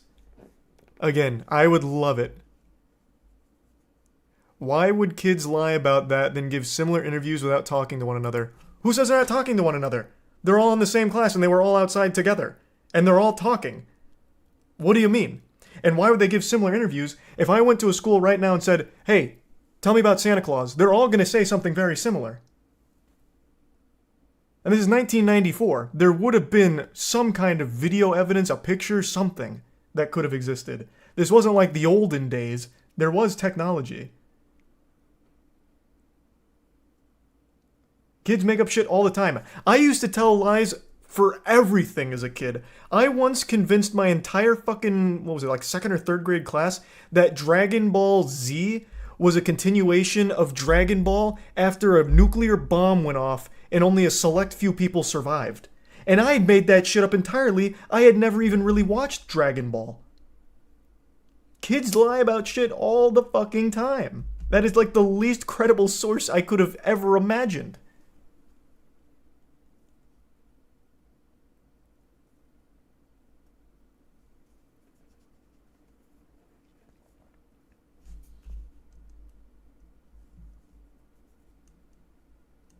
That is terrible fucking evidence. The military and BBC came to the school. Why would the military come that day? Maybe to investigate, just to check. There's plenty of reasons. You want to know real UFO shit? Because the government has released real UFO evidence. That's compelling. That's interesting. Oh, here's an unidentified flying phenomenon that doesn't have an explanation. Interesting. You know what's not compelling? Hey, these kids drew some aliens with their crayons.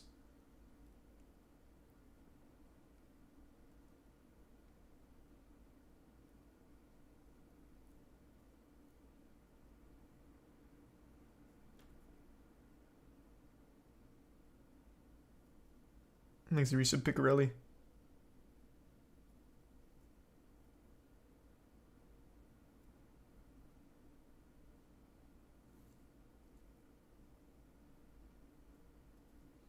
It seems like you believe because you want to believe, and there's nothing wrong with that. You're just Illuminati. Oh, rough. We've entered that stage. Yikes.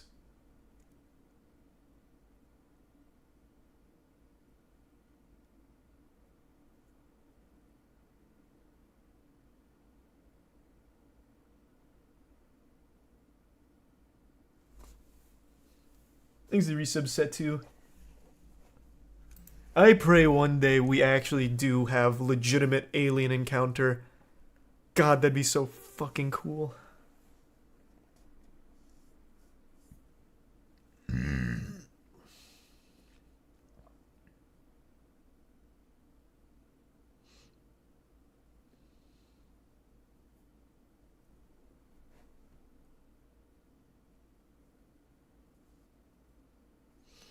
What if they kill us all? Well, that's one of the most likely things they'd do. I don't remember who I read it from. But like if the aliens ever did visit us, there'd be they'd view us as nothing more than like livestock, I would imagine. They wouldn't really care about us. It'd be more about like the planet's resources, because why the fuck would they care about us? They're so far beyond us. We'd just be like this speck on the evolutionary chain. To visit us, they'd have to have legitimately faster than light travel. They would be so far beyond our comprehension.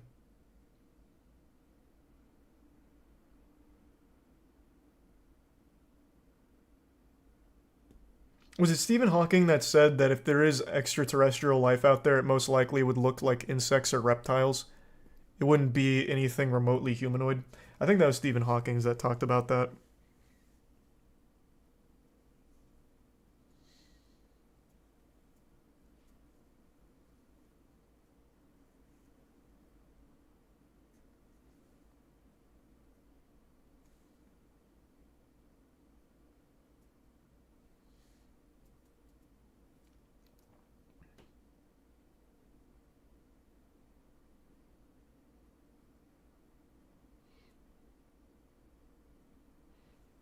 He's a prime giraffe.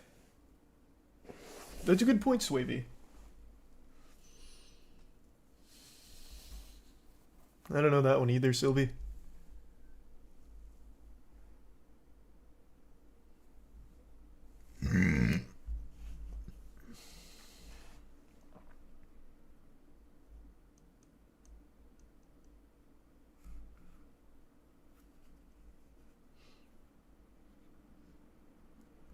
Oh, I remember the Drake equation. I watched something on that.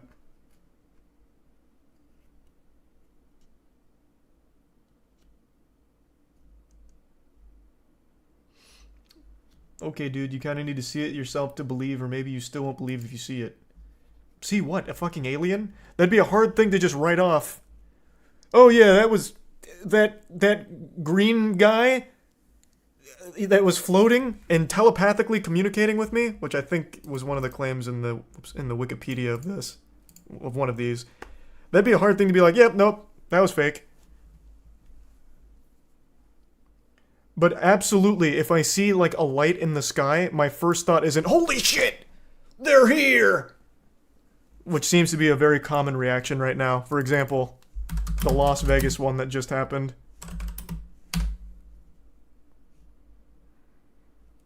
Where is it? It's just people wanting to believe in things, which again, it's fine. But stop presenting it as real evidence. Where's the Las Vegas one? I pulled it up on stream. It was literally a reflection from two of the buildings in the sky. It was provably a reflection. You can go like at any time of the day when the clouds are there over those buildings and you see the same reflection.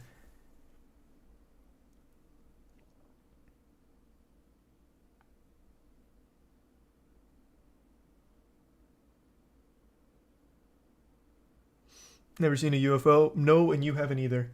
Thanks to Resub Frankenstein and Fart and Rice. The Great Filter Theory. That one is very interesting. I don't know how I fully feel on the Great Filter Theory, though. Thanks to Resub Jacko.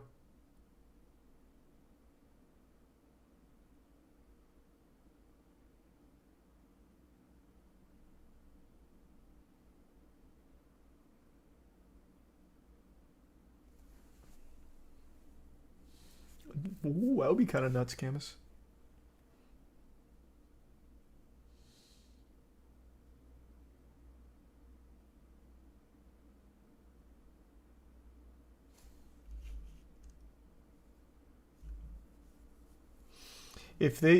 But Charlie, if they came and told you you saw a UFO and we told you to fuck off, then how would you feel?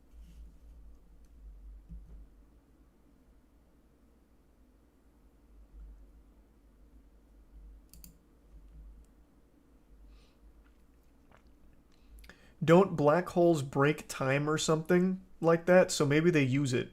I don't know, I'm just spitting shit. They use a black hole to do what? Black holes are crazy, by the way. Yes, everything is fucked in a black hole, including time. Not even time can escape. That would be the worst form of travel if you're using a black hole. It means you go in, you get spaghettified, and you just fucking insta-die. It is literally the absence of things being able to escape. So you would just be trapped in the black hole. It'd be the opposite of travel. It'd be as far from travel as you can get.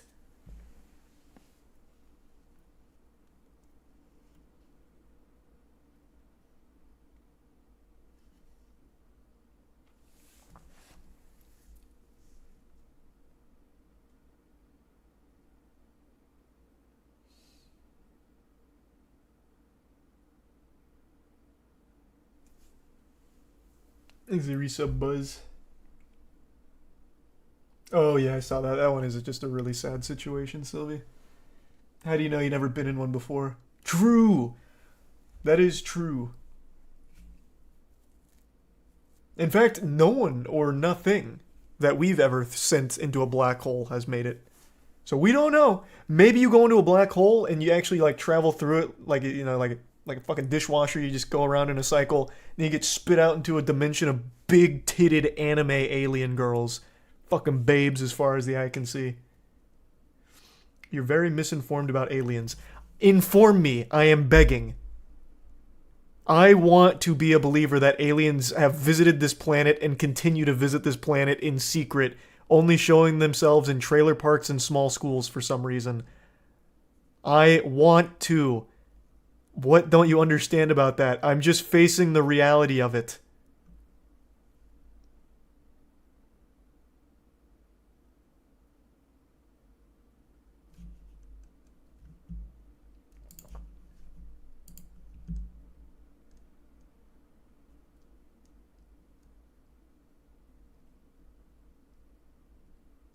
Did you drop any info? Hold on. I missed your comment.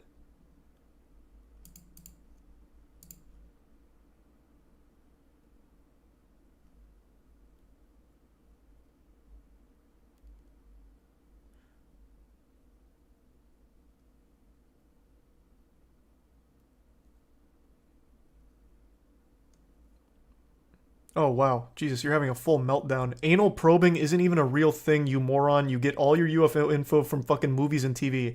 You get all of your UFO info from fucking TV, too! What do you mean? All of your sightings are on TV. What are you fucking talking about? And then you said reptilians are part of the aliens. And faster than light is an outdated theory. Warp drives are proven. You're misinformed. What are you... What? Are you having an episode of psychosis?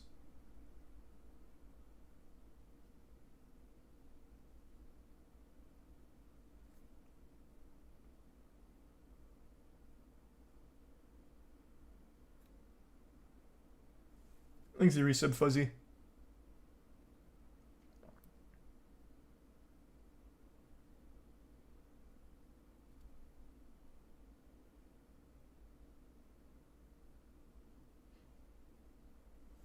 Thanks to the resub, Eric in the Prime Brody.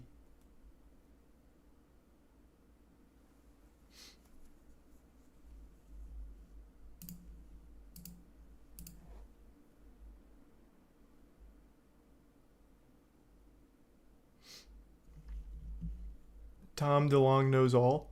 Oh, he actually has a very interesting story.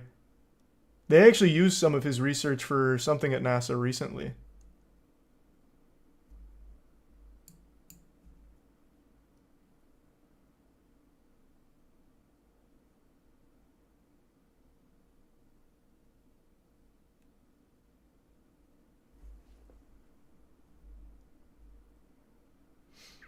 Jack Sarfati talks about the technology behind warp drives. Who mentioned fucking warp drives? I don't know why you're harping on that subject. That word had not left my mouth until I read your comment history of your 86 message meltdown. Who is Jack Sarfati, though? I don't know that name.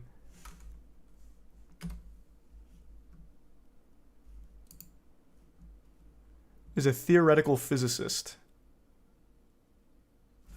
His publications revolve around quantum physics and consciousness.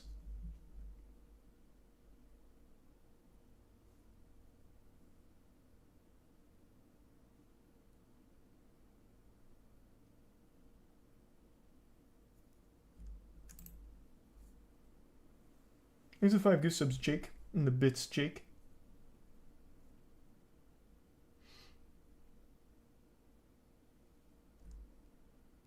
You need to do the research. I'm not talking about fucking warp drives! Why do I need to do research on warp drives? That goddamn name didn't leave my mouth. He brought it up. What the fuck? What is wrong with you?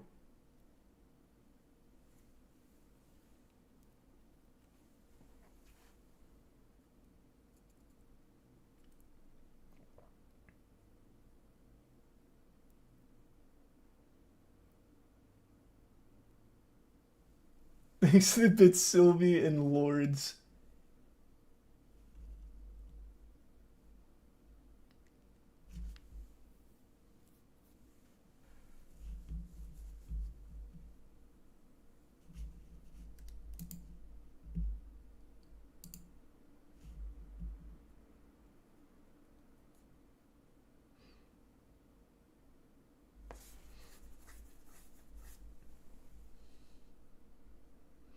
But warp drives are an important part of alien lore. Maybe, but I wasn't talking about fucking warp drives. Jesus Christ.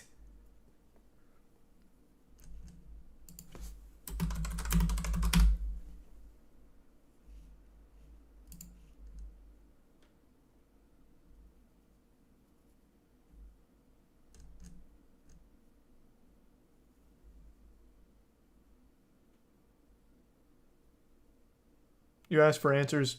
On what? Warp drive? When did I ask for answers on warp drive? I want alien evidence. What the fuck are you talking about?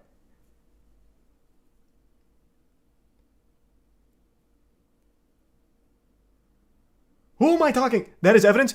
So, let's assume every alien has their own warp drive motorcycle.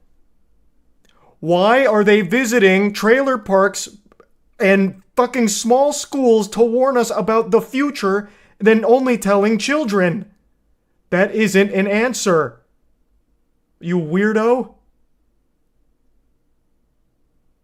That still doesn't make any fucking sense.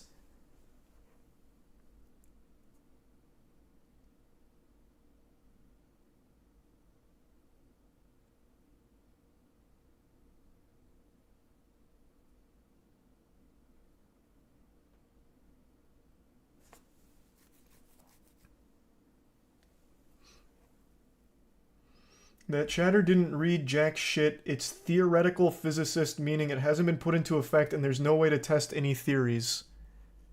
I don't care about warp drives if they're real or not. God damn it.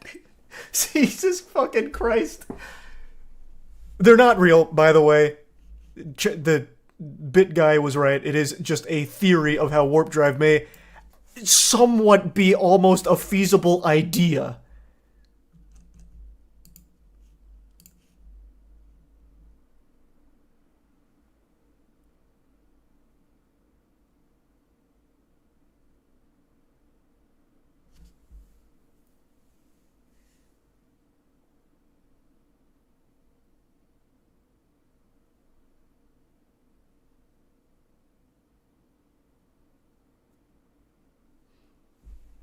He's the bits, Blake.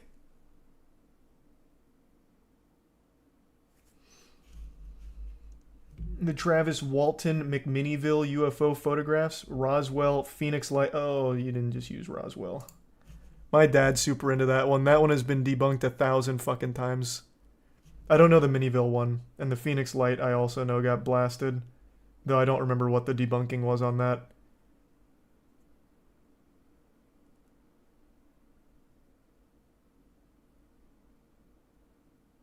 The WoW signal. That's a fun one. We actually went over that one on stream. That one has an entire page dedicated to how it was not real.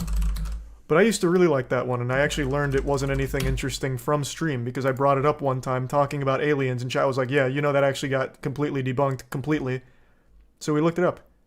Here. It's even in its own Wikipedia. If you just go on its Wikipedia, it has an entire thing breaking down what the WoW signal actually was.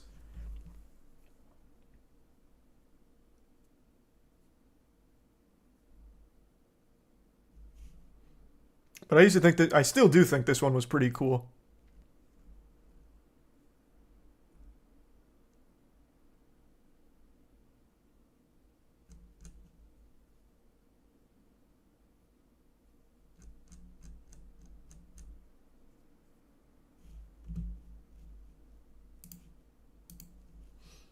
Thanks, resub Swavey.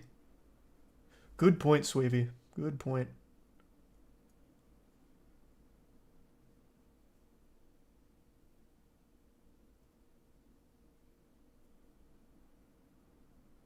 Why is it called WoW? Because on the paper, the guy wrote WoW with an exclamation point, so they called it the WoW signal.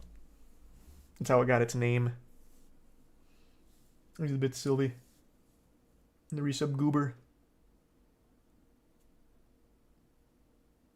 The Prime Drago.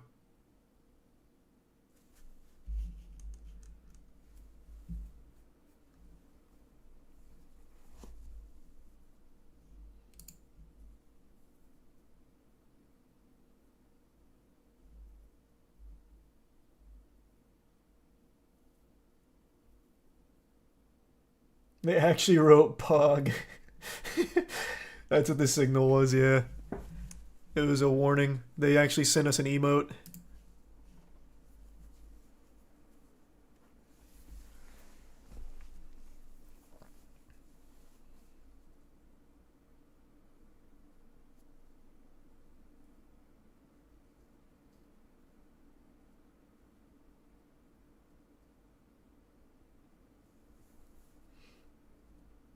What do you think about ghosts and shit? That's another one I think would be super cool if it was real, but is not. There's no evidence of paranormal ghosts and shit like that, unfortunately. But that's another one I think would be very cool.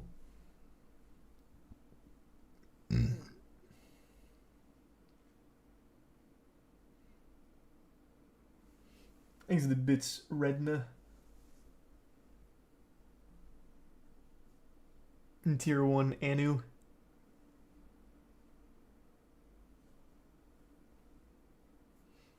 And the resub Meow. What about God? Oh, we're getting so deep. I think no matter what your stance on religion is, no matter what your stance on like higher powers are, at some point when you go far enough back, you have to accept something came from nothing. So I still do believe there is something out there, like a higher power, like a God, but I really just don't think God would want people like doing what a lot of people do, like giving money to pastors for a fucking private jet or $120,000 Rolex and bragging in front of the congregation. I feel like that'd be like the number one thing they wouldn't want. But I do absolutely think there is a higher power there.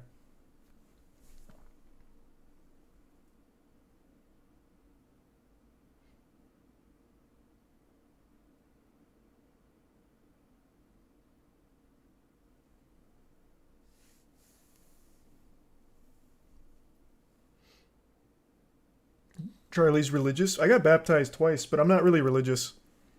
Not anymore.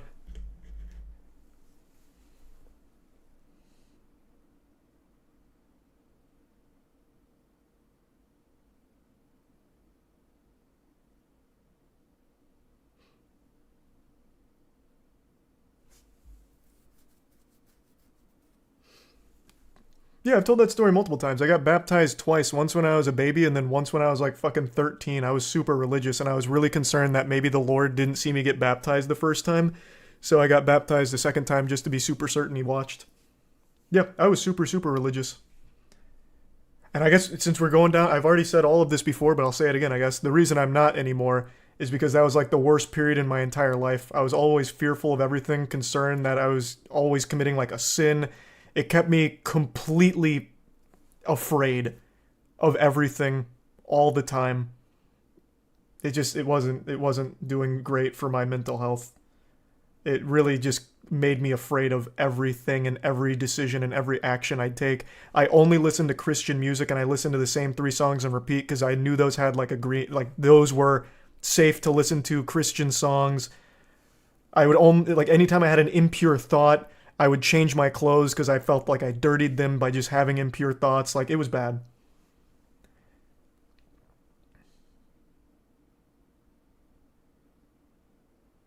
Did you listen to Skillet? It was Skillet, Pillar, what was the third one?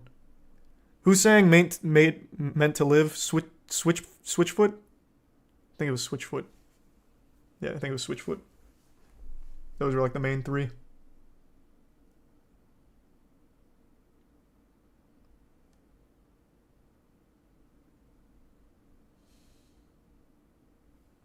There's the resub Boson, Duda, and the Prime Walter, and the resub Trippy.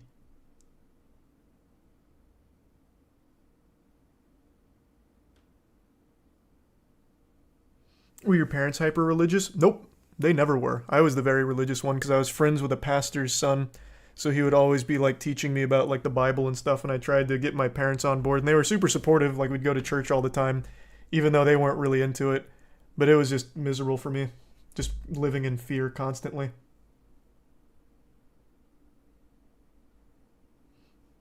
Why were you baptized then? Because they let me. They said sure.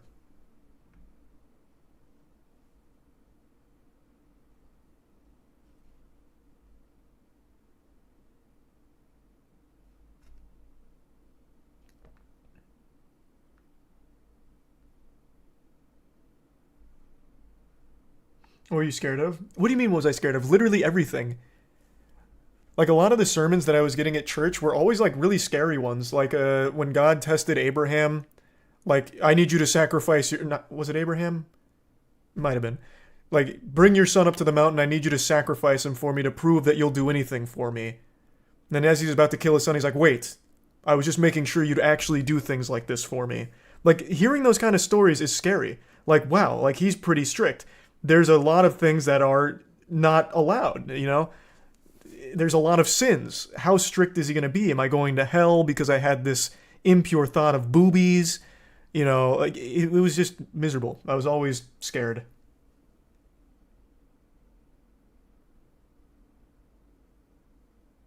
So I eventually just stopped going to church and I stopped being super religious. But I have nothing against people who are. I totally get it.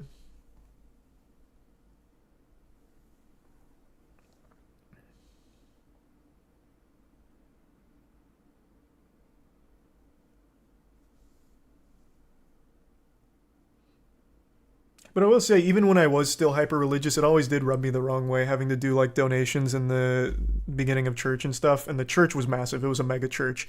I always felt like there'd be no... it makes no sense why the Lord would want the pastors and everyone in a crazy life of luxury at the expense of the people that go there. Because the people that went there, they weren't super well off. A lot of the people that went there, they didn't have a ton of money to be giving to that church. And they were still taking it from them. That always was kind of weird to me. Still is. Then you have pastors like Kenneth Copeland bragging about their private jet and defending why they need a private jet so they can be closer to God instead of in a tube with devils. Then you had that other guy, I think it was Peter Popoff, who was bragging that his Rolex costs more than anyone in the congregation's house. That's... I don't think that's right.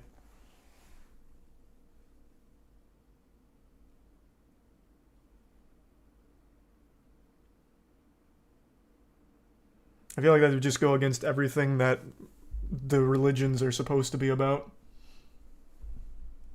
He's a resub certified. Didn't God also ask for 100 foreskins? That wasn't God. We actually talked about that on the podcast with Wendigoon. That's the story of Saul and David, I believe. Saul wanted to give David an impossible task, so he was given the order to get 100 foreskins from Philistines. It was supposed to get him killed, because the only way to prove he got the foreskins would be to kill them. So he thought by giving him this, it would lead to his death. But he returned with the 100 foreskins as requested. He killed 100 Philistines and delivered the foreskins.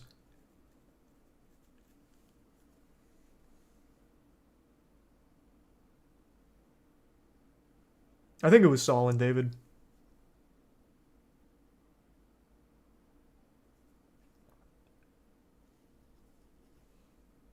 Thanks to resub Sky, Formula, and the Prime Burp. Thought he killed 200. 100, 200 something. It was a huge number. I don't remember what it was.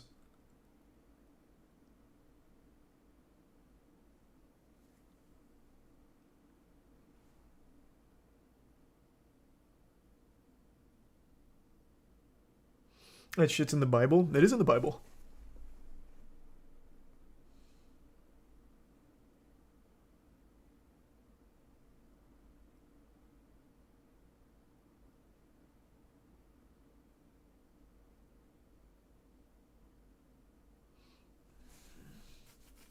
Thanks to the resub.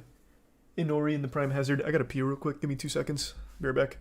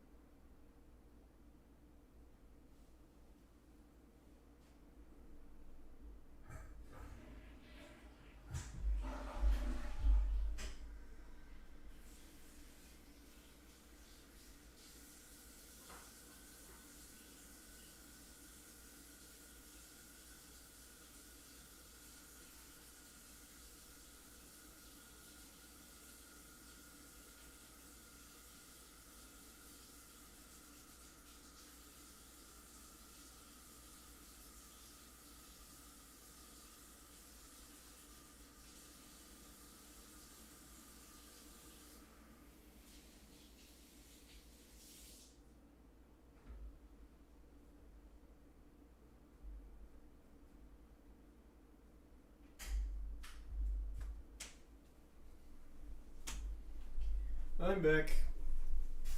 Oh. Had a little double flusher. He's a tier 1 Northman. The resubs in.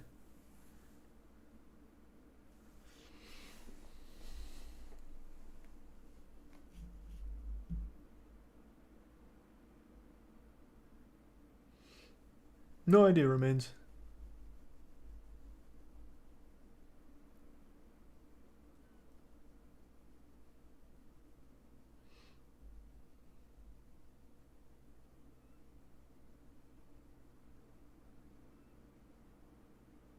He's a prime sheriff.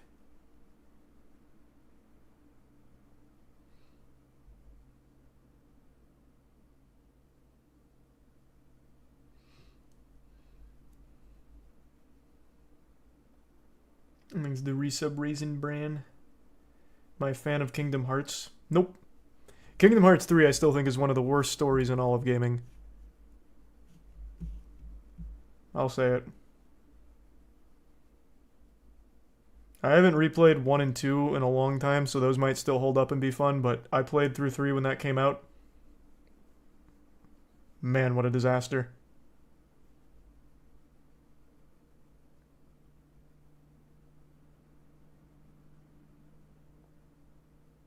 Thanks the bits, Beefy.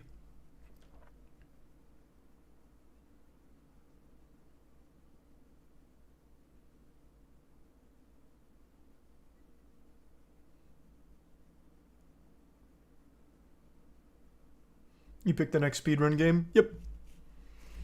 I think so. I think I've got a good one.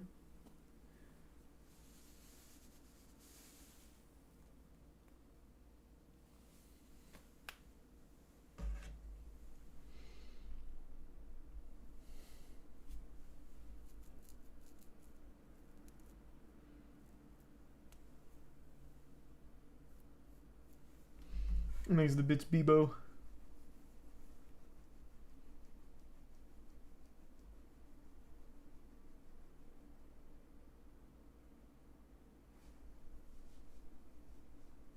Thought you said Forspoken is worse than Kingdom Hearts. Yeah, that was I was a little lost in the moment. Forspoken's not nearly as bad as Kingdom Hearts when it comes to its story. It's just not. I was just getting a little lost in the sauce on that.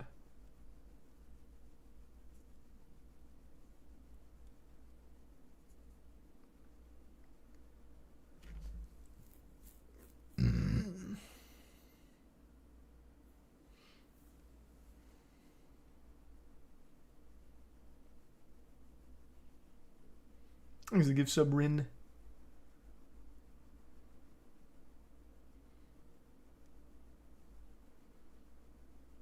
No, I can't say I saw that, Tori.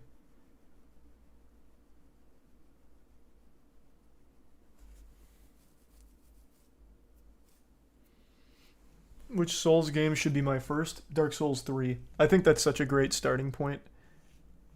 I'd say do 3 first.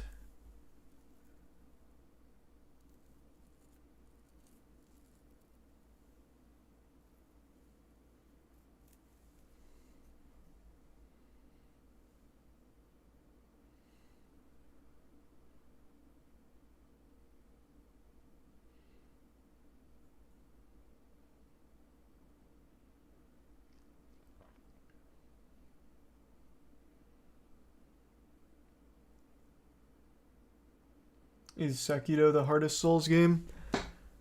I don't think so. It's really just Ishin Sword Saint that's like super, super tough. I don't know what the hardest Souls game would be. I keep flip-flopping on what the hardest one would be. Is it Prime Graving? I'm sorry to hear that, Camus. Yeah, it's rough.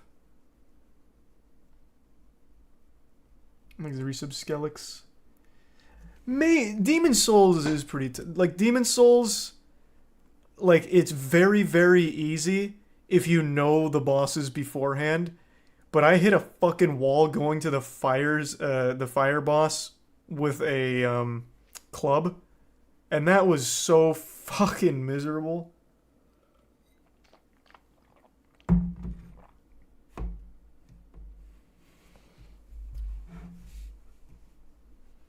Bloodborne is super tough. Maybe Bloodborne. Bloodborne is pretty unforgiving.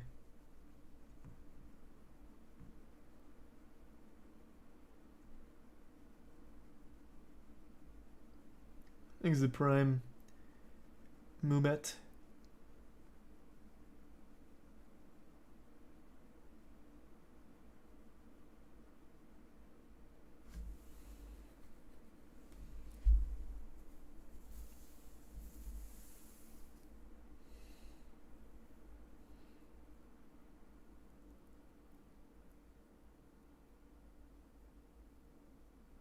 You still haven't killed the queen in Bloodborne, right? No, I've 100%ed that game. What are you talking about? Even right before Elden Ring came out, I did a whole Souls marathon and I 100%ed every boss in every Souls game. I've done every single boss. Oh wait, no, you're talking about Chalice dungeons, aren't you? Yeah, I didn't do all the Chalice dungeons. I didn't bother with the Chalice dungeon bosses.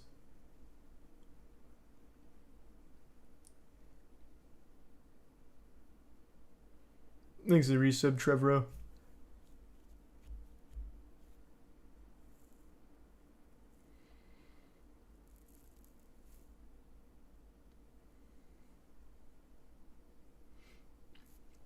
Hype to join next speedrun. Any info?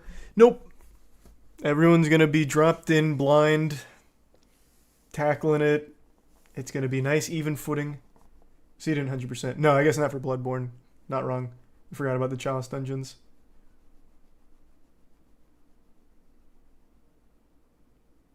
Is the resub worthwhile? You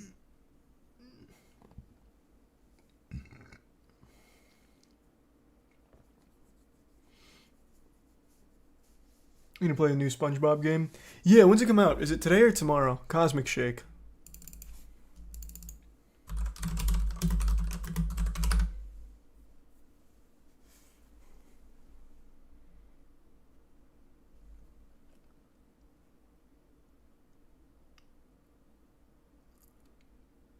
Thanks a resub, Saffron.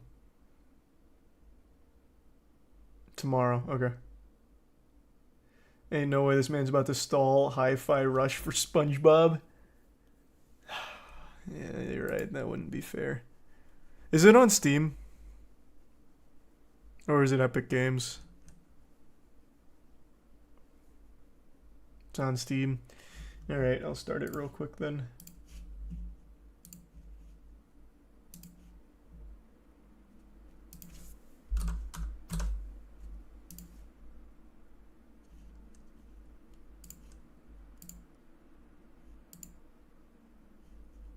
It's on Game Pass.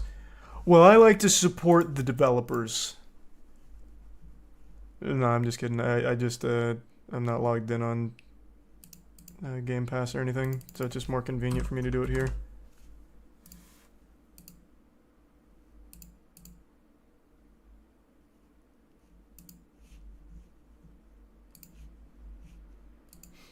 Well, getting it on Game Pass still supports them. It's not like they see $0 from Game Pass downloads.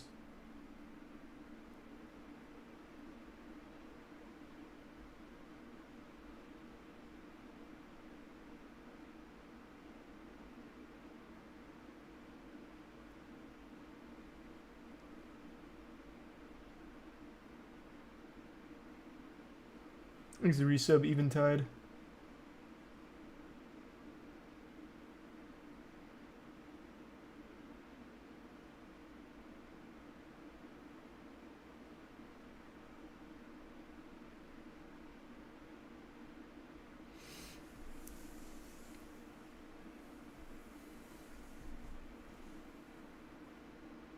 How obscure is the new speedrun game?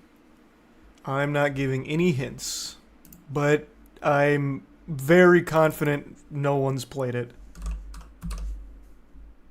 At least not many people. Now this seemed like it'd be a good controller game, or is it better mouse and keyboard? I see tier 1 Red Bear and the bit Skullhead. Controller? Okay.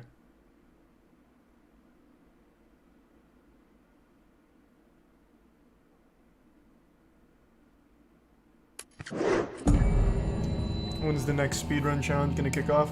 I'll post the video tomorrow, most likely. Thanks to the bits peak.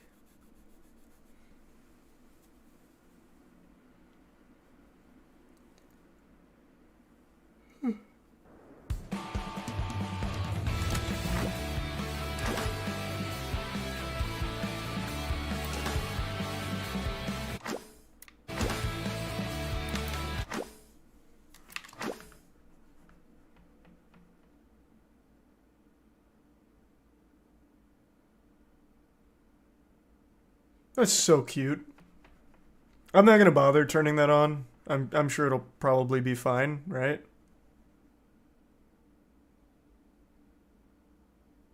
You left it off, Dankin, and the VODs were fine? Okay, cool.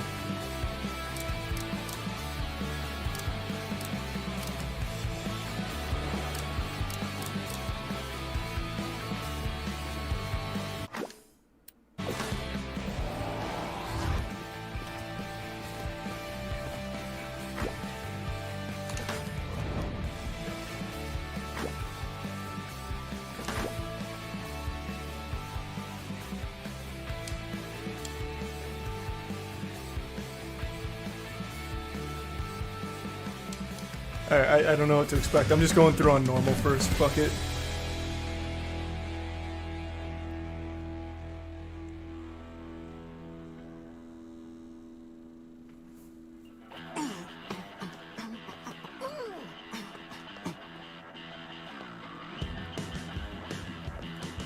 Next.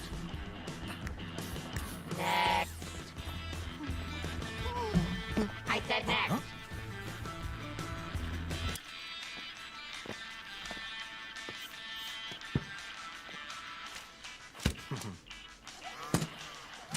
Chai, is it? Yep. Profession, rock star? Thanks, Recent Hunter. Future rock star.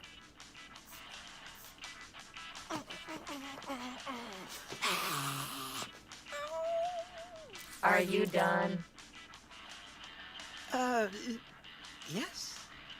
Whatever. Here's your Project Armstrong pass. And welcome to Vandalay campus. Yes! Let's go!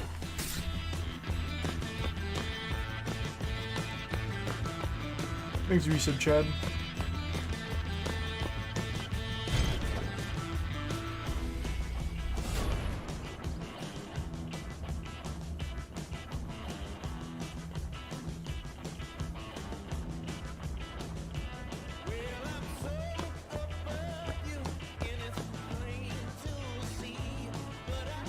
Welcome, applicant, to Project Armstrong. Technology perfectly fused with the human body. Together, we create better lives. She's gonna be evil. The CEO of Vandalay Technology. He's a bit silly.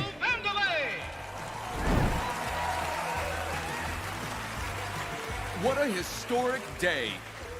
You're the best of the best. Hey, we'll sleep well, and Sylvie. about Thanks to for the be generosity. even better.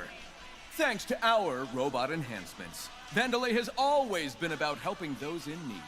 And you all in Project Armstrong are about to show the world just how special you can become. Whee! Now go. Get ready for a better life.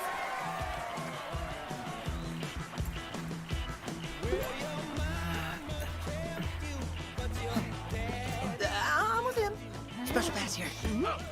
I think they just called my name.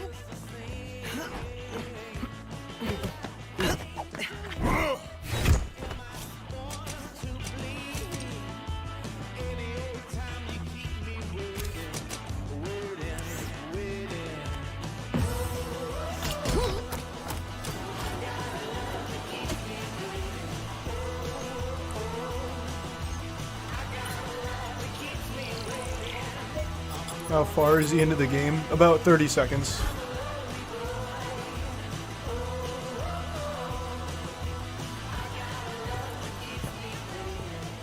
Promised me the best of the best, Mimosa. Production asked for test subjects, Kay. Marketing delivered. Don't pin it on Rekka! Tell that grandstander Zanzo in R&D. We need people with influence, and you're giving me losers. It'll work. It better. No slip-ups.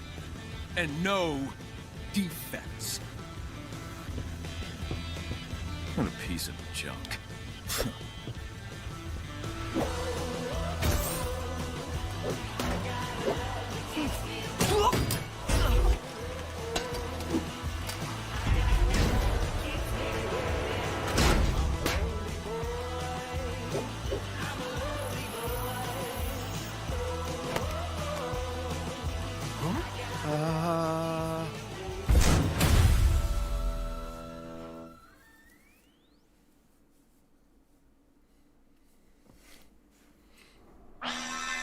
The animation is cool.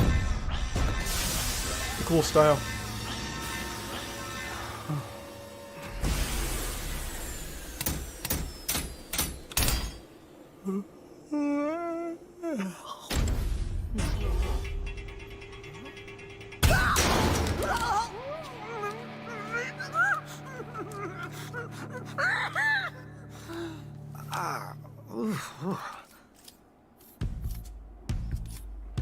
He's the recent hentai.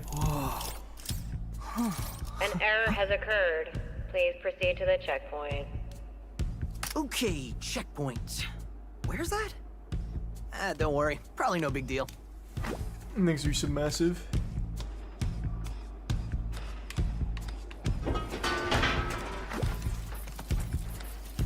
Oh dear, my cleaning has caused an even greater mess. Your jumping, however, was impressive. Whew, man, that surgery trained me out. Ah, that hit the spot. Is this a secret path? No, doesn't look like it.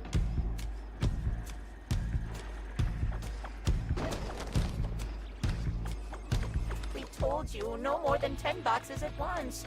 Look at what you have done. Surely we will face consequences. It has been a privilege working with all of you.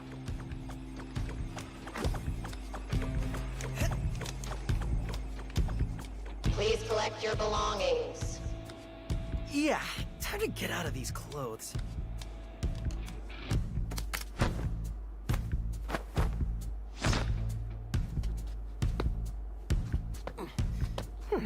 Oh, jeez.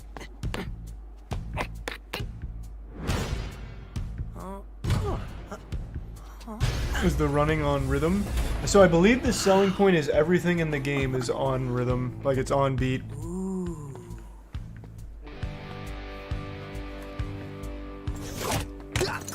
Hey!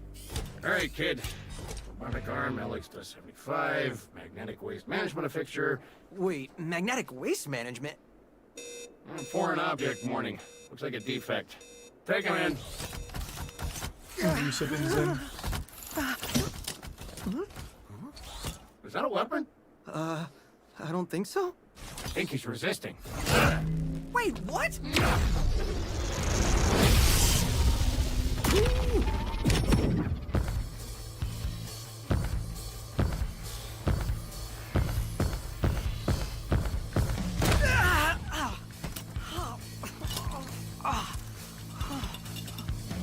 Please reset pyro.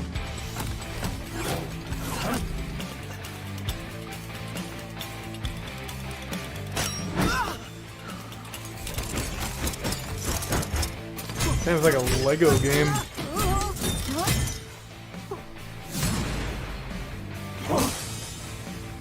Who made this? The studio that made Evil Within. Got him!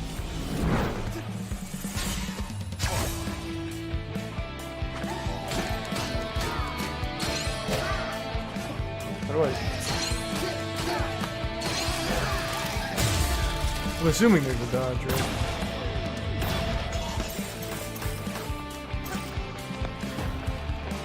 What's the reset King G? Okay. What is going on? The reset Zyphone.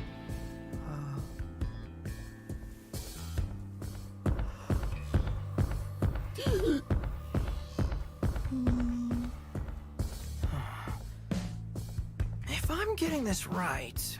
First, music player in my chest. I'm pretty sure that's not supposed to be there. Second... it's powering up my new robot arm. Third, it's making everything sync up with the beat. And this sounds ridiculous, but when the music kicks in, it feels like I'm on a stage.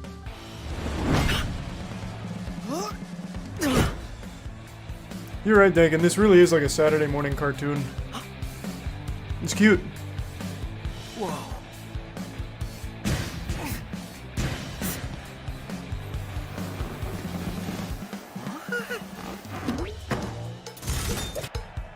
All right, everyone. Ready for something wild? Whoa. Chai's here, and his attacks sync up with the music. You all want to see it in action? Let's start with a light attack. A one-beat attack that quickly connects combos. Go ahead, try it out. Now try a combo and beat to the music. This will be what perfect timing feels like.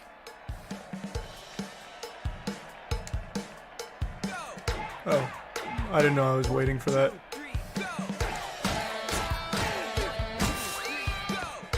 Look at you. Perfect timing on that one. Oh yeah! Not really, I started fucking hammering X almost immediately. I didn't realize I was waiting. Button exactly on the beat to give bonuses in battle. Looks like you're ready for more. Head on over.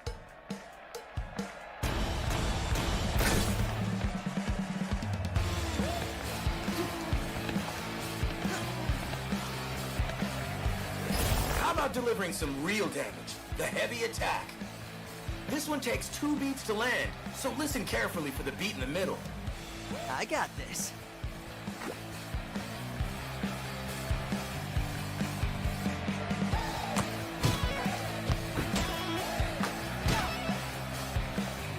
Oh. All right. Now try out a heavy combo in rhythm. This is the kind of timing to aim for.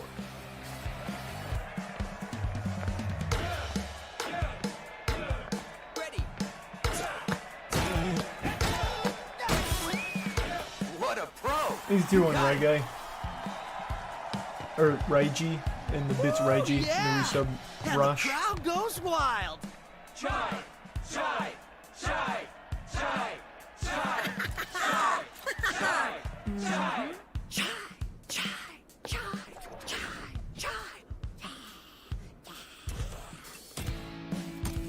Is this the guy? You want an autograph? No. I'll get you an autograph. Thank you. Thank you.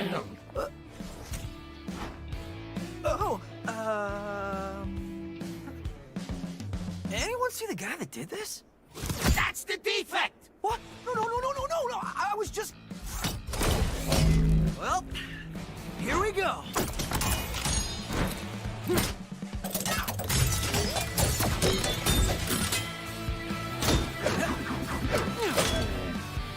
Pick them out!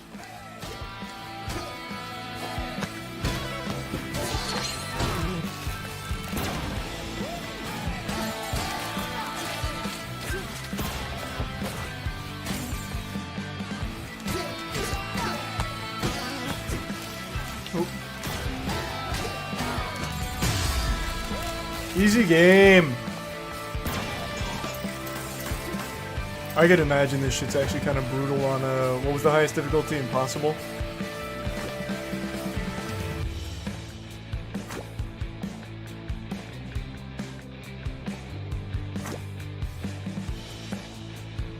Well, that was awesome. But I should probably get out of here. Hello! Big Boss of Production Record here. And what's this I hear about a defect running wild in Record Zone? Anyone sees this kid running around? Record wants you to smash him. No defect gets out of production. Not on The game has a lot of mechanics. Oh, does he get deep? Clearly not someone I want to run into.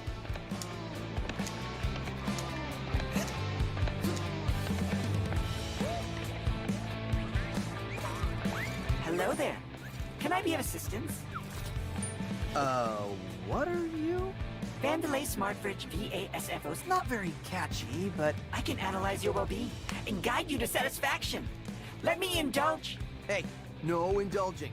You seem to have musical robot powers. Would you like me to explain your malfunctioning abilities? So it seems your problem may be attacking enemies to the beat. I wouldn't say it's a I problem. already know all this. Attacking, and if you need help, don't hesitate to chat. I don't need help, I'm above that. I'm not a bitch.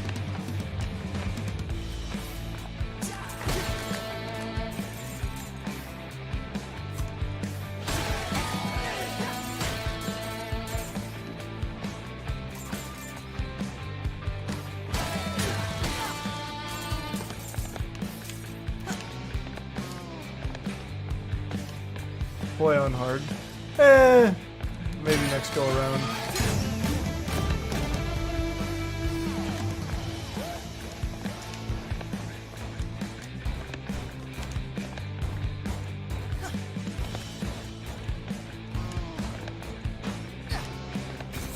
Sonic Adventure 2 battle vibes? I guess kind of. There's Prime Maddox and the recent Teddy and Infinity. Hey! You looking for me?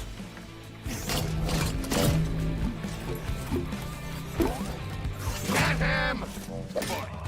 Try and catch this.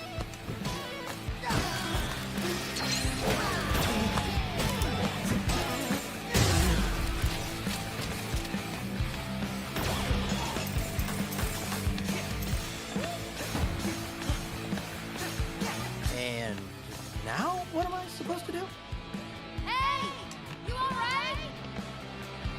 Thanks for helping my cat. Need a hand? Oh, that's convenient. Looking to get out of here! Well, that might be something I can You can press tab to show rhythm yelling cues. like this is Yeah, but that awkward. kind of defeats Can you the speed this purpose. Fine then. Look, I hacked the access panel. Smack the switch and come up.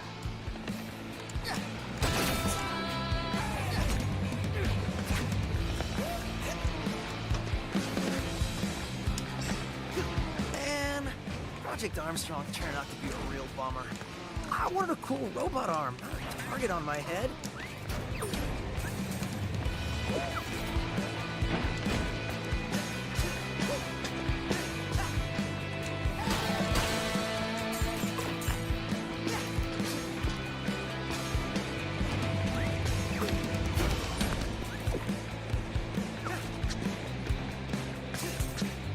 Anyone who thinks of taking a break today is getting This is my first boss fight. About to beat some ass on beat. Hello? I'm here. Cat rescuer? Thanks, Recent KC. Said you'd help out? Maybe this wasn't such a good idea. Good, you made it. Down here. Alright, so I'll keep this quick. I saw you fight back there. I think we might be able to help each other. I thought... Security's all over you, which I could help you with. Stop! Okay, whoa. That was you back there? You're a cat? No. Yeah, it's this $30. Is 808. She is a cat, but I built her. Look, like I was saying... You know, I thought my music robot arm power was crazy, but this is... probably better off by myself. Dude, listen. Vandelay's up to something, and I said I can help... Thanks, but I'm good.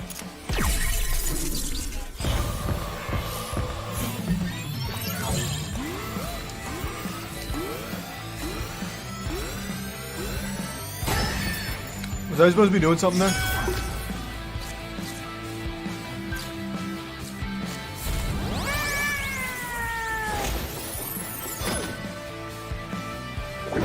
It's not responding. What did you do? Oh, hold on, did you just feel that? That beat? I think we got something here. Look who's back. Andy's got a friend? Thanks to 808, Chai's got a new skill up his sleeve. A beat hit. It's a timing-based bonus attack at the end of a combo.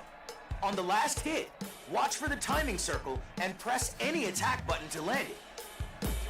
That seems easy. Talk is cheap. Let's try it out.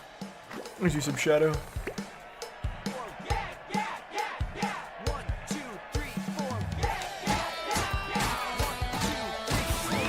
There it is. Going pro. Let's do some To land a beat hit, Greninja. listen to the countdown or look for the two circles overlapping to nail perfect timing.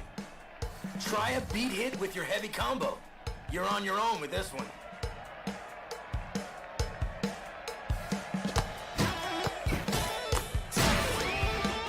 Easy game. This is awesome!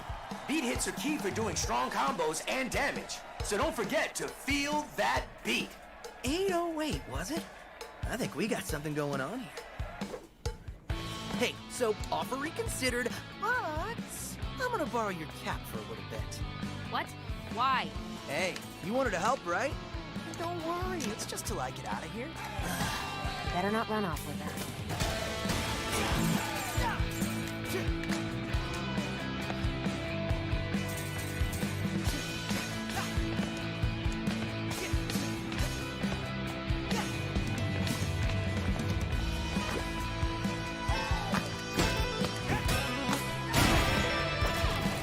Yep.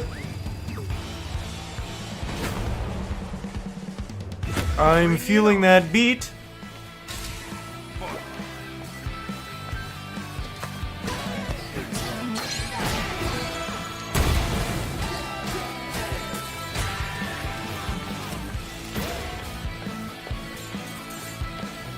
Thanks for resub, Fran.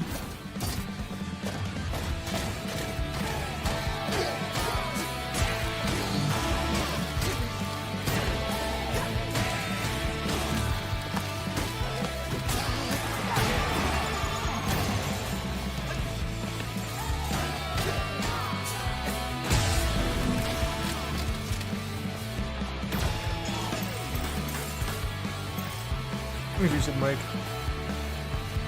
Well, that looks like all of them. Why'd they stop making games like this? Bro, what do you mean this just came out like 2 days ago? Okay. Remind me to ask you later how you did all that. Like I know. Anyway, your turn. I need to get out of wherever I am. You're in production, and the only direct exit is through Yeah, but quality since then, assurance. you mean in See the it? last 2 days? So many buildings. It's hard to tell. It's the one that literally says QA Center on it. Oh yeah, that one. With that way out, they're probably expecting you, so... You had me at way out. Let's go. Thanks the Prime Cookie.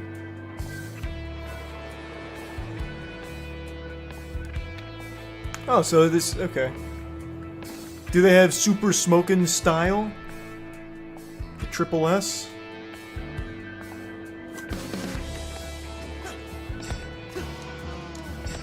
Being cocky isn't gonna get you out of here. The best solution is the most obvious. That's wrong and terrible advice. You're wanted. We need to outsmart them.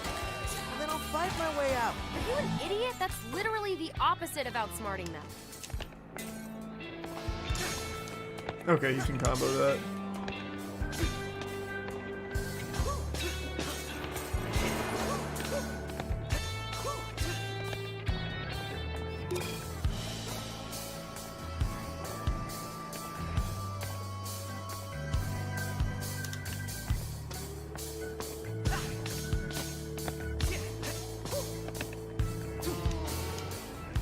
Oh, that's sad.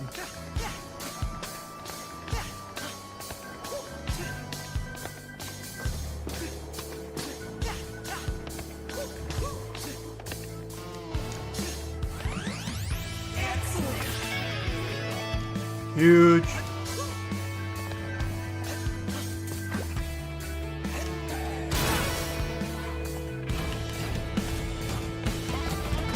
Reminder, to compensate for added Project Armstrong flow, a new day of the week was added. Please note on this additional day of the week, working is mandatory.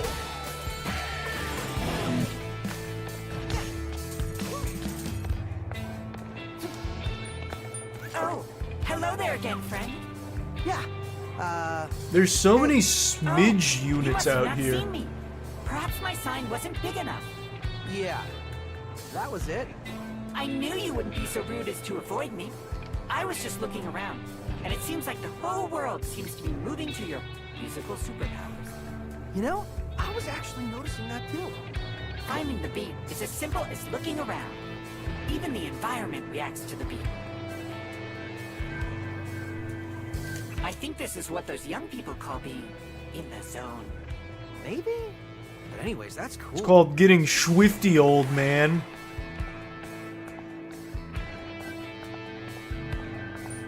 Oh! I remembered something else. Must be really important. With Please everything read some moving to the otherworldly. beat, that also means Prime Vandelay's low-key. robots. Looking at your recorded data, it seems all Vandelay security units are moving and acting to the same rhythm as you. Which means, by paying close attention, you'll know exactly when attacks will come. On the beat! Feel the beat to attack, feel the beat to dodge. Things are seeming quite simple now.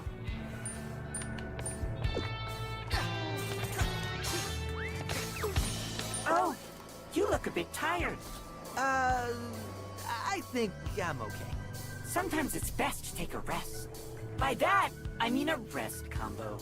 After a light attack hits, wait 1 beat, and then attack again with a light attack. Oh, one of those kind of combo games. You'll know when to press the beat because you'll hear a clap sound. And even better, this combo will take you and your enemies into the air. Wow, sounds neat. But I mean... Alright. I hoped you'd say that. Take my breath away. Yeah, sure.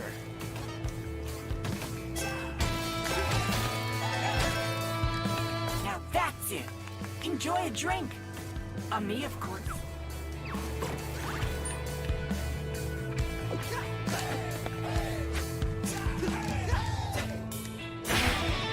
Huge, that'll be a big combo.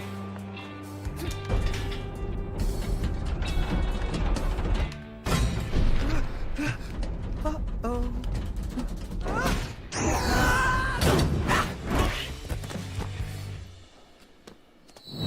These resub links. I think I found a shortcut. Yeah, sure.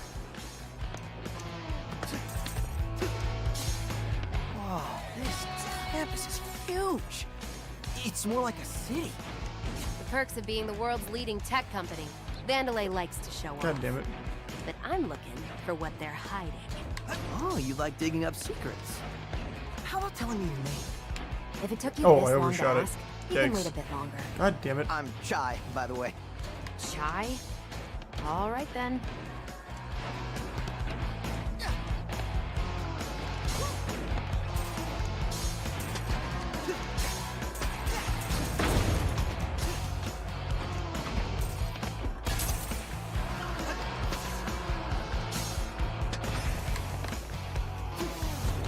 Hey man, what the fuck?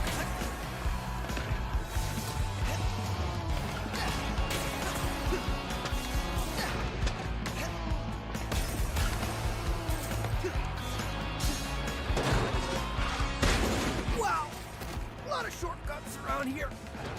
Sort of reminds me of Beautiful Joe. Everyone says that for games that have, like, somewhat of a similar style. Not that I disagree. I love Beautiful Joe. Thanks to Prime Merc.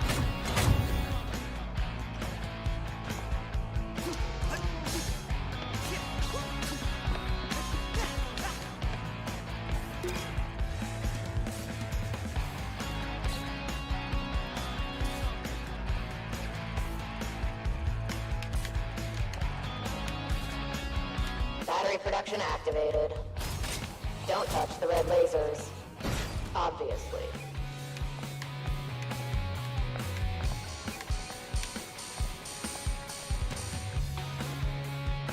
Okay. That's pretty cute.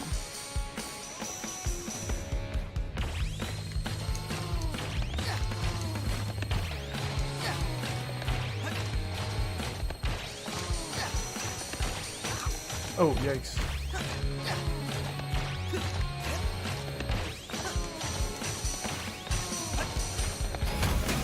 Hey, cool. What's that? I wouldn't touch that. Oh, Well, too late. you're not dead. That's a plus. The opposite, actually. It feels like I'm powered up. 808 is showing me you've got a lot of energy stored up in your arm. How about letting it out?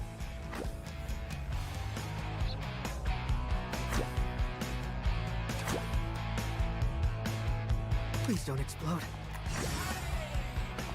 Power cord! Okay.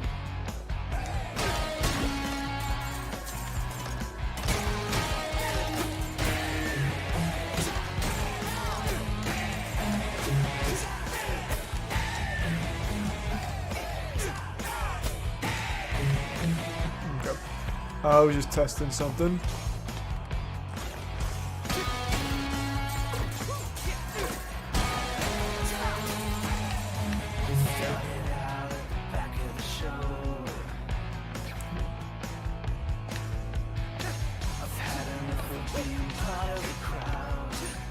Oh, wow!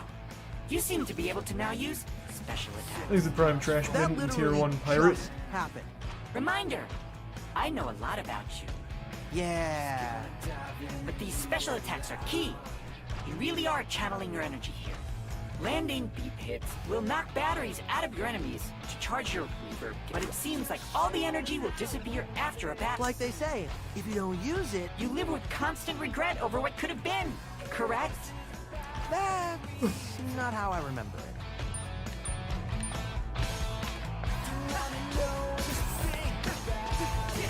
Found him! Wrecker Thanks, wants Brian some Henry. waste. So let's waste him. Boy.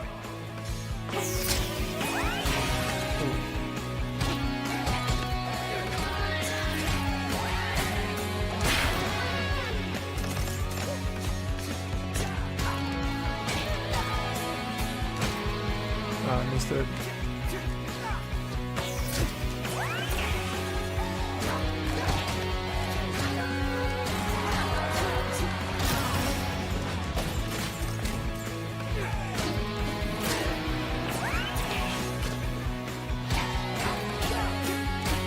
I keep missing them now.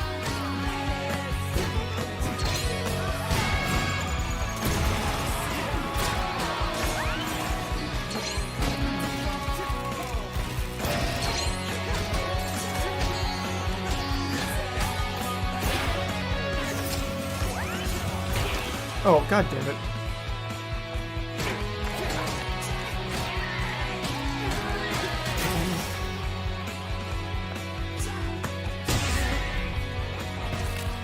Thanks to Bits Real Life. Not bad at all. I just gotta get used to it.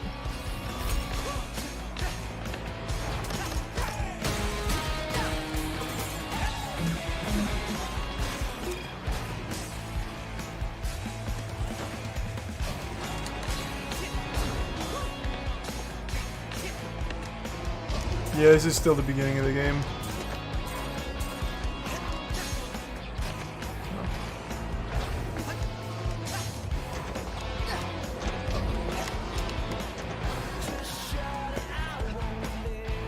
Makes the bits random stuff.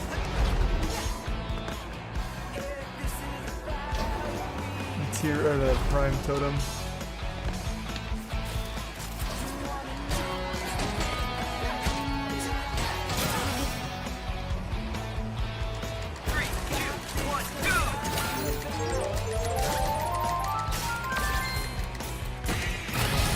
All right, really tickled him on that.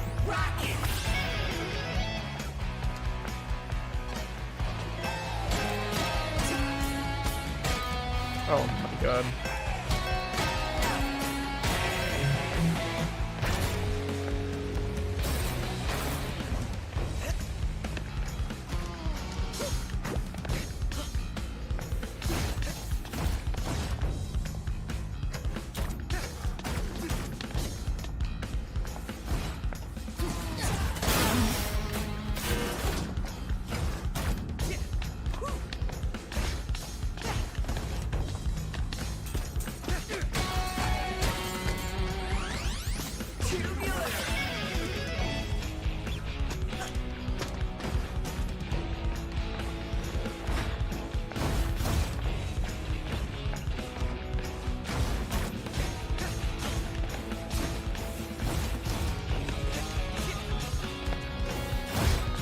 Damn it.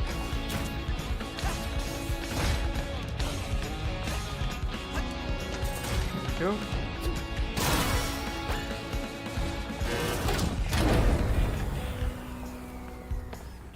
Uh-oh. Power's out. Generator looks busted. Did you fix it? Any tools nearby? Tools? Just the power music. Better idea. Oh yeah, we just gotta fucking shred for it.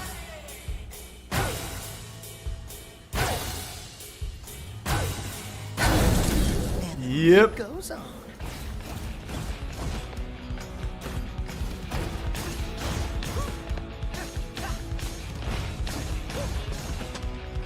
I told you to check that generator. You had one job. You set me up. What? Rekka will destroy both of us if we run behind. Well, someone fixed it, so stop yelling at me!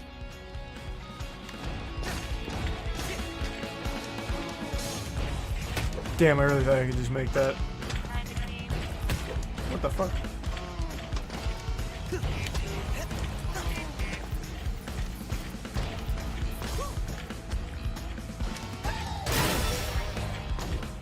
Oh.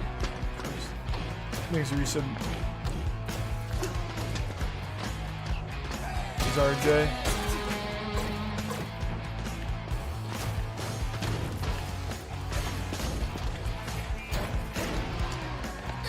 Reminder, sick days must be registered 6 months before desired date. Asterisk, sick days for robotic employees will not be approved. I thought that might break him. I feel like this speedrun would be super fun. I bet there's an infinite, like in Devil May Cry or God of War.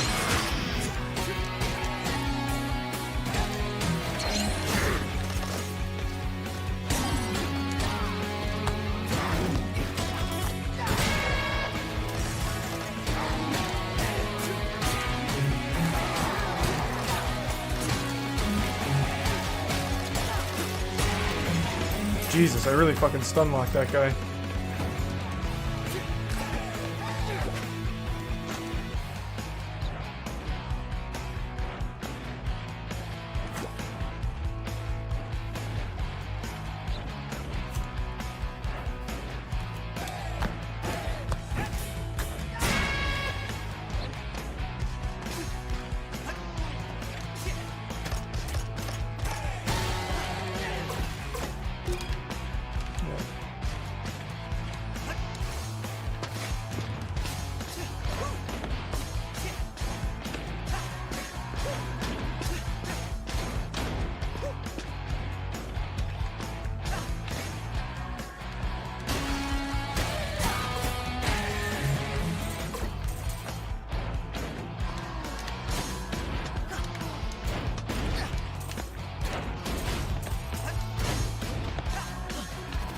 Rhythm games are too hard.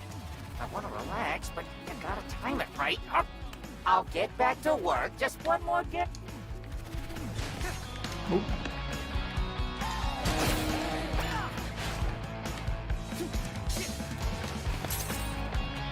How about combining those heavy Let's and beat light some more attacks ass. for even more combos and beat hits?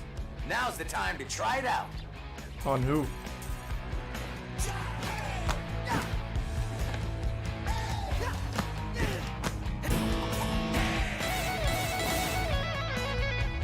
Okay.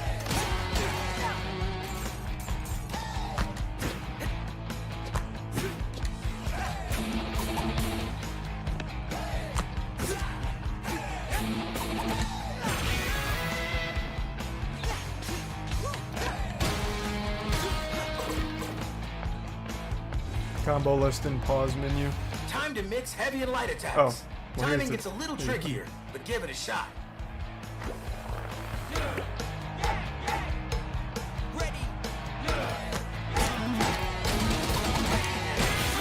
Perfect, like it should be.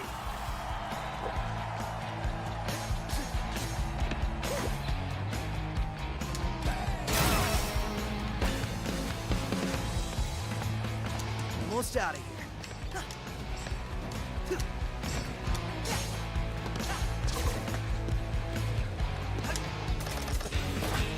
Oh, I thought this was gonna be a boss fight.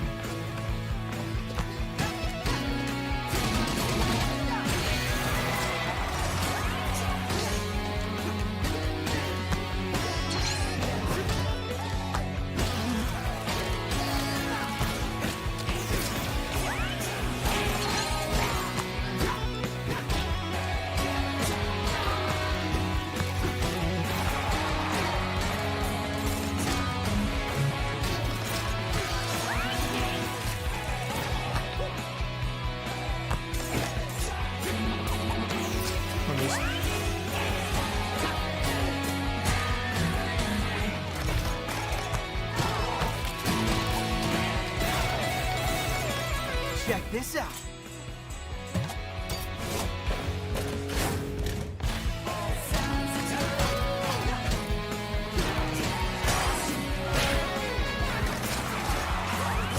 Oh, you got me fucked up.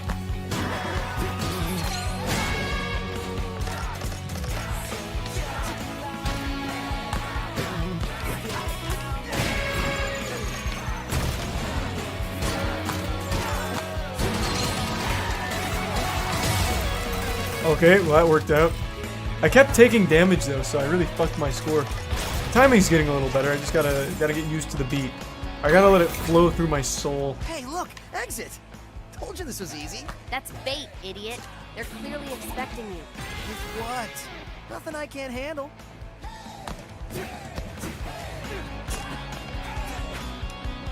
What was that combo I just used? You know what, why don't I just look it up? What was the one I just used?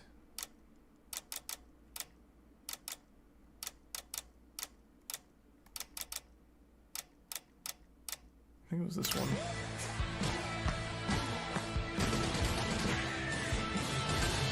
Yeah, that one's good.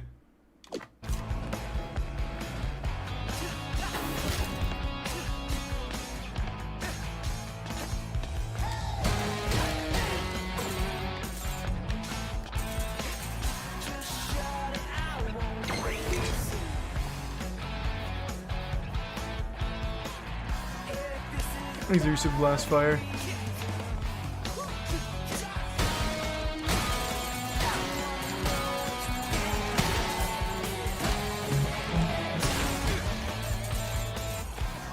May have destroyed me stack, but my memories remain. Oh, what a good job it was. Thanks to Prime Floppy. And the resub Mad.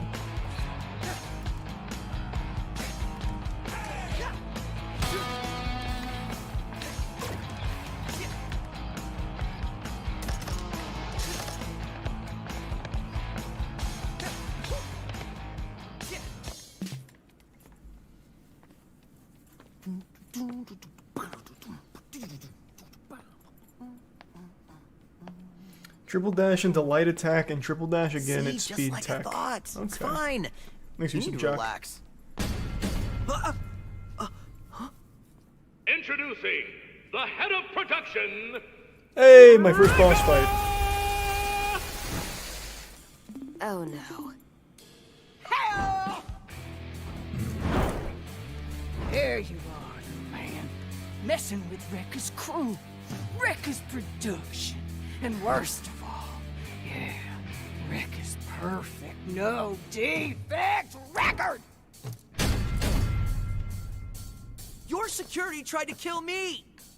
Project Armstrong, EULA. Fine print. Should've read it, punk. Defects get recalled. Recalled? You mean killed? Rekka ain't picked the verbs. That's for the mooks in marketing. Anyway, thanks for being dumb enough to just waltz in here.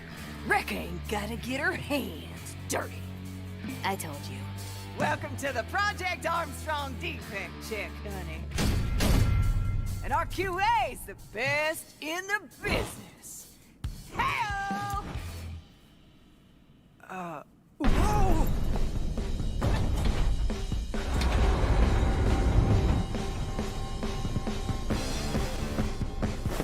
9-inch nails, huh? Wow.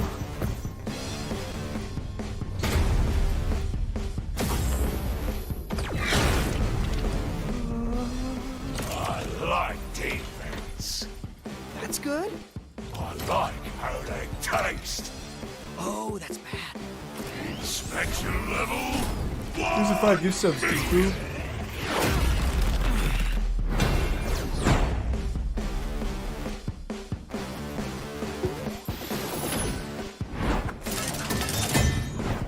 Let's rock, big boy. Bring it.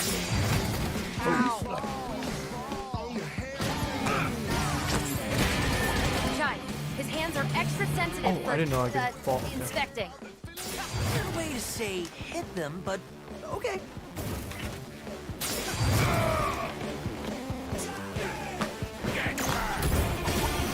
this hit from here? Oh, Jesus. Well.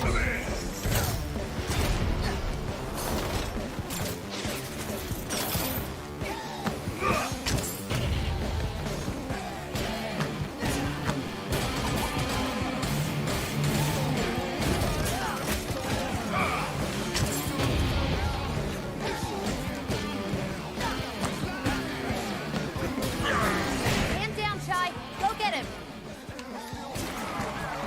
Do this.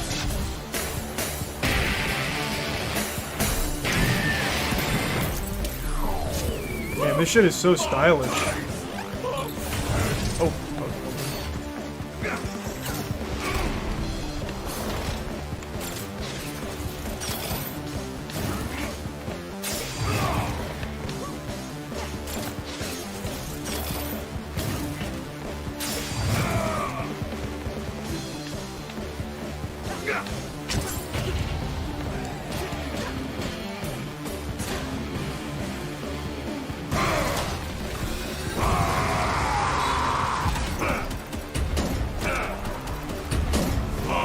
Get to use these.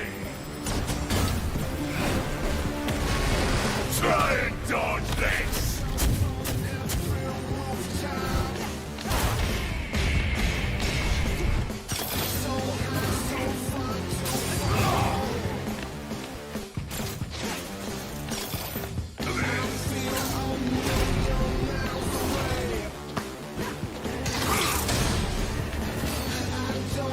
My combo.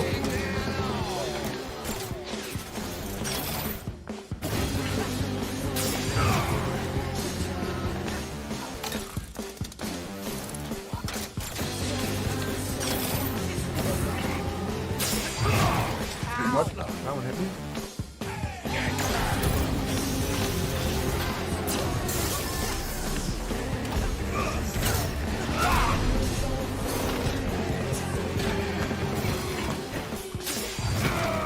Damn it.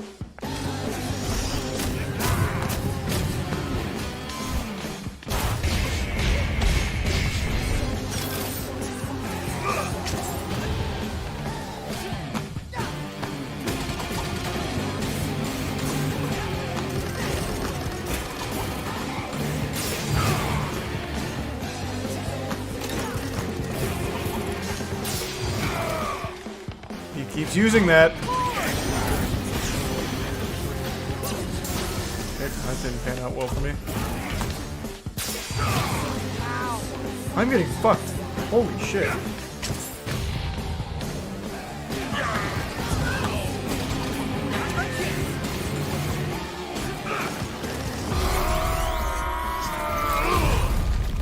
I did use the special, that's what it was. He just didn't have his arm down, so it didn't hit.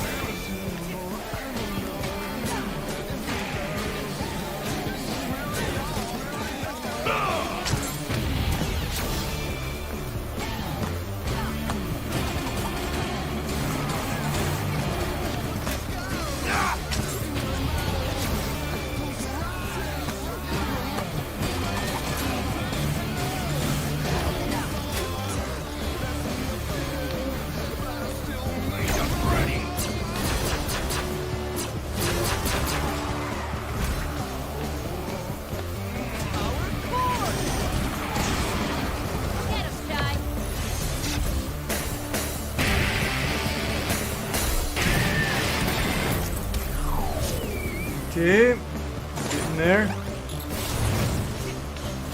Does that literally say weak point on his forehead? By design, speaks for itself.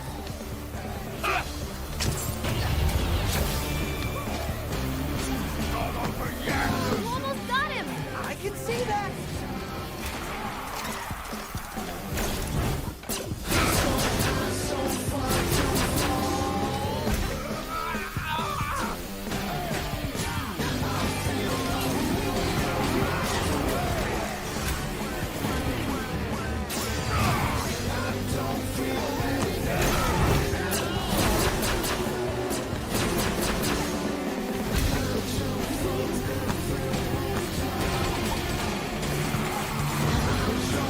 Okay. Not very clean.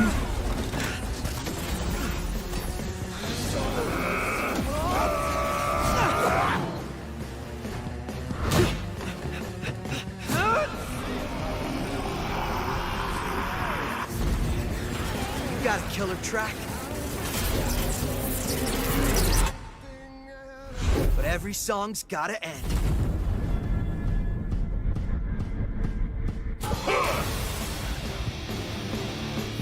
Damn, I thought he was gonna bisect him there.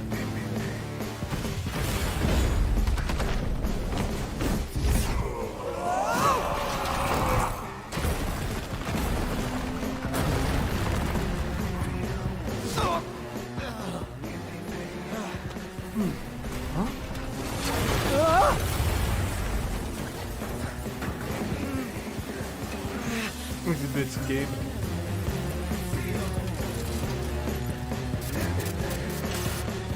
Huh?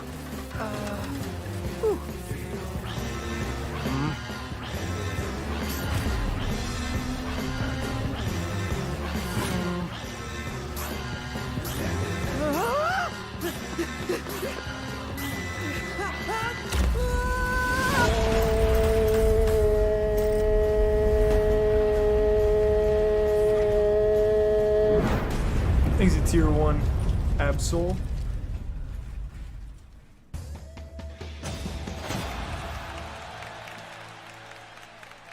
Not horrible. Hold on, let me go fill up my water real quick. Thanks to the bits again, Gabe. Give me 2 seconds.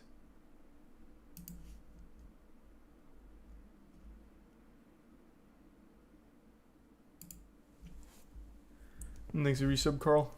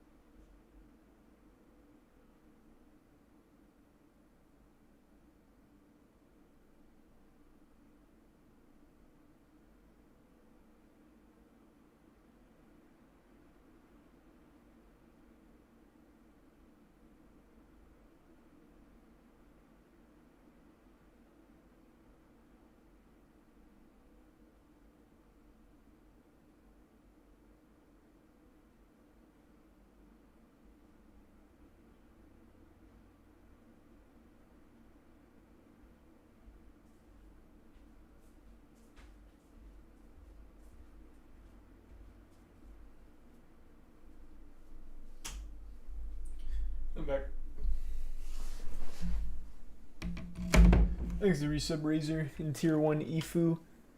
And the resub Rhyme and Prime SXN. The resub Steak and Carl.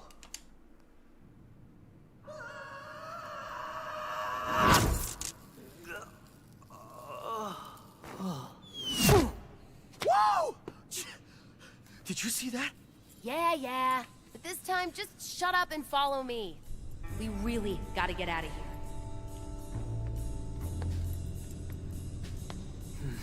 No complaining this time.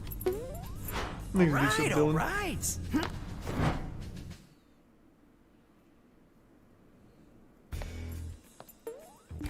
Are you scared? What? No. I mean, it is a little dark. Hey, there are no spiders down here, right? Or like robot spiders? Oh, please don't let there be robot spiders. This it? In here.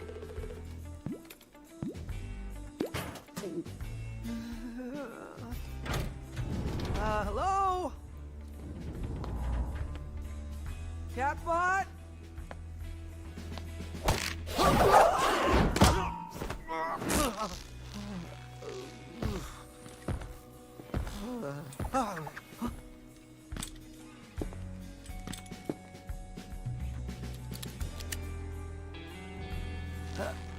A rope snare? What are you? Cartoon character?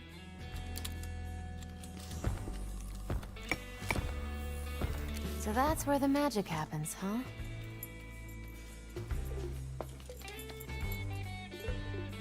My name is Peppermint. Wait, that voice! You're the cat! 808 is my eyes and ears out there. And it looks like she's Easy taken to a subdue liking him. to you. Wait, okay, she's yours! She's yours! Get up, slacker. We've got work to do. So, 808 said you were gonna help me get out of here. I am. Right after you help me look Who into makes the Spectra. bits, Gabe? I don't even know what that is. Don't expect you to. This is whistleblower level. So... bad? Yes. And I'm working with a team to expose them. We're Maybe we should small, tell me. but Small meaning just you and your cats? I'm bigger than this. says Maybe we said Rockstar here. C3. Do you even actually play guitar? Well... Figures. You don't need to play guitar to be a rock star.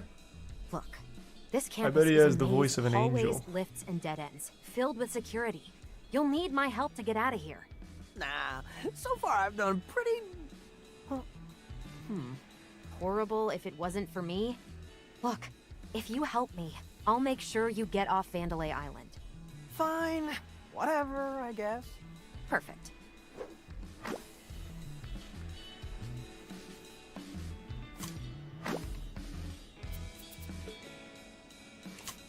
This is your hideout? You really are a small operation. Well, now we're +1. You can rest on that sofa. Luxury suite, I see. No, I don't play By League the of way, Legends I anymore. may be able to help you out with some upgrades if you have some spare parts. I do Let's have a chat lot of before we parts. head out.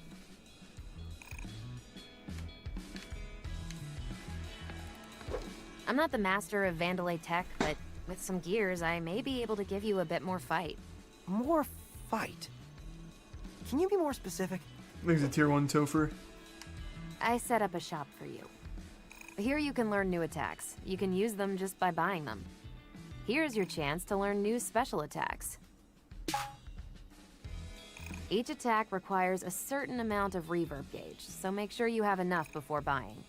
Also, special attacks need to be equipped. You can't just use them all.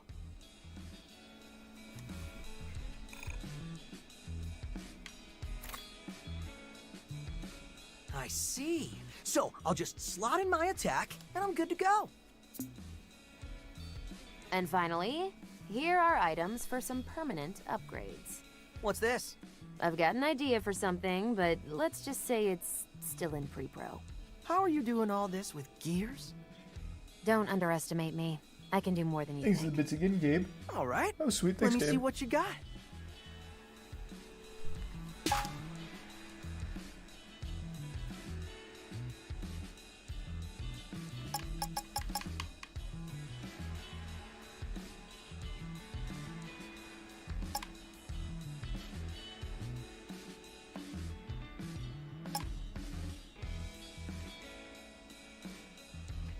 I wonder which one of these is best. That one seems pretty good.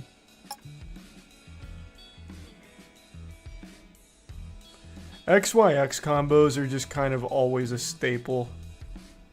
Those are usually just always good. I'm just gonna grab that. Now I can't afford any of this, but whatever.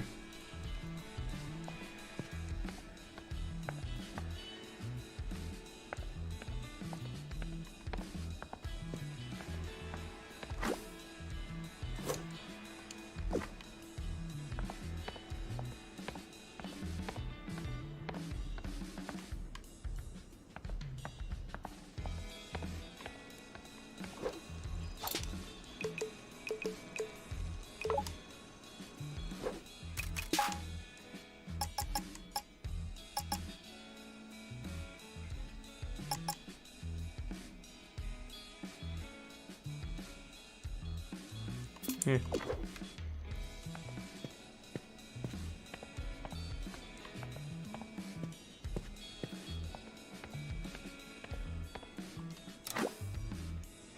No, let's read all that.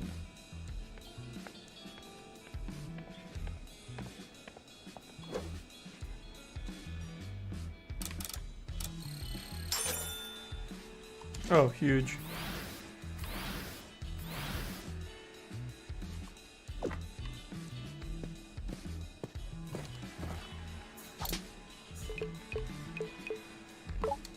Run it. Okay, ready when you are, Peppermint.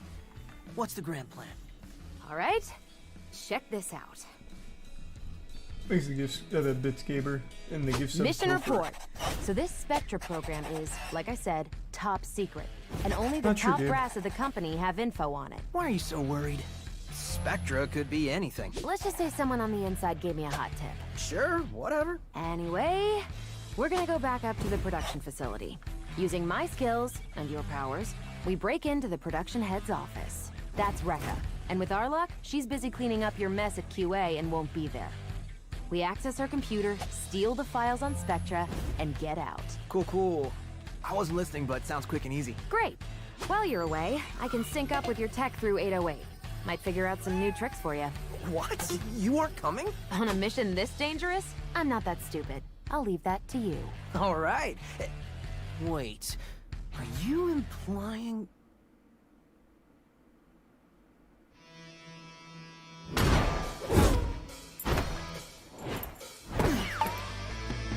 I'm here, baby. Now let's try out the XYX now. I bet this shit slaps.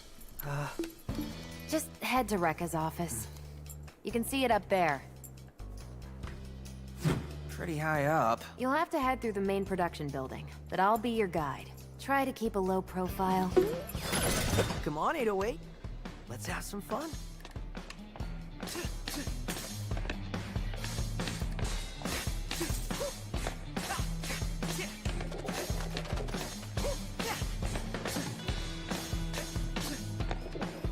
Can't believe you got a drink out of that thing.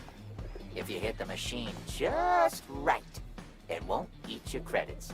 Take it from a master like me. That guy looks like the bot from Metabots, the main one.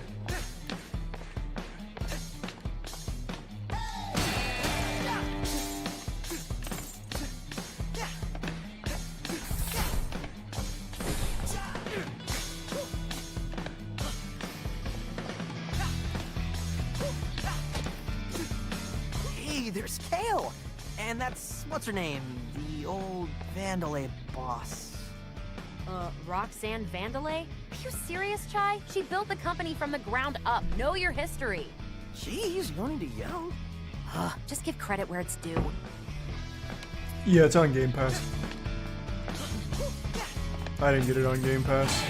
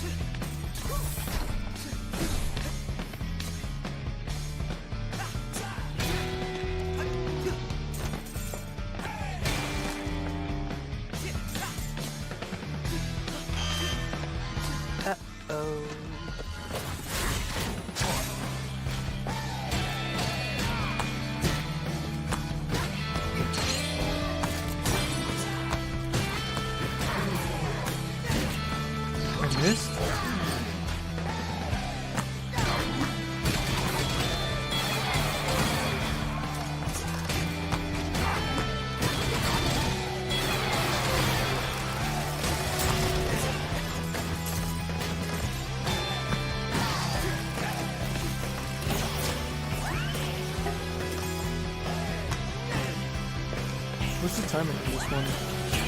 Oh, okay. Thought it was done.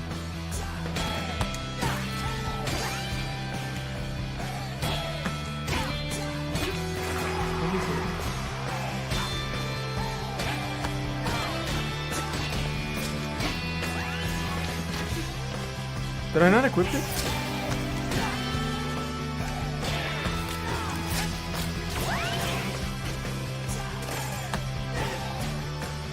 I feel like it should have been right there. It's YXY. I thought it was XYX. Right. I got it. Oh.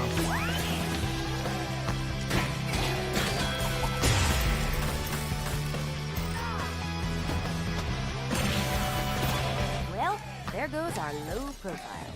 Come on, this is more fun. And as long as you're right. Rekka doesn't... Attention! Rekka here! That defect was spotted in my building! I'm half hoping none of these chump security get it, so I can rip them apart, piece by piece. Oh, sounds juicy. I thought you said she wouldn't be here. I thought you said this was more fun. Why do they give me such unrealistic goals? They want me to lift the big boxes with these tiny hands.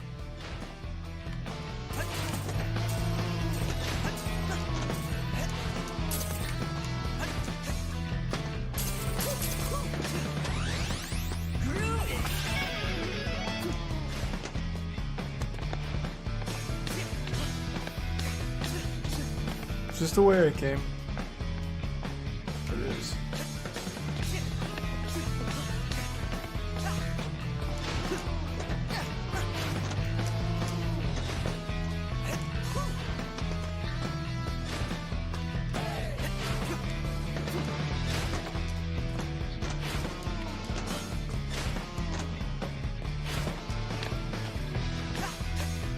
Here's a prime average cheese.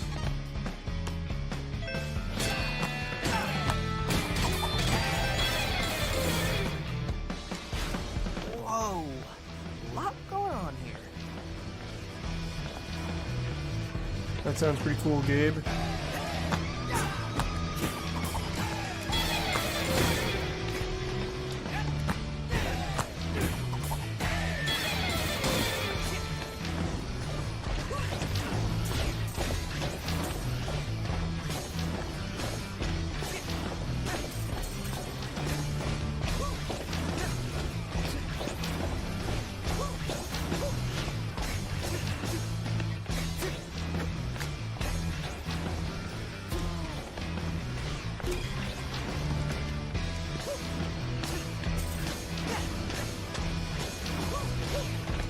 Okay, yikes.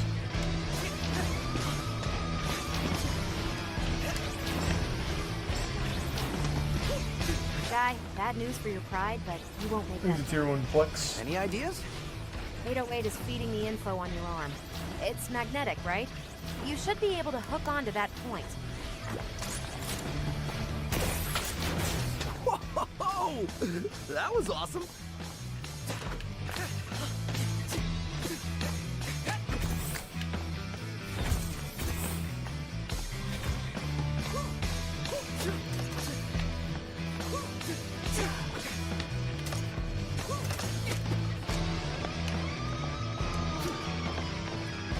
Please note, apparently we're supposed to look out for a, music.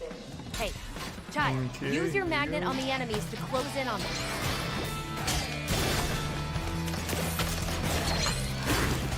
You sack of shit.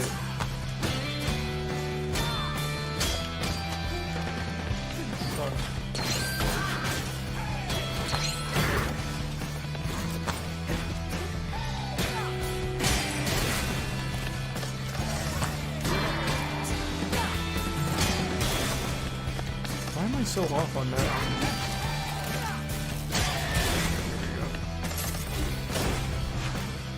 Here's your prime, Gabriel. Out of my way! It's mine. Whoa there, big guy.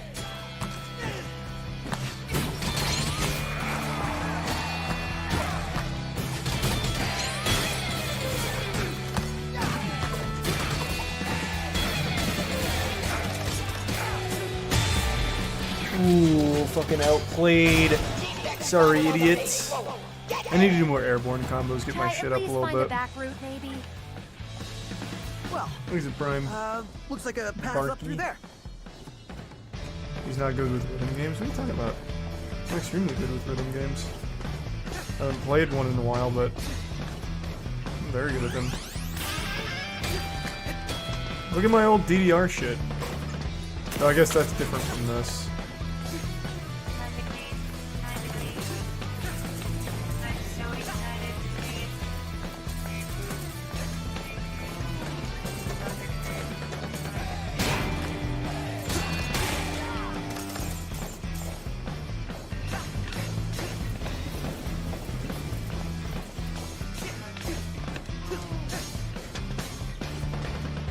Miss anything?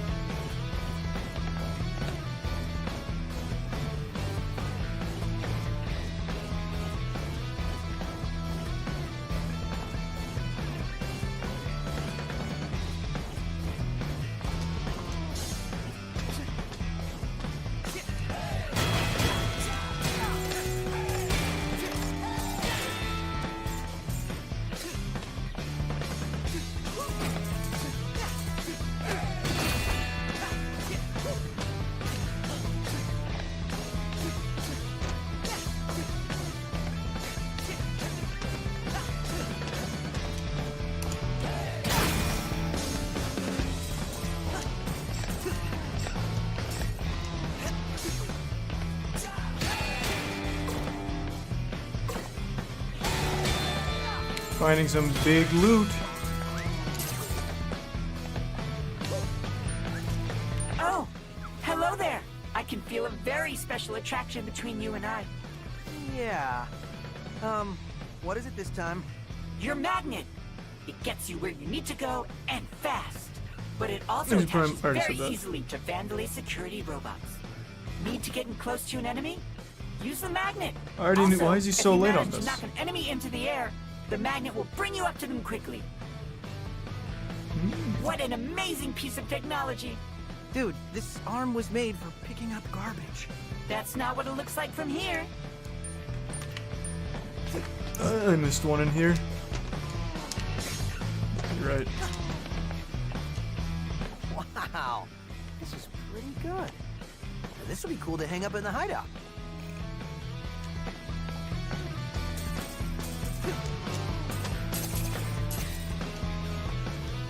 Oh, missed. Okay.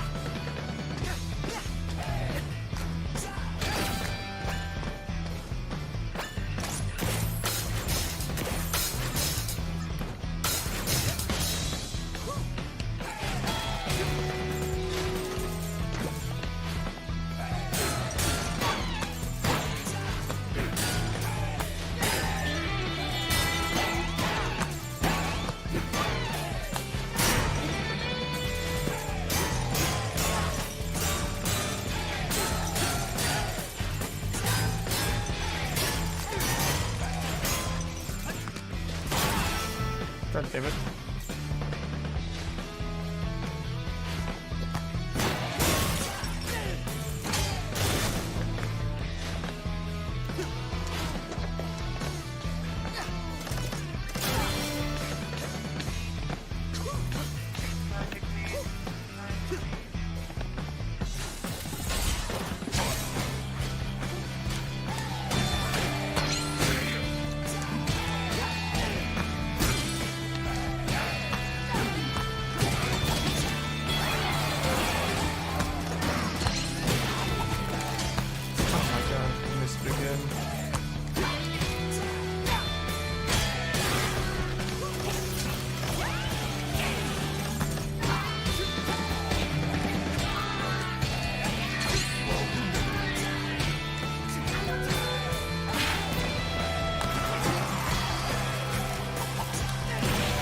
The timing on that one I keep missing for some reason. 808. Bad guys.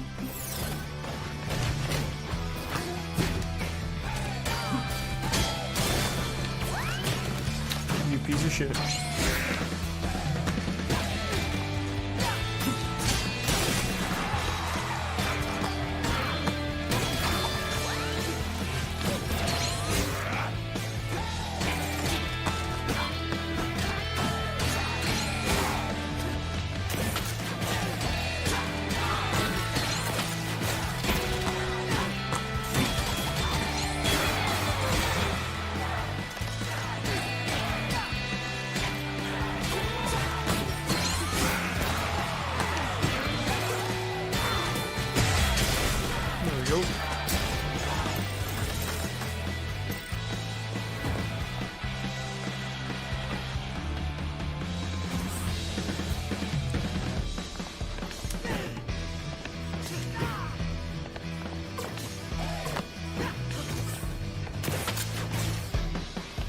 Hey there, Chai. Whoa! How'd you do that? Figured you might need some help out in the field. I hacked these terminals and, can send you some upgrades from here. Oh. Nice.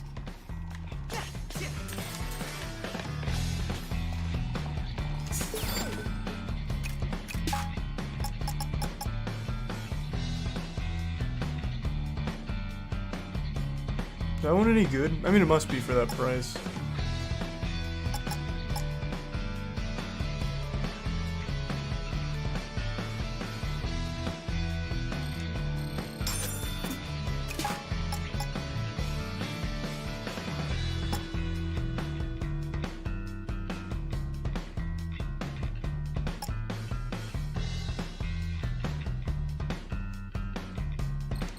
That one just seems better.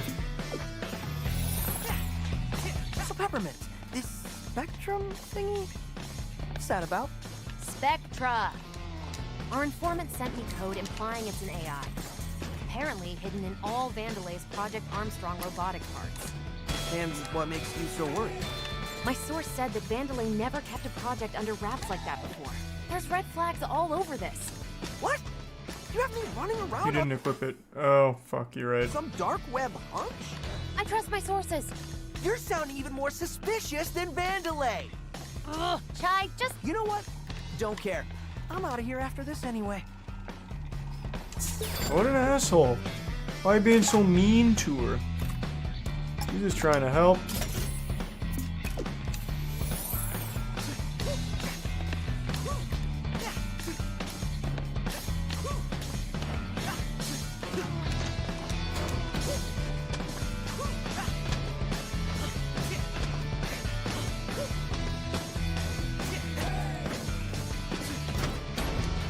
That's so sad.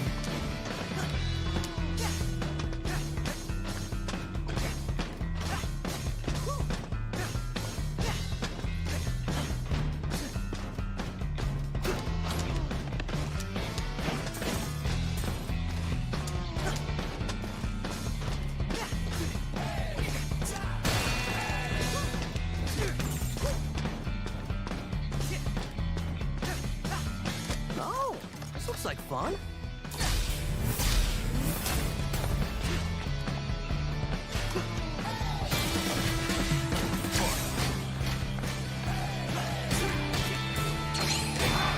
Oh.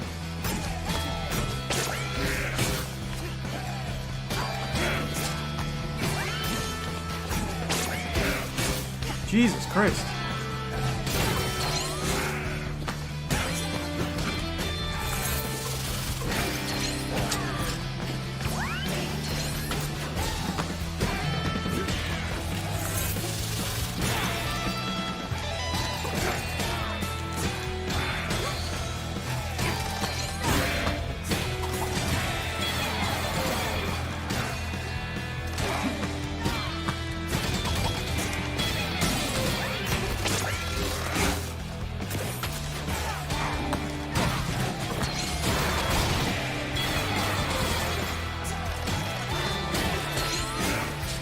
How did I not dodge? Oh my god, let me dodge! Fuck!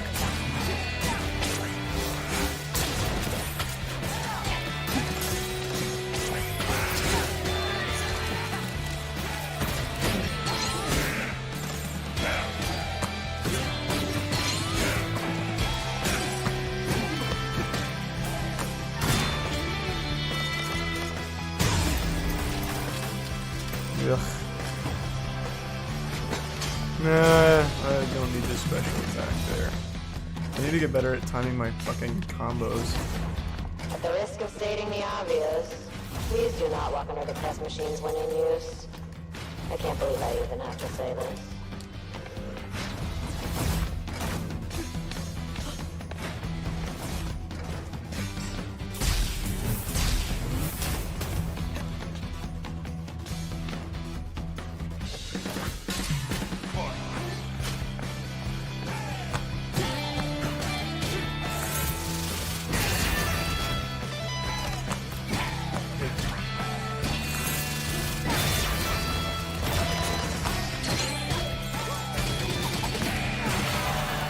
Go, nothing better.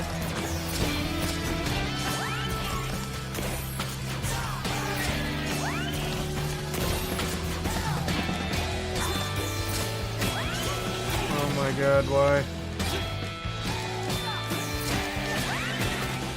How is that hitting me? Fuck!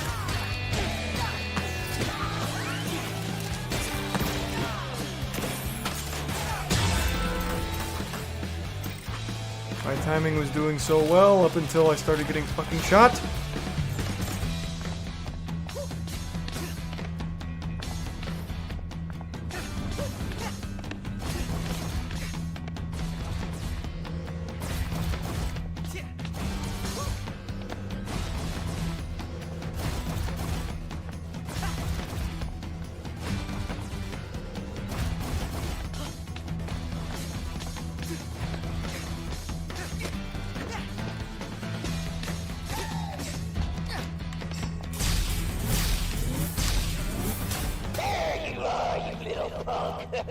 You're not getting out of here. Reminds me of some Mino in Ghosts. Getting the smackdown.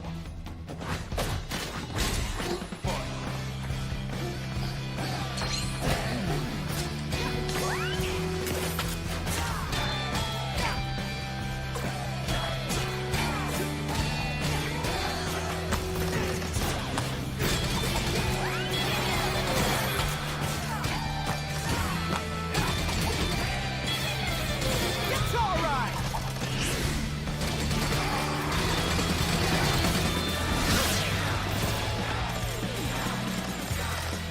Huge. This will be easy. Big S.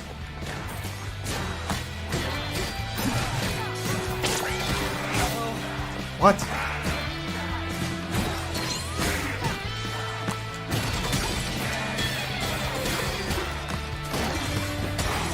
all right.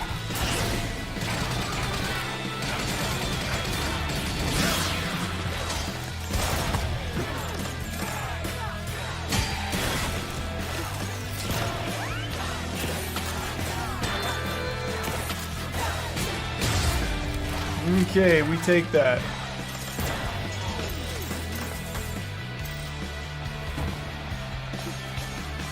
Lockdown over here. Peppermint, this is where you come in? Okay, timing's getting good.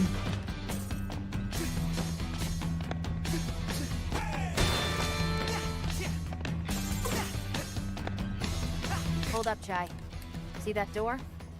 Might be able to bypass security on that one. It's a rough route, though. Lot of stairs. You know what? I like exciting.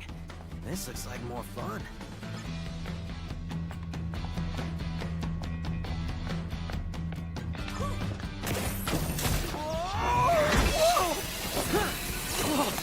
You have to swing to the beat. Yeah, everything needs to be on beat for maximum efficiency.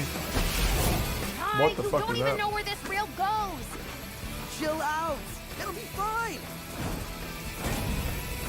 Oh yeah? Well, look ahead.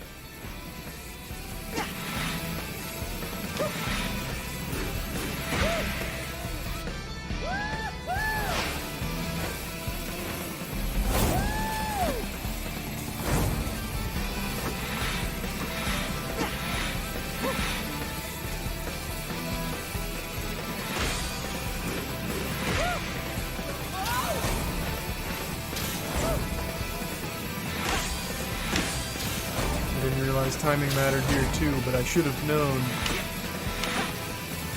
late.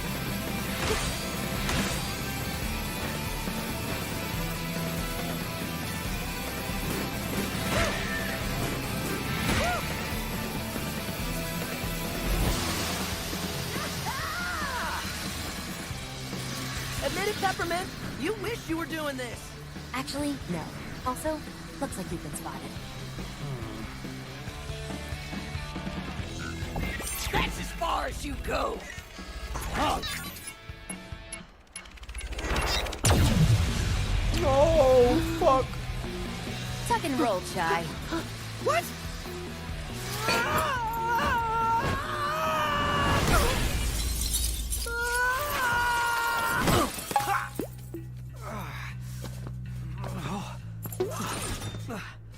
Well, I'm, somewhere. We're actually pretty close to Rekka's office now. See? I told you it'll work out. Alright, I'm getting tired. I think I'm gonna call it a night. Whew, it's 3 a.m.